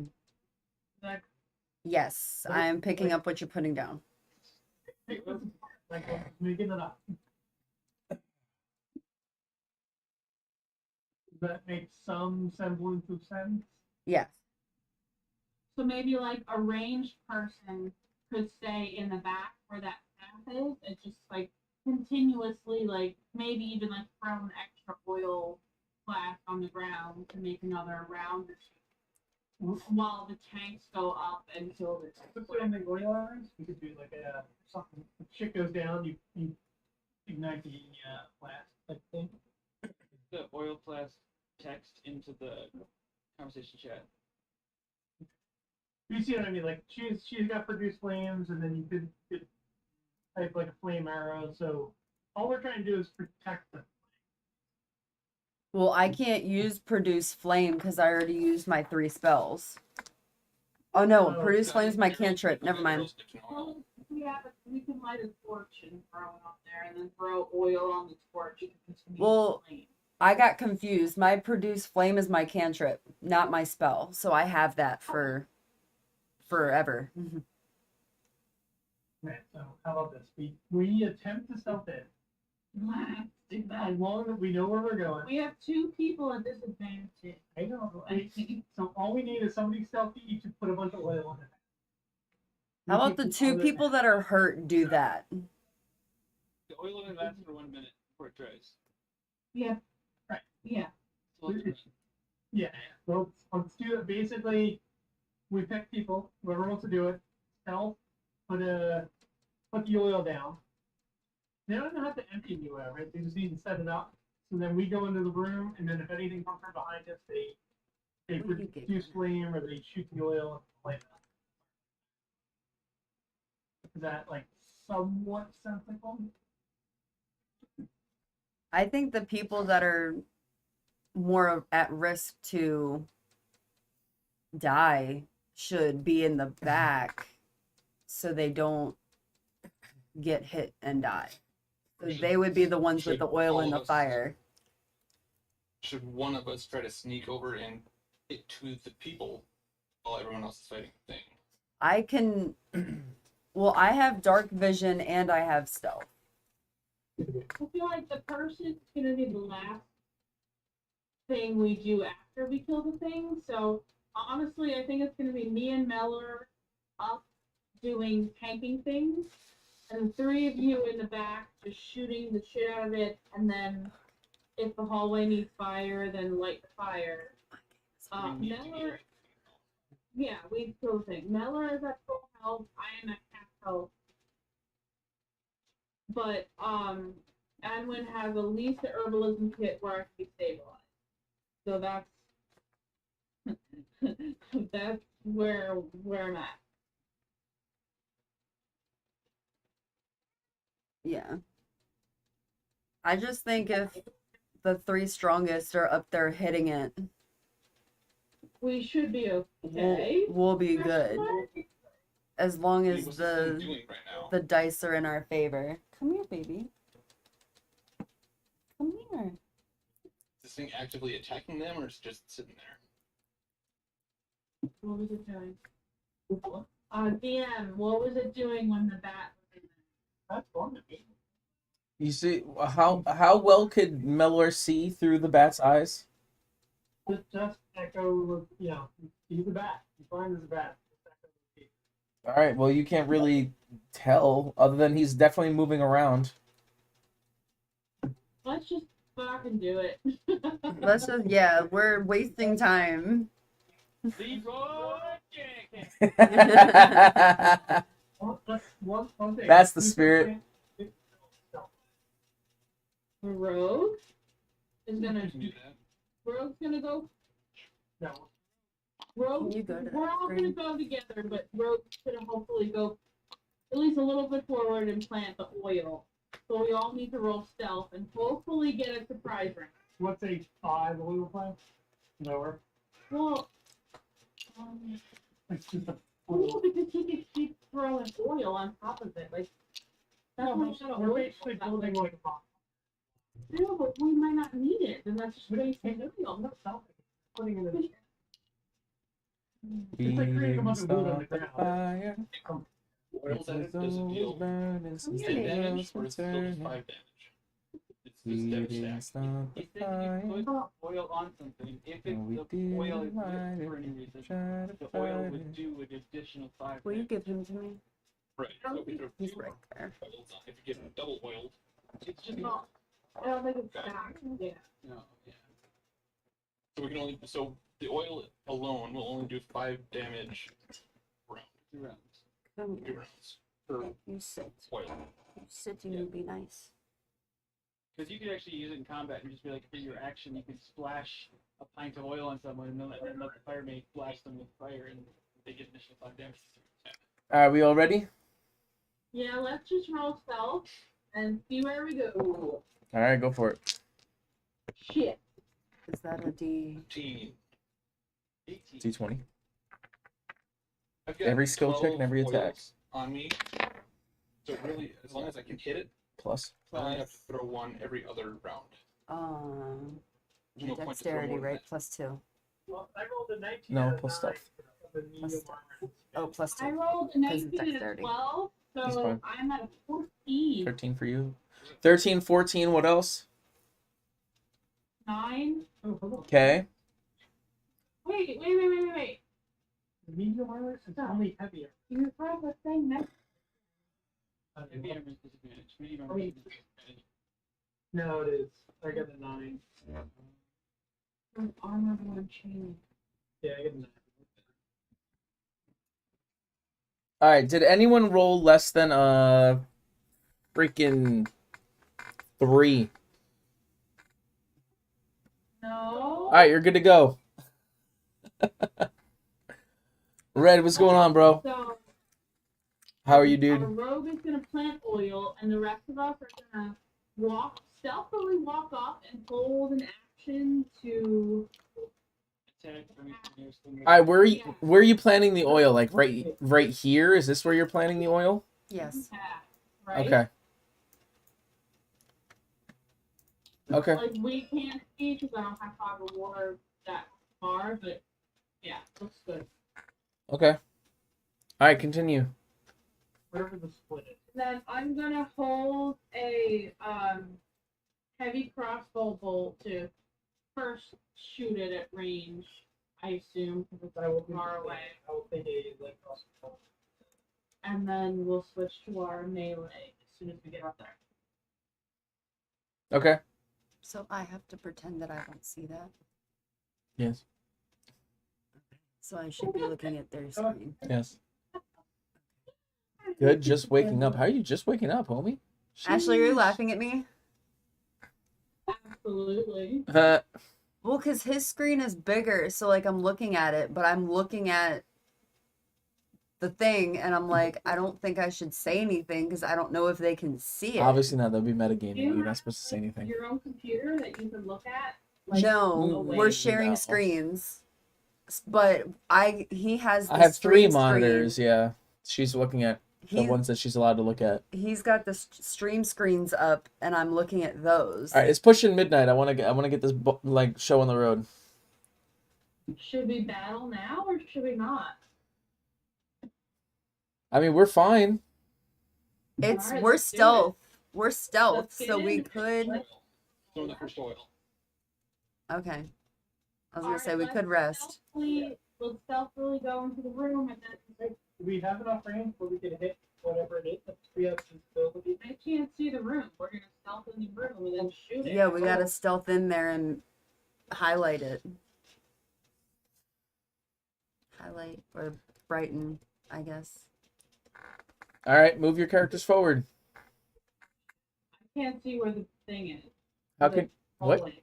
Huh? What? How can you not? Okay, now I can. We've got That put me somewhere good. If you would lay down and stop digging your fucking claws into me, that would be fantastic. Lay down. All right, where's Mellor? Mellor's over here. All right, where are you guys gonna be? I need to be somewhere I can hit it. where's the This is the room. Where'd the thing go? Dang. Where'd the thing go? Where'd the thing go? Give me the thing. All right.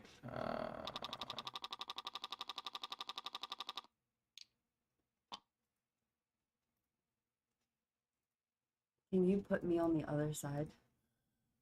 Hold on a second. Okay, I'm waiting. Where you do it? All the way to the right, against the wall. No, the other right. The far right. The literally right. Well, I mean, it depends on how you're looking at it. Where the green hand is. Right, Put her under the hand right of where the obscurity. green hand is. Thank you. Thank you so much. Security, got it.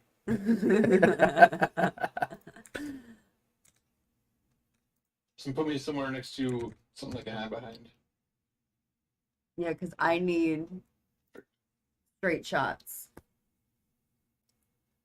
But I also need to be closer if I'm going to use poison. So. All right.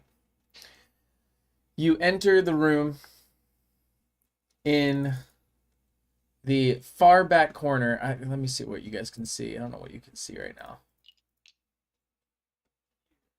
Some of you are going to have trouble seeing this, as a matter of fact, because it is, well, it's 31. Yeah, it's up to 30 feet away from you guys.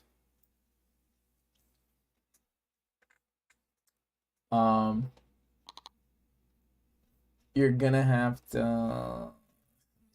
Once it's on fire, it'll have more light. Well, the thing is, like, We have a it would illuminate, I think, at 20 feet away. I'm just going to move Miller up, like, right. Really? Wheeler range.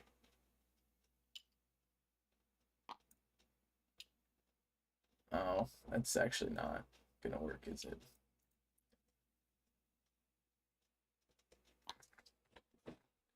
Anyway, at the far end of the room, you guys will be able to see this. If you look in the D&D chat, the normal chat, I posted a picture of what you guys are looking at. Can you tuck me into that nook right next to Moral? Ew. No, the forward one. There you go. Sure.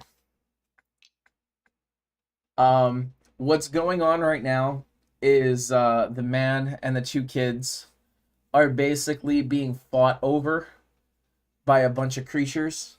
This is a cave fisher, and the cave fisher is fighting with it's got some young Kruthiks in there. It's got some giant boa constrictors in there, and this thing is like tearing them all apart. Like these creatures, like it's wheeling and dealing. It's turning this way, it's turning that way. Like it's basically thrashing every insect that's trying to claim these people as food. Taking a little bit of damage in the meantime. You can see it's kind of got like a crack in its shell here and there, but most of it, it's like it's just destroying everything.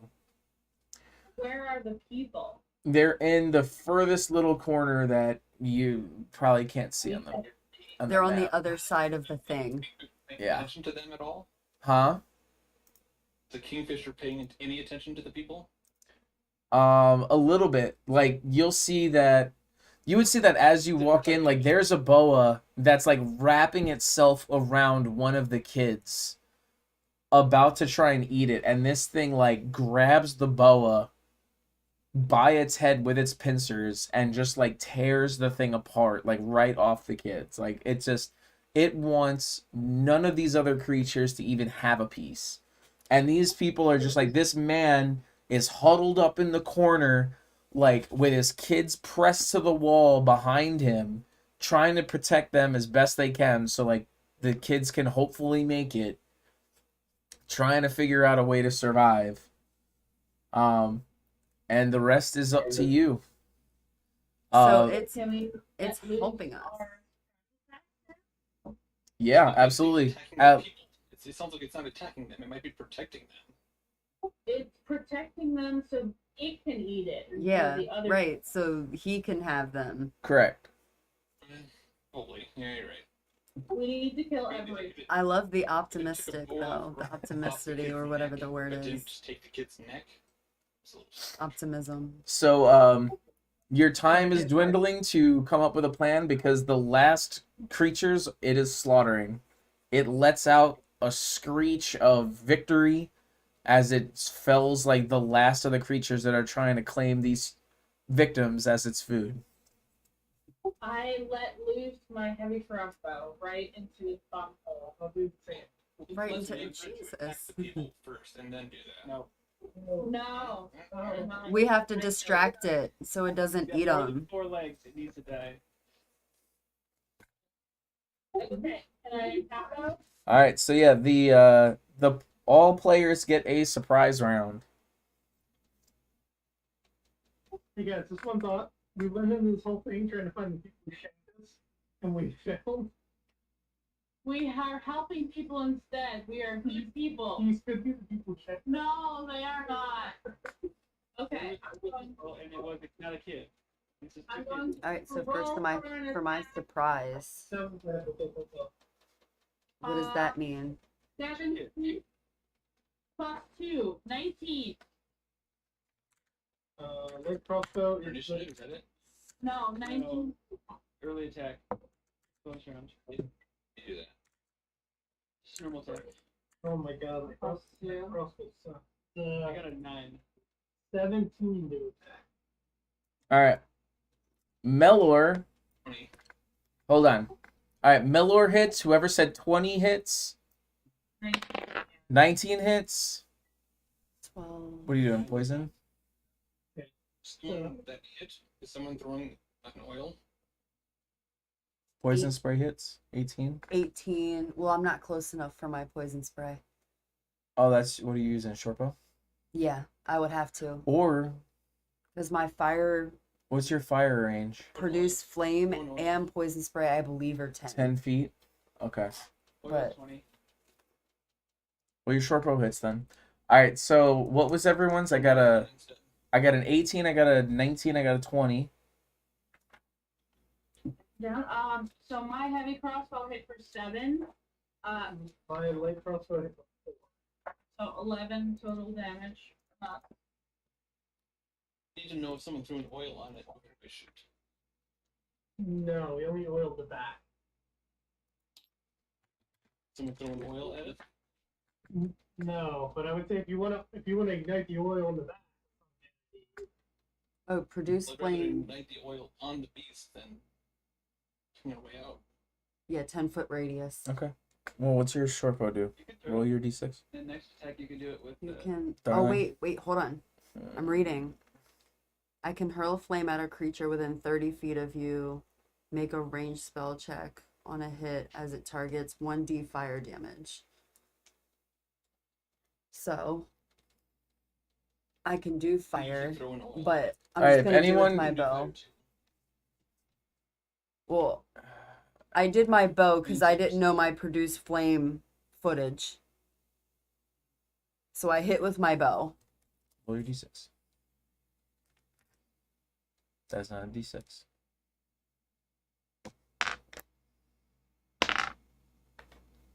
Three plus.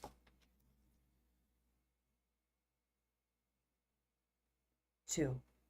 Right? No. Oh, plus 4. Sorry.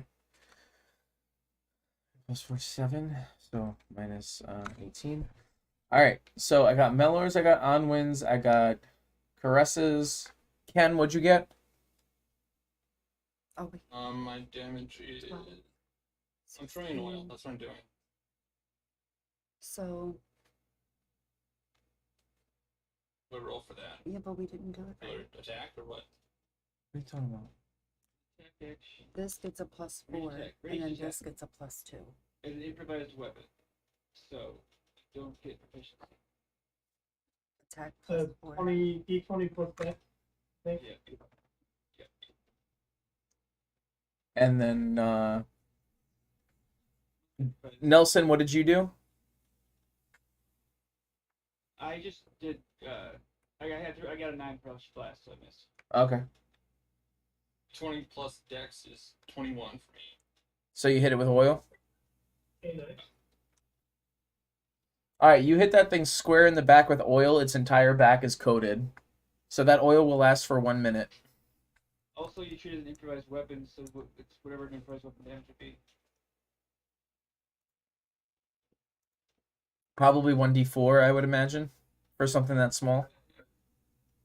Yeah, we're gonna get the big perk of the 1d4 plus dex. 5. All right, everyone roll initiative.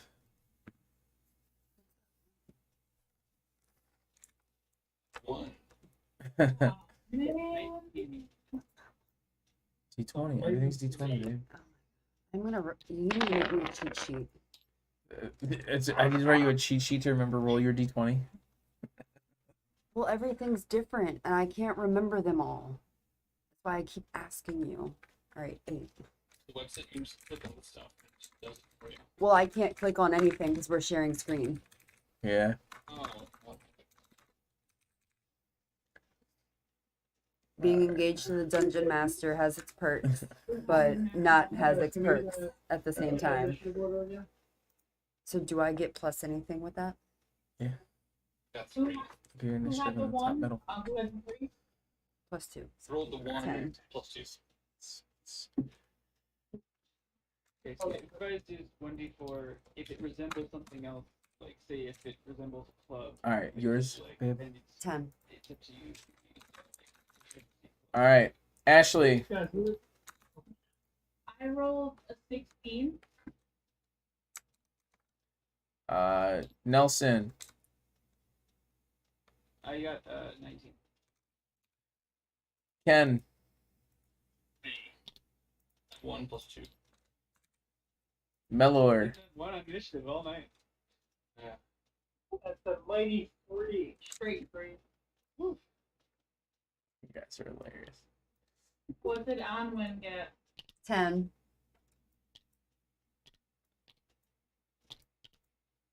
All right. Well, the cave fisher is gonna go first. It wheels around. The hell am I going?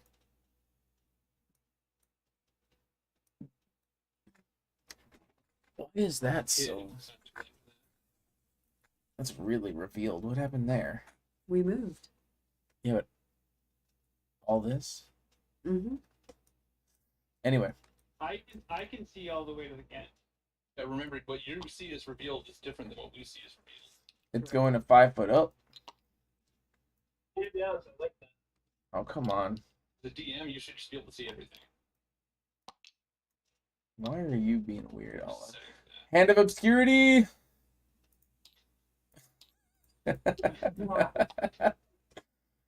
It makes it less annoying and more. Alright. It's going to attack. It has 2 attacks. One with each claw.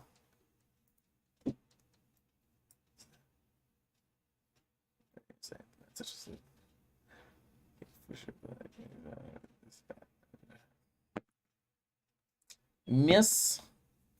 And Who's hitting? it's trying to hit one of each of you, and it misses both. Okay, well, I'm going to attack it with my sentinel. Okay. Yeah, it's a natural 1. Oh, God.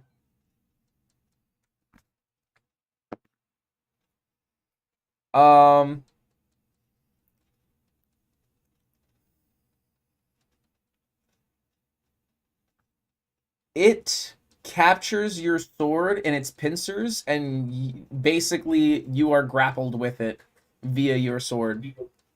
Who? You. I had a crossbow. Why are you... What? Wait, so you attacked from point blank range with your crossbow? You're right. I guess I would have dropped my crossbow to do my sentinel attack with my sword. I imagine you would have. That was what was going through my head, Stop. my brain. No, ma'am. I'm grappled. My sword is grappled. Something that small. Hey, you said it was a good size. That's funny. All right, yeah. So basically, that's what the conditions of your natural 1 is going to be. Essentially, it grabbed your sword, and it is pincing it right now. Being that your steel is stronger than its pincer, it is not suffering any warps or bends or breaks or anything, but it has it in its clutches, and it is grappling your sword. On its turn, I will see if it will release. Maybe it will, maybe it won't. If it doesn't, you'll have to do a strength check to get your sword back and regain control of the situation. But at any rate, that is 1 claw that is, occupied anyway. Occupied, yeah. So. All right, so it's me next. It is Caressa. Well, no, that was her sentinel. So Caressa is actually your turn. So you can, if you want to try to free your sword, we can do opposing strength checks. Edward go? Did Edward go? It's still you. No, that was your sentinel, remember? Yeah. What was its initiative? It was He's the fine. highest. It was the first one to go. Edward 19. Edward was a 1, wasn't he? No, 19. Oh, 19. Why did I have you down as a 1? Did 19 twice. I apologize. But no, it was the highest. So if that's your sentinel, then Edward can go.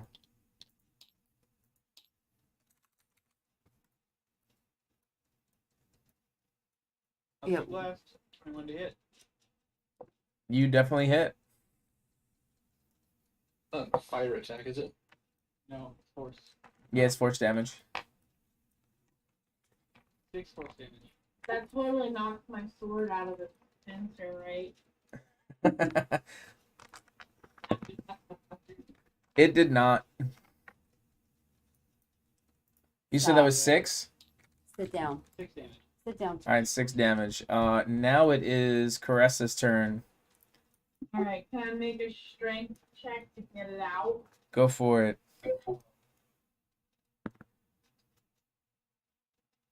Mm. No! Oh no!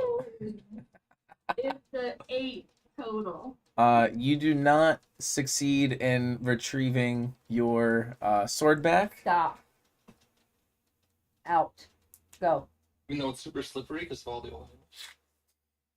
Well, and so if it's me, You would think it would come out easier because it's well.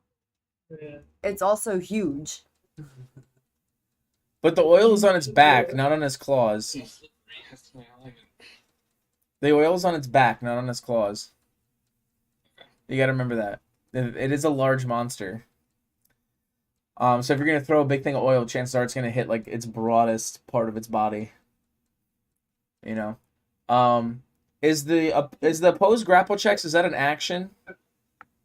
Opposed grapple is like a strength beat strength, yeah. Right, is that a full action though? Sit. Yeah. Okay. It Alright. would be her action. Right. Can I like bonus action throw oil in its face or no? Is that like Attack action. alright, never mind. I'm done. You could move away from the oil. You're fine, the oil's not gonna get you.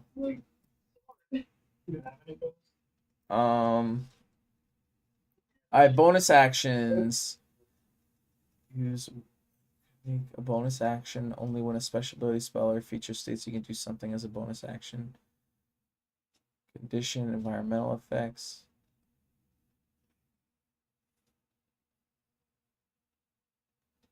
Disengage, help, hide. What are some free actions that people can take? You can drop your weapon. Sometimes open a door. Stop it. Interact with an object, communicate, It.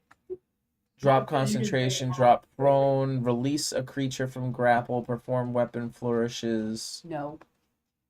drop an item from your hands, take a hand off a two-handed weapon. Okay, I was just curious. All right.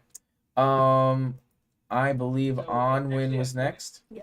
Huh? So it's athletics or acrobatics versus athletics. So if you instead of just straight strength, you would actually get whatever you're proficient in athletics. In mine both was a +3 for strength or athletics. So Right. Yeah. Sometimes they're the same. correct. Yeah, correct. Thank you. Alright, I'm done then. All right. Alright, So is there still oil on its back? Yes. Yes. I will do a fireball with my produce flame spell. Whew. 19 You hit. with a 6. You got it. 25 hits. Do you remember what your damage was for Produce Flame? It was 1d8, correct? I think Produce Flame was 1d8. Believe.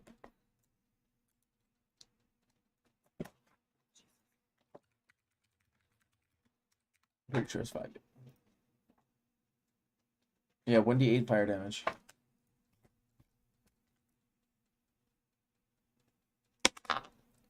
Noise. 5 plus. Plus another 5, I believe. Or 5, 4. and it's lit on fire, which means the oil does 5 damage this turn, and then 5 damage next. Well, not only that, the spell itself deals. It's gonna be 9 damage plus another 5 for igniting. Yep. 9 14, so that's 41. So this thing, like, it engulfs in flames. It rears back. It's screeching. Will it take damage on this round as well since it's on fire? This round and next round. Yeah, buddy. Because he said it has cuts and scrapes and everything, so we poured oil on it and I set it on fire. Well, you're a badass. So it's rearing up. Ashley. So Yay. in its surprise and the fact that it's getting burnt alive, it releases your sword as it rears back in pain. Yeah. Awesome. Thanks, Boo. You're welcome. Let's see. Did I miss anyone's damage? I don't think so, right? No, I got it all. Ken, you are next. Finish it off. It's looking very hurt. How big is the whole thing? It's large. It is a large creature. I'll throw another oil at a part that isn't on fire. Ooh, does it catch on fire if he does that? Yeah, it'll compound the fire. Awesome. Burn it. It's a 5-foot square, so I'll throw it on a different 5-foot square. You can aim for its head-ish area. Burn its eyeballs out of Or I stuff. guess, like, if it's rearing back, you can hit it in the belly and burn it from underneath. That'd be fine, too. 8 plus 2, so 10. That will miss. Bell has to go somewhere, right? It could go under it. It does have to go somewhere. Doesn't break it. I will do... This is what I'll do. Some Scanlan shit. Epic failure. Where are you? You're over here. Are you hugging this corner, essentially? That's what you're doing? I'm peeking around it so I can hide after I do stuff if I need to. Okay. He throws it like a grenade. This is what I'm going to do. 2, 3, 4. Oh wait, hold on. Which this thing called Kenku Recall is as I can give myself advantage on skill checks you're proficient with for rolling the d20, but I don't know what a throw would be. Well, it's an attack roll, so it's not a skill. What? So you're doing an attack roll, not a skill check. So I just did a dice roll to figure out where you landed it, and it's in the diagonal square back here is where the fire landed. Which I can't do very well. Anyway, so yeah, after Ken, Then I hide. then you hide, is Melor. You are up. Check on the food. Okay. So I'm gonna scream, I already had crab, but I've never had lobster before. And I'm gonna grab my warhammer and come right over the top. Okay. I don't know if it's or not. It's probably a scorpion, but okay. It's lobster. Delicious. I'm attacking its land lobster. It's land lobster. Natural 20 on the land lobster. Oh my god, natural There you 20. go. Finally, he does it. Yo, watch these 2 1s pop up. I've been holding copies all the way along. Okay, so 1d8 plus 5. Don't roll a 1. He's not going to roll 8-1. He's going to roll 2 1s. It's a 4, so I'm going to double the 4 to an 8 to a 5, which will be a 13. 13. This thing's hurting real bad. Alright, it's rearing back. It's on its turn. It's going to take 2 more attacks. You guys are making quick work of this beast. It misses Melor. Into the fire. It misses. I'm gonna attack it with my sentinel. Fucking yo, you guys remember Scorpion King?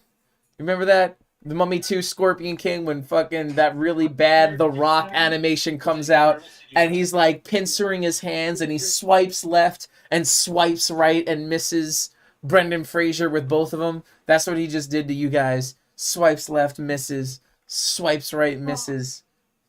I also missed with my sentinel. You missed with your sentinel? That's fine. It is Edward's turn.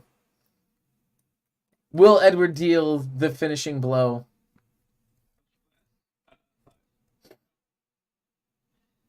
Time to hit. 5 will miss. Caressa. Will Caressa deal the finishing blow? Yes, I will, with a 14 plus 5, 19. Alright, deal damage.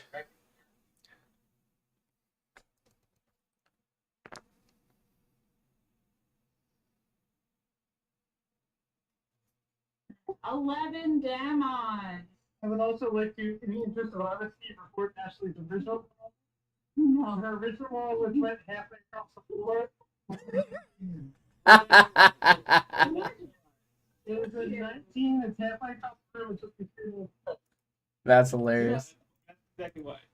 I also rolled 2 2s with my original 2d6s, and because I took great weapon master, I get to reroll 1s and 2s. Oh yeah. So, Great master. Ashley, 11 damage. Ashley, I need something from you. Yeah. I want you to describe for everyone what your killing blow looks like. Okay, first, I'm going to chop off its little lobster claw. The one closest to you? My sword. Sure. And then I'm gonna try to chop off the other lobster claw, and so Meller can eat it. And then I'm gonna try to, on my swing backwards, like just cut its head in half. Horizontally. It's got a rock. I'm gonna cut it horizontally on my way back with my sword. Alright, so this is how I envision it, right? This is you right here. What you do is you step inside of this claw, right? And if you're watching my stream, you'll see you do an over the head swing and get that first claw, and then with that momentum you drop the sword down, you step under the beast's head and swipe up on that claw on the opposite side and cleave it off. So 2 claws in one swing, but you continue the momentum, bringing it over your head once more and decapitate the cave fisher. Badass. Put some stank on it. I catch the claws and started completely tough at starting. Right? That's what I'm envisioning. Is that how you were going for it? Absolutely. With that, the cave fisher, it stumbles to the left, stumbles to the right, squeals, no claws, falls to the ground. You see the father in the back. He's like tearing at all of the dead insects and reptiles and whatever else, other creatures that have just been trying to eat him and his kids alive. He grabs them and rushes forth towards you, throws himself upon you in an embrace, and cannot thank you enough. Thank you.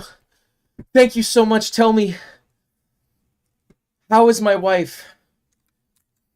How is Mariella? She's fine. We have ensured and your teenage son is safe, and we will do the same for you and your other 2 children. Thank you so much. Please just take me out of here.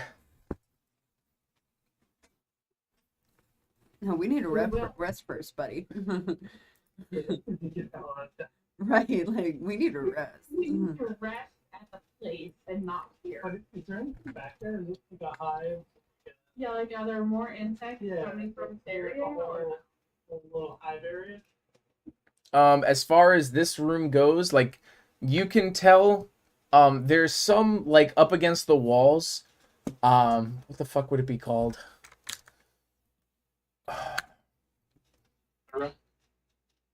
There's like not quite a web. It's more almost like a mucus. Some of it's hardened, some of it is still in the process of solidifying. But you can see that essentially this is this creature's particular nest. And it basically keeps all of its food like in this area. Everything it needs is in this particular area. So this room belonged to that creature in particular. This might be a reach. Can I cast magic to see if there's anything else going around? Or have digested stuff? And can I, Nature, if anyone knows anything about it. I mean, I'm not stopping you from detecting your magics. can I also cast my last divine sense to see if there's any celestial fiend and undead within 60 feet? You sure can. You guys detect no magic, nor do you detect undead.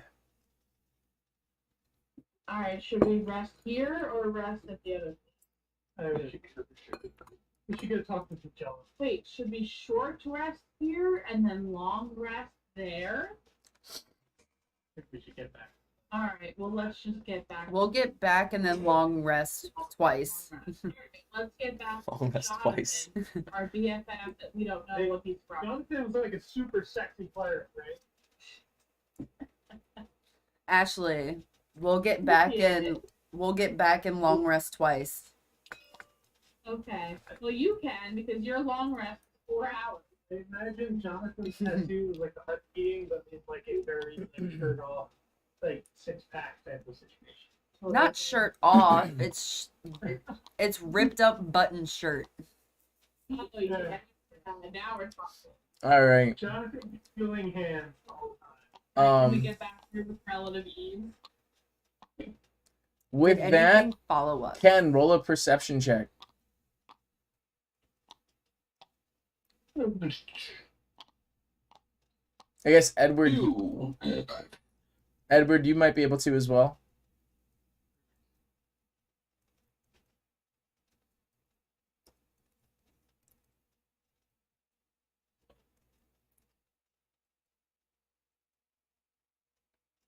What'd you get? I rolled a 2 plus 3, but can I use that King 2 recall? It's a skill check, right? You're proficient in it?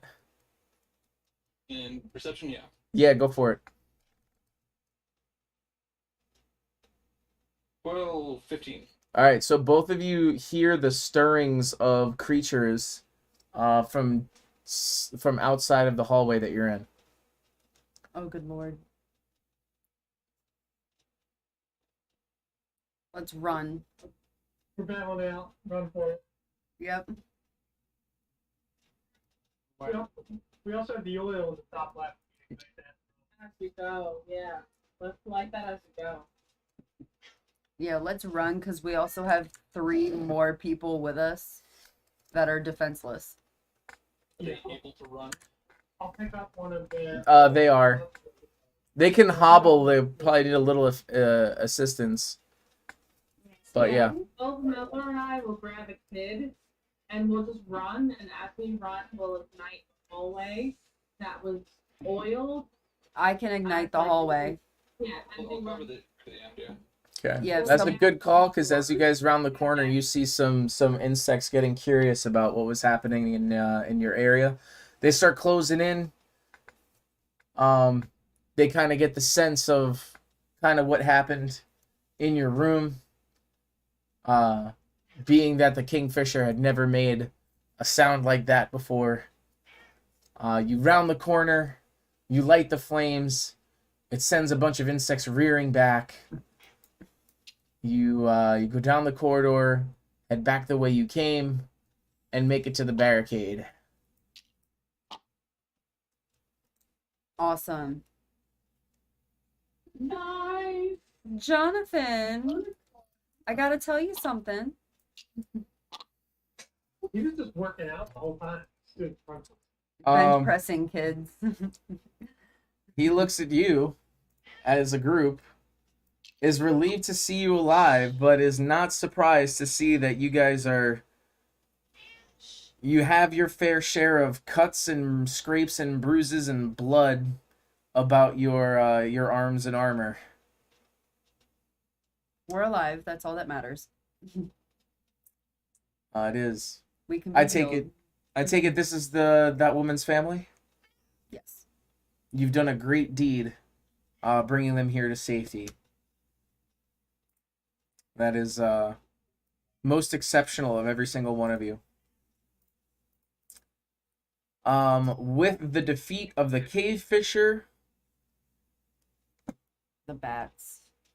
well, you already got the XP for that, and Oh, the yeah. return of the family, everyone can gain an additional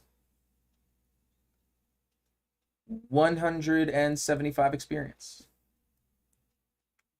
Can I ask Jonathan what the organization is? You absolutely can. Where did it go? What's that say? Noting his clear cut tattoo on his chiseled shoulder.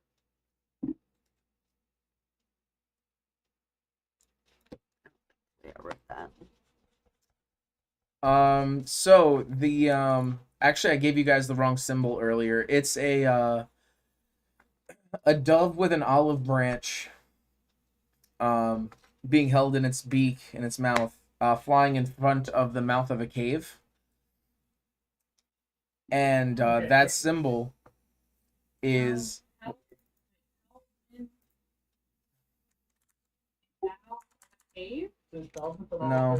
Hold on. It's a dove in front of a cave opening. Before it was a heart, I was sword. Alright, where's this one? Yeah, I gave you the wrong one earlier. That's my mistake. Okay, what is he a part of? What's the organization? He tells you he is with Grace of the Caves. Says let's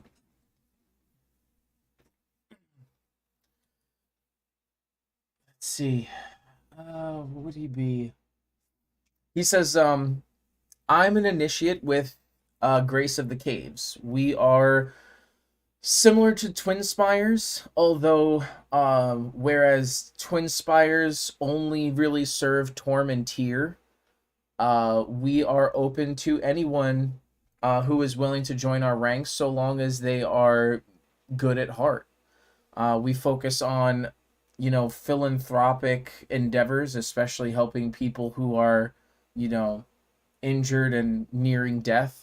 And you'll see us in situations like this. Normally, we're here in these halls, but you'll see us, throughout the caves as well. And also, unlike the Twin Spires, we don't evangelize. I'm sure if you run by them, they've already tried to, pitch their faith to you and get you to serve Torm and Tyr. And if they didn't, you're quite fortunate.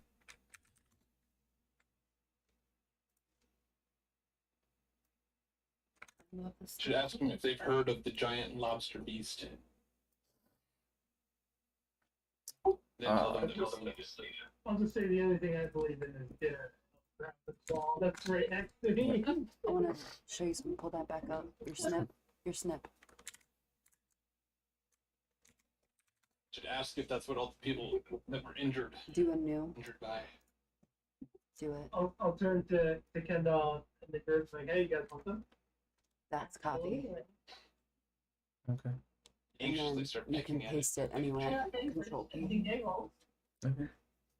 Like, yeah, ever yet? You want some of I'm good. I'll leave this. I posted a picture of the Grace of the Caves emblem in the D&D chat. All right, I take it everyone's doing their long rest. Yes. I took like 70 points of damage. Yeah, Jonathan will say, yeah, you guys definitely look exhausted and like you've been through a little bit of hell. Will Grace of the Caves always make sure that anyone who needs, you know, any type of rest or recuperation can do so in peace here. So don't worry about any sort of attacks or thievery or anything like that, because we're constantly on patrol, and even if I'm not here when you wake up, which I probably won't be, someone else will. Do they need help with like cooking or anything like that? Like, what can we do when we're like resting? Like, what does that mean? Like, we're not fighting? It's your downtime, yeah, whatever you want to do. Literally, it's like you sleep, and then it's your downtime to relax and recuperate and all that. You want to prepare your spells, more than likely, if you want to tag some in and Yeah, whatever. but You could read a book. I was just trying to You be. can't do You anything could beat productive people. while you're sleeping. You could play You're just games gonna if you want to gamble with some NPCs. You can do whatever the hell you want. Well, Yeah, I'm good at. sleep. Then after that, we can. Yeah, but I'm good at cooking too. So like, if you guys need something to eat, like that's one of my things. Like while I'll we're say one thing. yeah, because my profession is cook and carpenter, so I'm a really good cook. Oof, terrible commercial timing. What happened, Steven? Which one did you miss? Can I say one thing to you? And when she's cooking, for the group, I'm like, we never get those damn guys who shanked us. We'll get them. Wait a tick. I just remembered something. Don't good berries give you health back? Isn't it like 1 HP? Yeah. I have good berries. Yeah, because Amanda could make good berries if you guys ever needed HP in a pinch. Yeah. That's one of my spells. But yeah, like we're downtiming and I'm cooking, so we're gonna like eat and then sleep. Cut out as you were doing your faction introduction. All right, so just to recoup here for Steven. So also Ashley's Steven, Mr. Langan, one of my closest friends from out in Fargo, is also named Steven, and he is in the chat. So do not get confused if I refer to him, because there are two Stevens present. So cut out as I was doing the faction introduction. I was saying Grace of the Caves is a philanthropic and theistic group, but they are inclusive of various faiths and deities, whereas a similar group that is a counterpart to them called Twin Spires is dedicated to Torm and Tyr. Grace of the Caves does not evangelize by nature like Twin Spires does. However, some members do preach their faith in their own time. Ultimately, their goal is to rid the caves of evil presences in general and provide healing services to the wounded and to the less fortunate. Are you Stephen? He is Stephen with a V. That is the most important question, is it? That's me. You didn't know. I know it is. I remember the first time you came in here, you didn't fucking tell me it was you, you jerk. But yeah. So, there we are. All right, so everyone is leveled up and healed. We ate. You guys ate. You cooked. Everyone remove a ration, I guess you could say, from your from your inventory. I was eating lamb lobster. I was about to say, because we still have like crab and stuff, like a bunch of shit from like 2 rounds ago. I got a lot of Like I didn't have to really make anything. I couldn't like out of our inventory. Yes, love. Come here. All right. Choose to only eat bugs and large insects. I mean, that's protein. He loves the What we're surrounded mommy. by. He loves the mommy. All right. These are the keto caves. It's all protein. Guano. Guano for life, man. It's funny. All right. I think that is a good place to stop. Went a little later than I expected, but that's okay. I'm only just realizing now, after all that, how big this actual part of the cave system is, but that's all right as well. Now, Amanda, you kicked ass tonight. Thank did. you. Thank you. Amazing what she can do when she's conscious for a D&D session. Thank you. Last time, what was going on? Well, just the last 2 times she fell asleep right at the end. Well, it's Friday, so like I've been working 10-hour days. So I mean, like we're old as fuck, so I'm surprised I'm awake at 12 a.m. I know, but like there was something about this round where I was like more excited to play. Like not saying the other times were boring, but I just didn't feel as interested. So like I was watching and like doing what I needed to do, but it wasn't like really interesting to me. Like this time we were doing a lot of fighting and it was interesting. You fucking killed it tonight. Did I redeem myself for falling asleep? I mean, Yeah, you killed everything. you were fine the other sessions, but you fucking kicked ass this one. Thank you. Yeah, it's like that. There will be plenty more opportunities. See, I was trying to like map out. What we mapped out looks like a cow.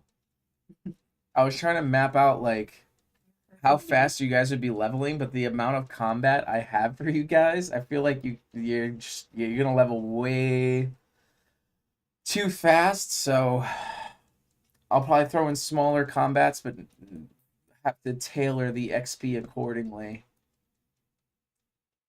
Yeah, kidding aside, that's one of the tough things with this version versus Milestone. It's just a little bit harder. Mm-hmm. What we mapped out looks like a cow pattern. A little bit. But yeah, I'll have you guys move up into the hallway over yonder. You'll see in this hallway that it starts shooting back uphill. But there's more than enough room for you guys to kind of huddle up against the wall, kind of rest up a little, catch some shut-eye. Still gotta find those criminals. Yes, you do. You gotta dive back in there if you want. Mm-hmm. There are, I mean, technically, like, there's this upper section that you didn't actually go into. It's just kind of cleared out, and then the entire bottom section that's still available. Those guys are totally The dead. whole west area of the caves. And then, yeah, everything else outside of the Who nest. asked if they have a map? Huh? Well, no, because it Who said wasn't. next time we just I barricade, right? I did What's ask. up, Roman? I did ask if it was mapped out, and they said no. The nest is not mapped out. Like, this section that you're in specifically is called the nest. Some also call it the labyrinth. She's Holy caught. shit. What's she Stop doing? doing stupid shit. She was caught on the blanket. Their sharp ass claws. Yeah, I gotta clip her nails. Anyway, so yeah, the nest is not mapped out, but there are maps of the rest of the cave. Well, I asked if there were maps, and you said no. I thought you meant of the nest. No, like Of the whole cave? I asked if the caves and the caverns and everything Oh. were mapped out, and you said no. Sorry, I misunderstood you. I thought you were talking about just the nest. I cast Fireball, and no, I don't care how small the room is. Well, I cast Magic Missile into the darkness. God, I missed that fucking shit so much. All right, y'all. Donk. All right. So we are good. Roman. Let's see, where are we at? What's today? It is March. It's gonna be the 11th. Before we know it, it's going to be warm out. Do we want to do Wednesdays when it starts getting warm out? Wednesdays aren't super great for me, but I could probably make it work. Yeah, we can talk about it because I know when the weather gets nice, you know, people like to have their weekends. So. Yeah, we like to do stuff on Fridays, on Friday night. I mean, we could do the 24th. I mean, we could even do next Friday or the Friday after. You know, we're pretty good on Fridays. I mean, I'm Wednesday. We don't do shit. The 31st. I have to double check with when I'm flying back. Well, if it's the 10th, then we do the 24th. If you're doing the 31st, you're fine because we're off that week. So. Oh, okay. So, what? Is this weekly or every other week? Every other week. You just figure it out as we go on the group chat, right? I mean, if you guys get a hankering for D&D and you're like, yo, let's get an extra one in, I probably won't complain because I got a shit ton of fucking writing done. I literally got everything done all the way to level, what did I just start? Level 8, I think? Or 7? 7, 8? Something like that. So, yeah, I built a lot. Honestly, I'm thinking that if we cruise through this, there might be enough content. What do you call it when you go past level 20? Never gone there. Me neither. Called Epic. Yeah. Oh, mythic. not really. It's just literally called Mythic. Steven with the V said it's called mythic. Yeah, this might end up turning into a mythic campaign potentially. Like we might actually end up doing a level 1 to mythic level campaign. There is so much content that's going to go into this. Let's fucking do it. Yeah, we're down. I've never done that before, or 4th edition D&D. So, and that's another thing with going back to Legend and the way Alex built Legend is I've never gone that high in levels before with D&D. But again, how Alex built it is literally you could become a god. If a campaign ran long enough and you actually wanted to make that a goal of your character, there is no cap on how powerful you could potentially become if you put the work in and your character doesn't die. Like, the world is at your feet in that RPG. So, in essence, what that would look like is, well, obviously you just gain levels, but you would have a mastery, say, as a caster, for example, over basically every domain of magic. You're probably also proficient at creating your own magic as well. You'd probably devote yourself to a deity that would create a door, like a foothold into the celestial realms. You'd basically ascend from like this superhuman being based on your magical capacity to being a demigod. And then after proving yourself as being a demigod within whatever faction you're in, you would get ascended into god form, which has basically never happened for an actual player character yet. But there are NPCs who were humans, as their story has been told, who did become gods through that avenue. So, like, you could become a god as, like, there was one god he created, his name was Stein. He's a god of justice. He started out as a human and became not one of the most powerful. He's kind of like a mid-tier god, but he achieved it based on the lore that he created. But yeah, great RPG. I'm not going to lie. Like, I really miss playing that one. But yeah. All right, everyone go to sleep. It's 12:30. All right. Love you. Bye. Love everyone but Ken because I don't really know him. Aww. Bye. Sleep Bye. tight. All right, Steven, yo, thanks for coming in, bro. No, you can't make me. All right, yeah, I know you're up for another like 3.5 hours. Yeah, this was dope. We got the fog of war going. Actually, Roman, this was the reason that I wanted to I was asking you if you had Tabletop Simulator, because I was trying to figure out how to make the Fog of War work, and we did figure it out tonight. So that was good. Now you're not staying up for another 3 hours. You got an early morning. Are you getting your tooth taken care of? Is that what you're doing? Bro, me and you both with our tooth issues, I'm telling you. Teeth. Well, I have a tooth and he has a tooth, I believe. Yeah, but together it's teeth. Our tooth issues. Our teeth issue. Either way. Nah. I got your package, by the way. And Both of snagging them. a crazy rare vintage chair. Okay. He's got 2. D has 1. Where's the other one? In my room with D's Oh, dress. yeah. That's right. I think that's his air tags in my room. Okay. Well, I got another package for him around here. Oh, it's down there. Down yonder. Hopefully, if everything works out, that's pretty cool, dude. Can't argue with that. Check out 4th edition Epic Destinies. Do they have anything like that for 5th edition yet? What does that mean? What does he mean? Like an actual like chair that you can sit in? Yeah. Some more sleeves from the last shipment. Yeah, that's what it looked like. It looked like some more magic stuff. Kind of. Well, let me see. What do they got here? Actually, I'm not gonna do that one. I'm gonna do this one over yonder. And then I'm gonna do 5th edition level. 5th edition D&D epic levels. Past 22nd level.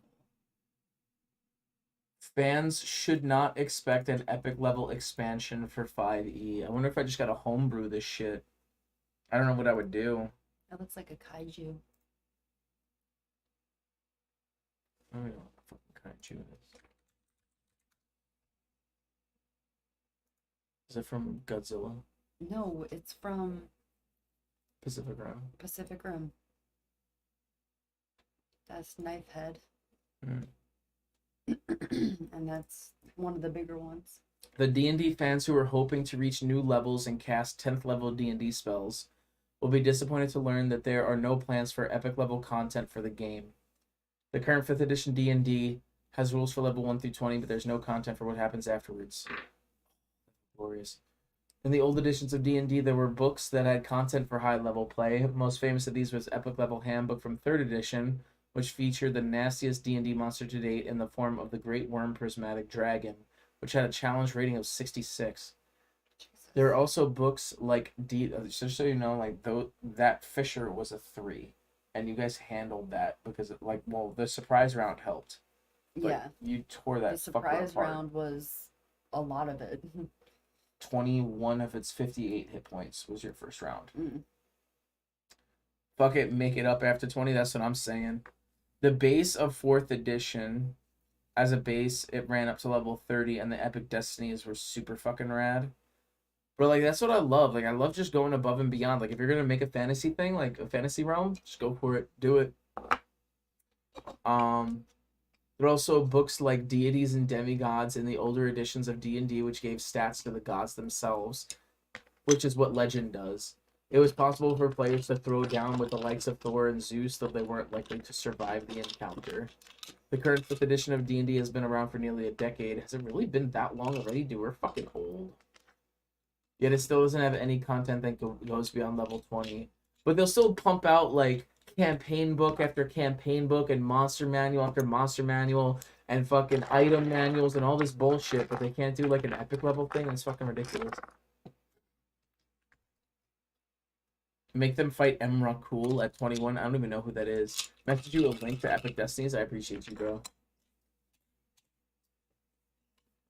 There's so little content for existing high-level play. It seems this won't be changing anytime soon. Wizards of the Coast executive producer for D&D, Ray Winninger, was recently asked during a press event about new high-level content. According to Winninger, this isn't on the cards just yet. It probably won't be. I heard that they're toying with a 6th edition already. D&D 6e. or 5.5e. One D&D release date speculation and news. Wizards of the Coast next evolution of Dungeons and Dragons called 1 D&D, whatever, why, aka D&D 6e or 5.5e is coming in 2024. 1 D&D is reportedly still over a year away. We have no whiff of a specific date, but the clock is certainly ticking down. It's just so, I don't understand why. 5th edition is like the greatest thing that they've produced so far.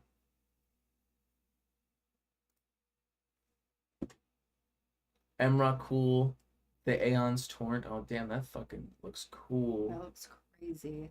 Was this 3.5? It looks like a 3.5 handbook.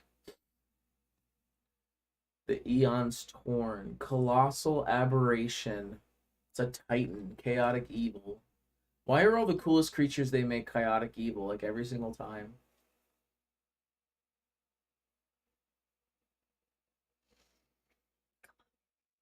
Alright. I'm having fun streaming to everybody. Oh shit, I remember Emrakul because duh.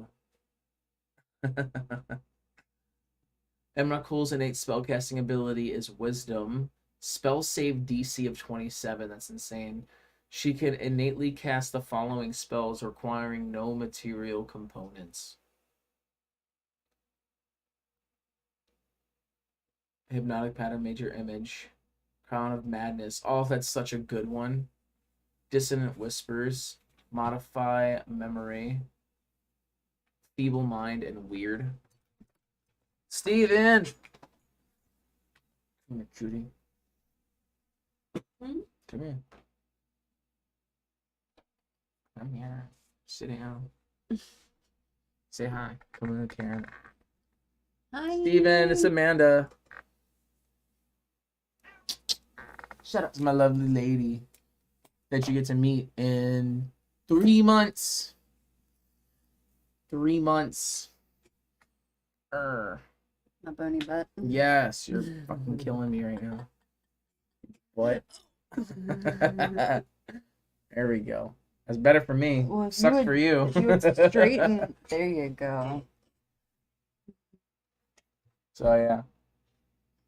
This is my darling. Legendary resistance 5 per day. That's sick. If Emrakul fails a saving throw, she can choose to succeed. She could choose to succeed instead. Jesus Christ. Bear the flesh. When Emrakul reduces a creature to 0 hit points, that creature's skin becomes a pile of yellow dust. Infinite Mind. Emrakul is not required to maintain concentration on spells and other effects that would normally require it. Actions. Multi-attack. Emrakul can use her Gravity Distortion. She then makes 8 tentacle attacks. That looks like hell.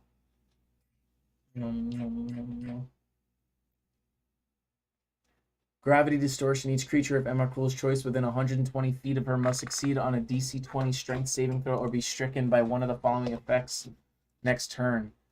Crushing Burden. Gravitational Vice. Upheaval. Dude, that sounds like hell. Fighting that creature. Sounds like absolute hell. I feel like you need just so many hit points. So many fucking hit points to deal with that. 35 D20 plus 245. Like, how does that even happen? How do you get 612 hit points? How do you beat a creature like that? I don't even understand. Challenge rating 30. The other one was 66. How does it get harder than this? That's nuts. That is insane. Alright, guys. This was a blast. I have to save these VODs. You wanted something epic? Yes, seriously. But I need to get them there. Take legendary actions. Emrakul can take 3 legendary actions, choosing from the options below. Only 1 legendary action option can be used at a time, and only at the end of another creature's turn, Emrakul gains spent legendary actions at the start of her turn. Wow.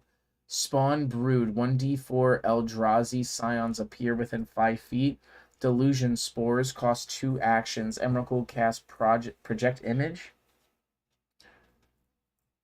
An Annihilator costs all 3 actions. Target creature with less than 100 hit points must immediately make a DC 15 Constitution saving throw, be instantly reduced to 0 hit points, which means you're instantly reduced to a pile of yellow dust. That is horrible. 15 squirrels. Alright. It's fucking wild, bro.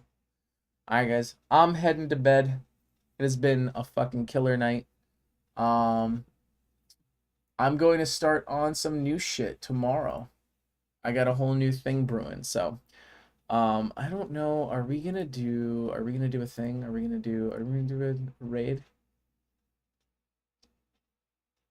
Is Winnie on? Rissa's on.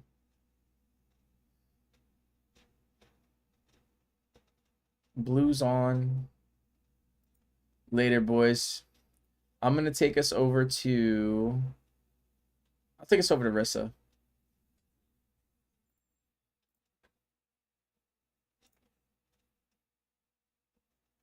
Raid.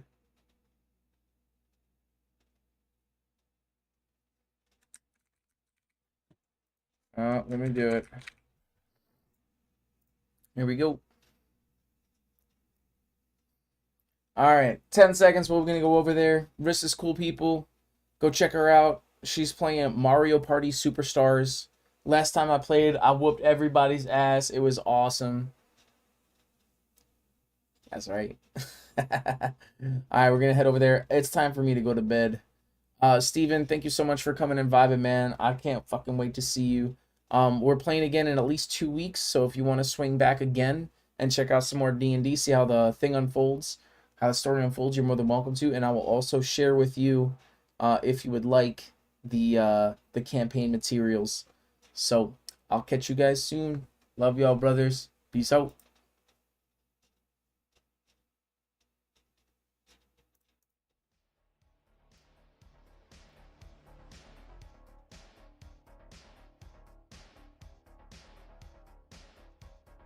Hey!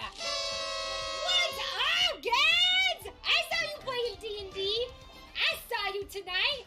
What are you doing, my man? Hey, what's up? Do you like the fit? Do you like the fit? Sigma! Sigma, do you play Overwatch? Tell me you do, please tell me you do. Hi, welcome in, Raiders. My name is Average Go Games. I'm a variety streamer here on Twitch. Play a myriad of games from first-person shooters to adventure games, scary games, to whatever I want. Today we are playing Mario Party, and we're gonna move on to Super Smash Bros. Because it's Mario Day. So I got Waluigi, and we got Peach, and then we have our beautiful, someone say Overwatch, Sigma Squared! Right, amazing Luigi, thank you so much. Do you like the nose? Do you like my mustache as my eyes? I cannot get over it. It was such a good idea. But this is my main man over here is Peach, and then Yes, we got darling. some hot, sexy Mario over there. On or off? You another wonderful streamer. And so far, I'm getting wrecked in freaking Mario Party, and I mean eaten alive. It's how's it going? Who's winning? The freaking computer. Because he stole a star from me like an asshole. Oki is winning because he just got his 4th star. That sucks. Don't tell her. I'm the beautiful Daddy Rosalina. Yes, you are. Yes, you are. But yeah. This has been hysterical. Yeah, no, it's been something else. Let me tell you what, and I'm a little paved. You wanted to play 20 rounds because you wanted to destroy them? Yeah.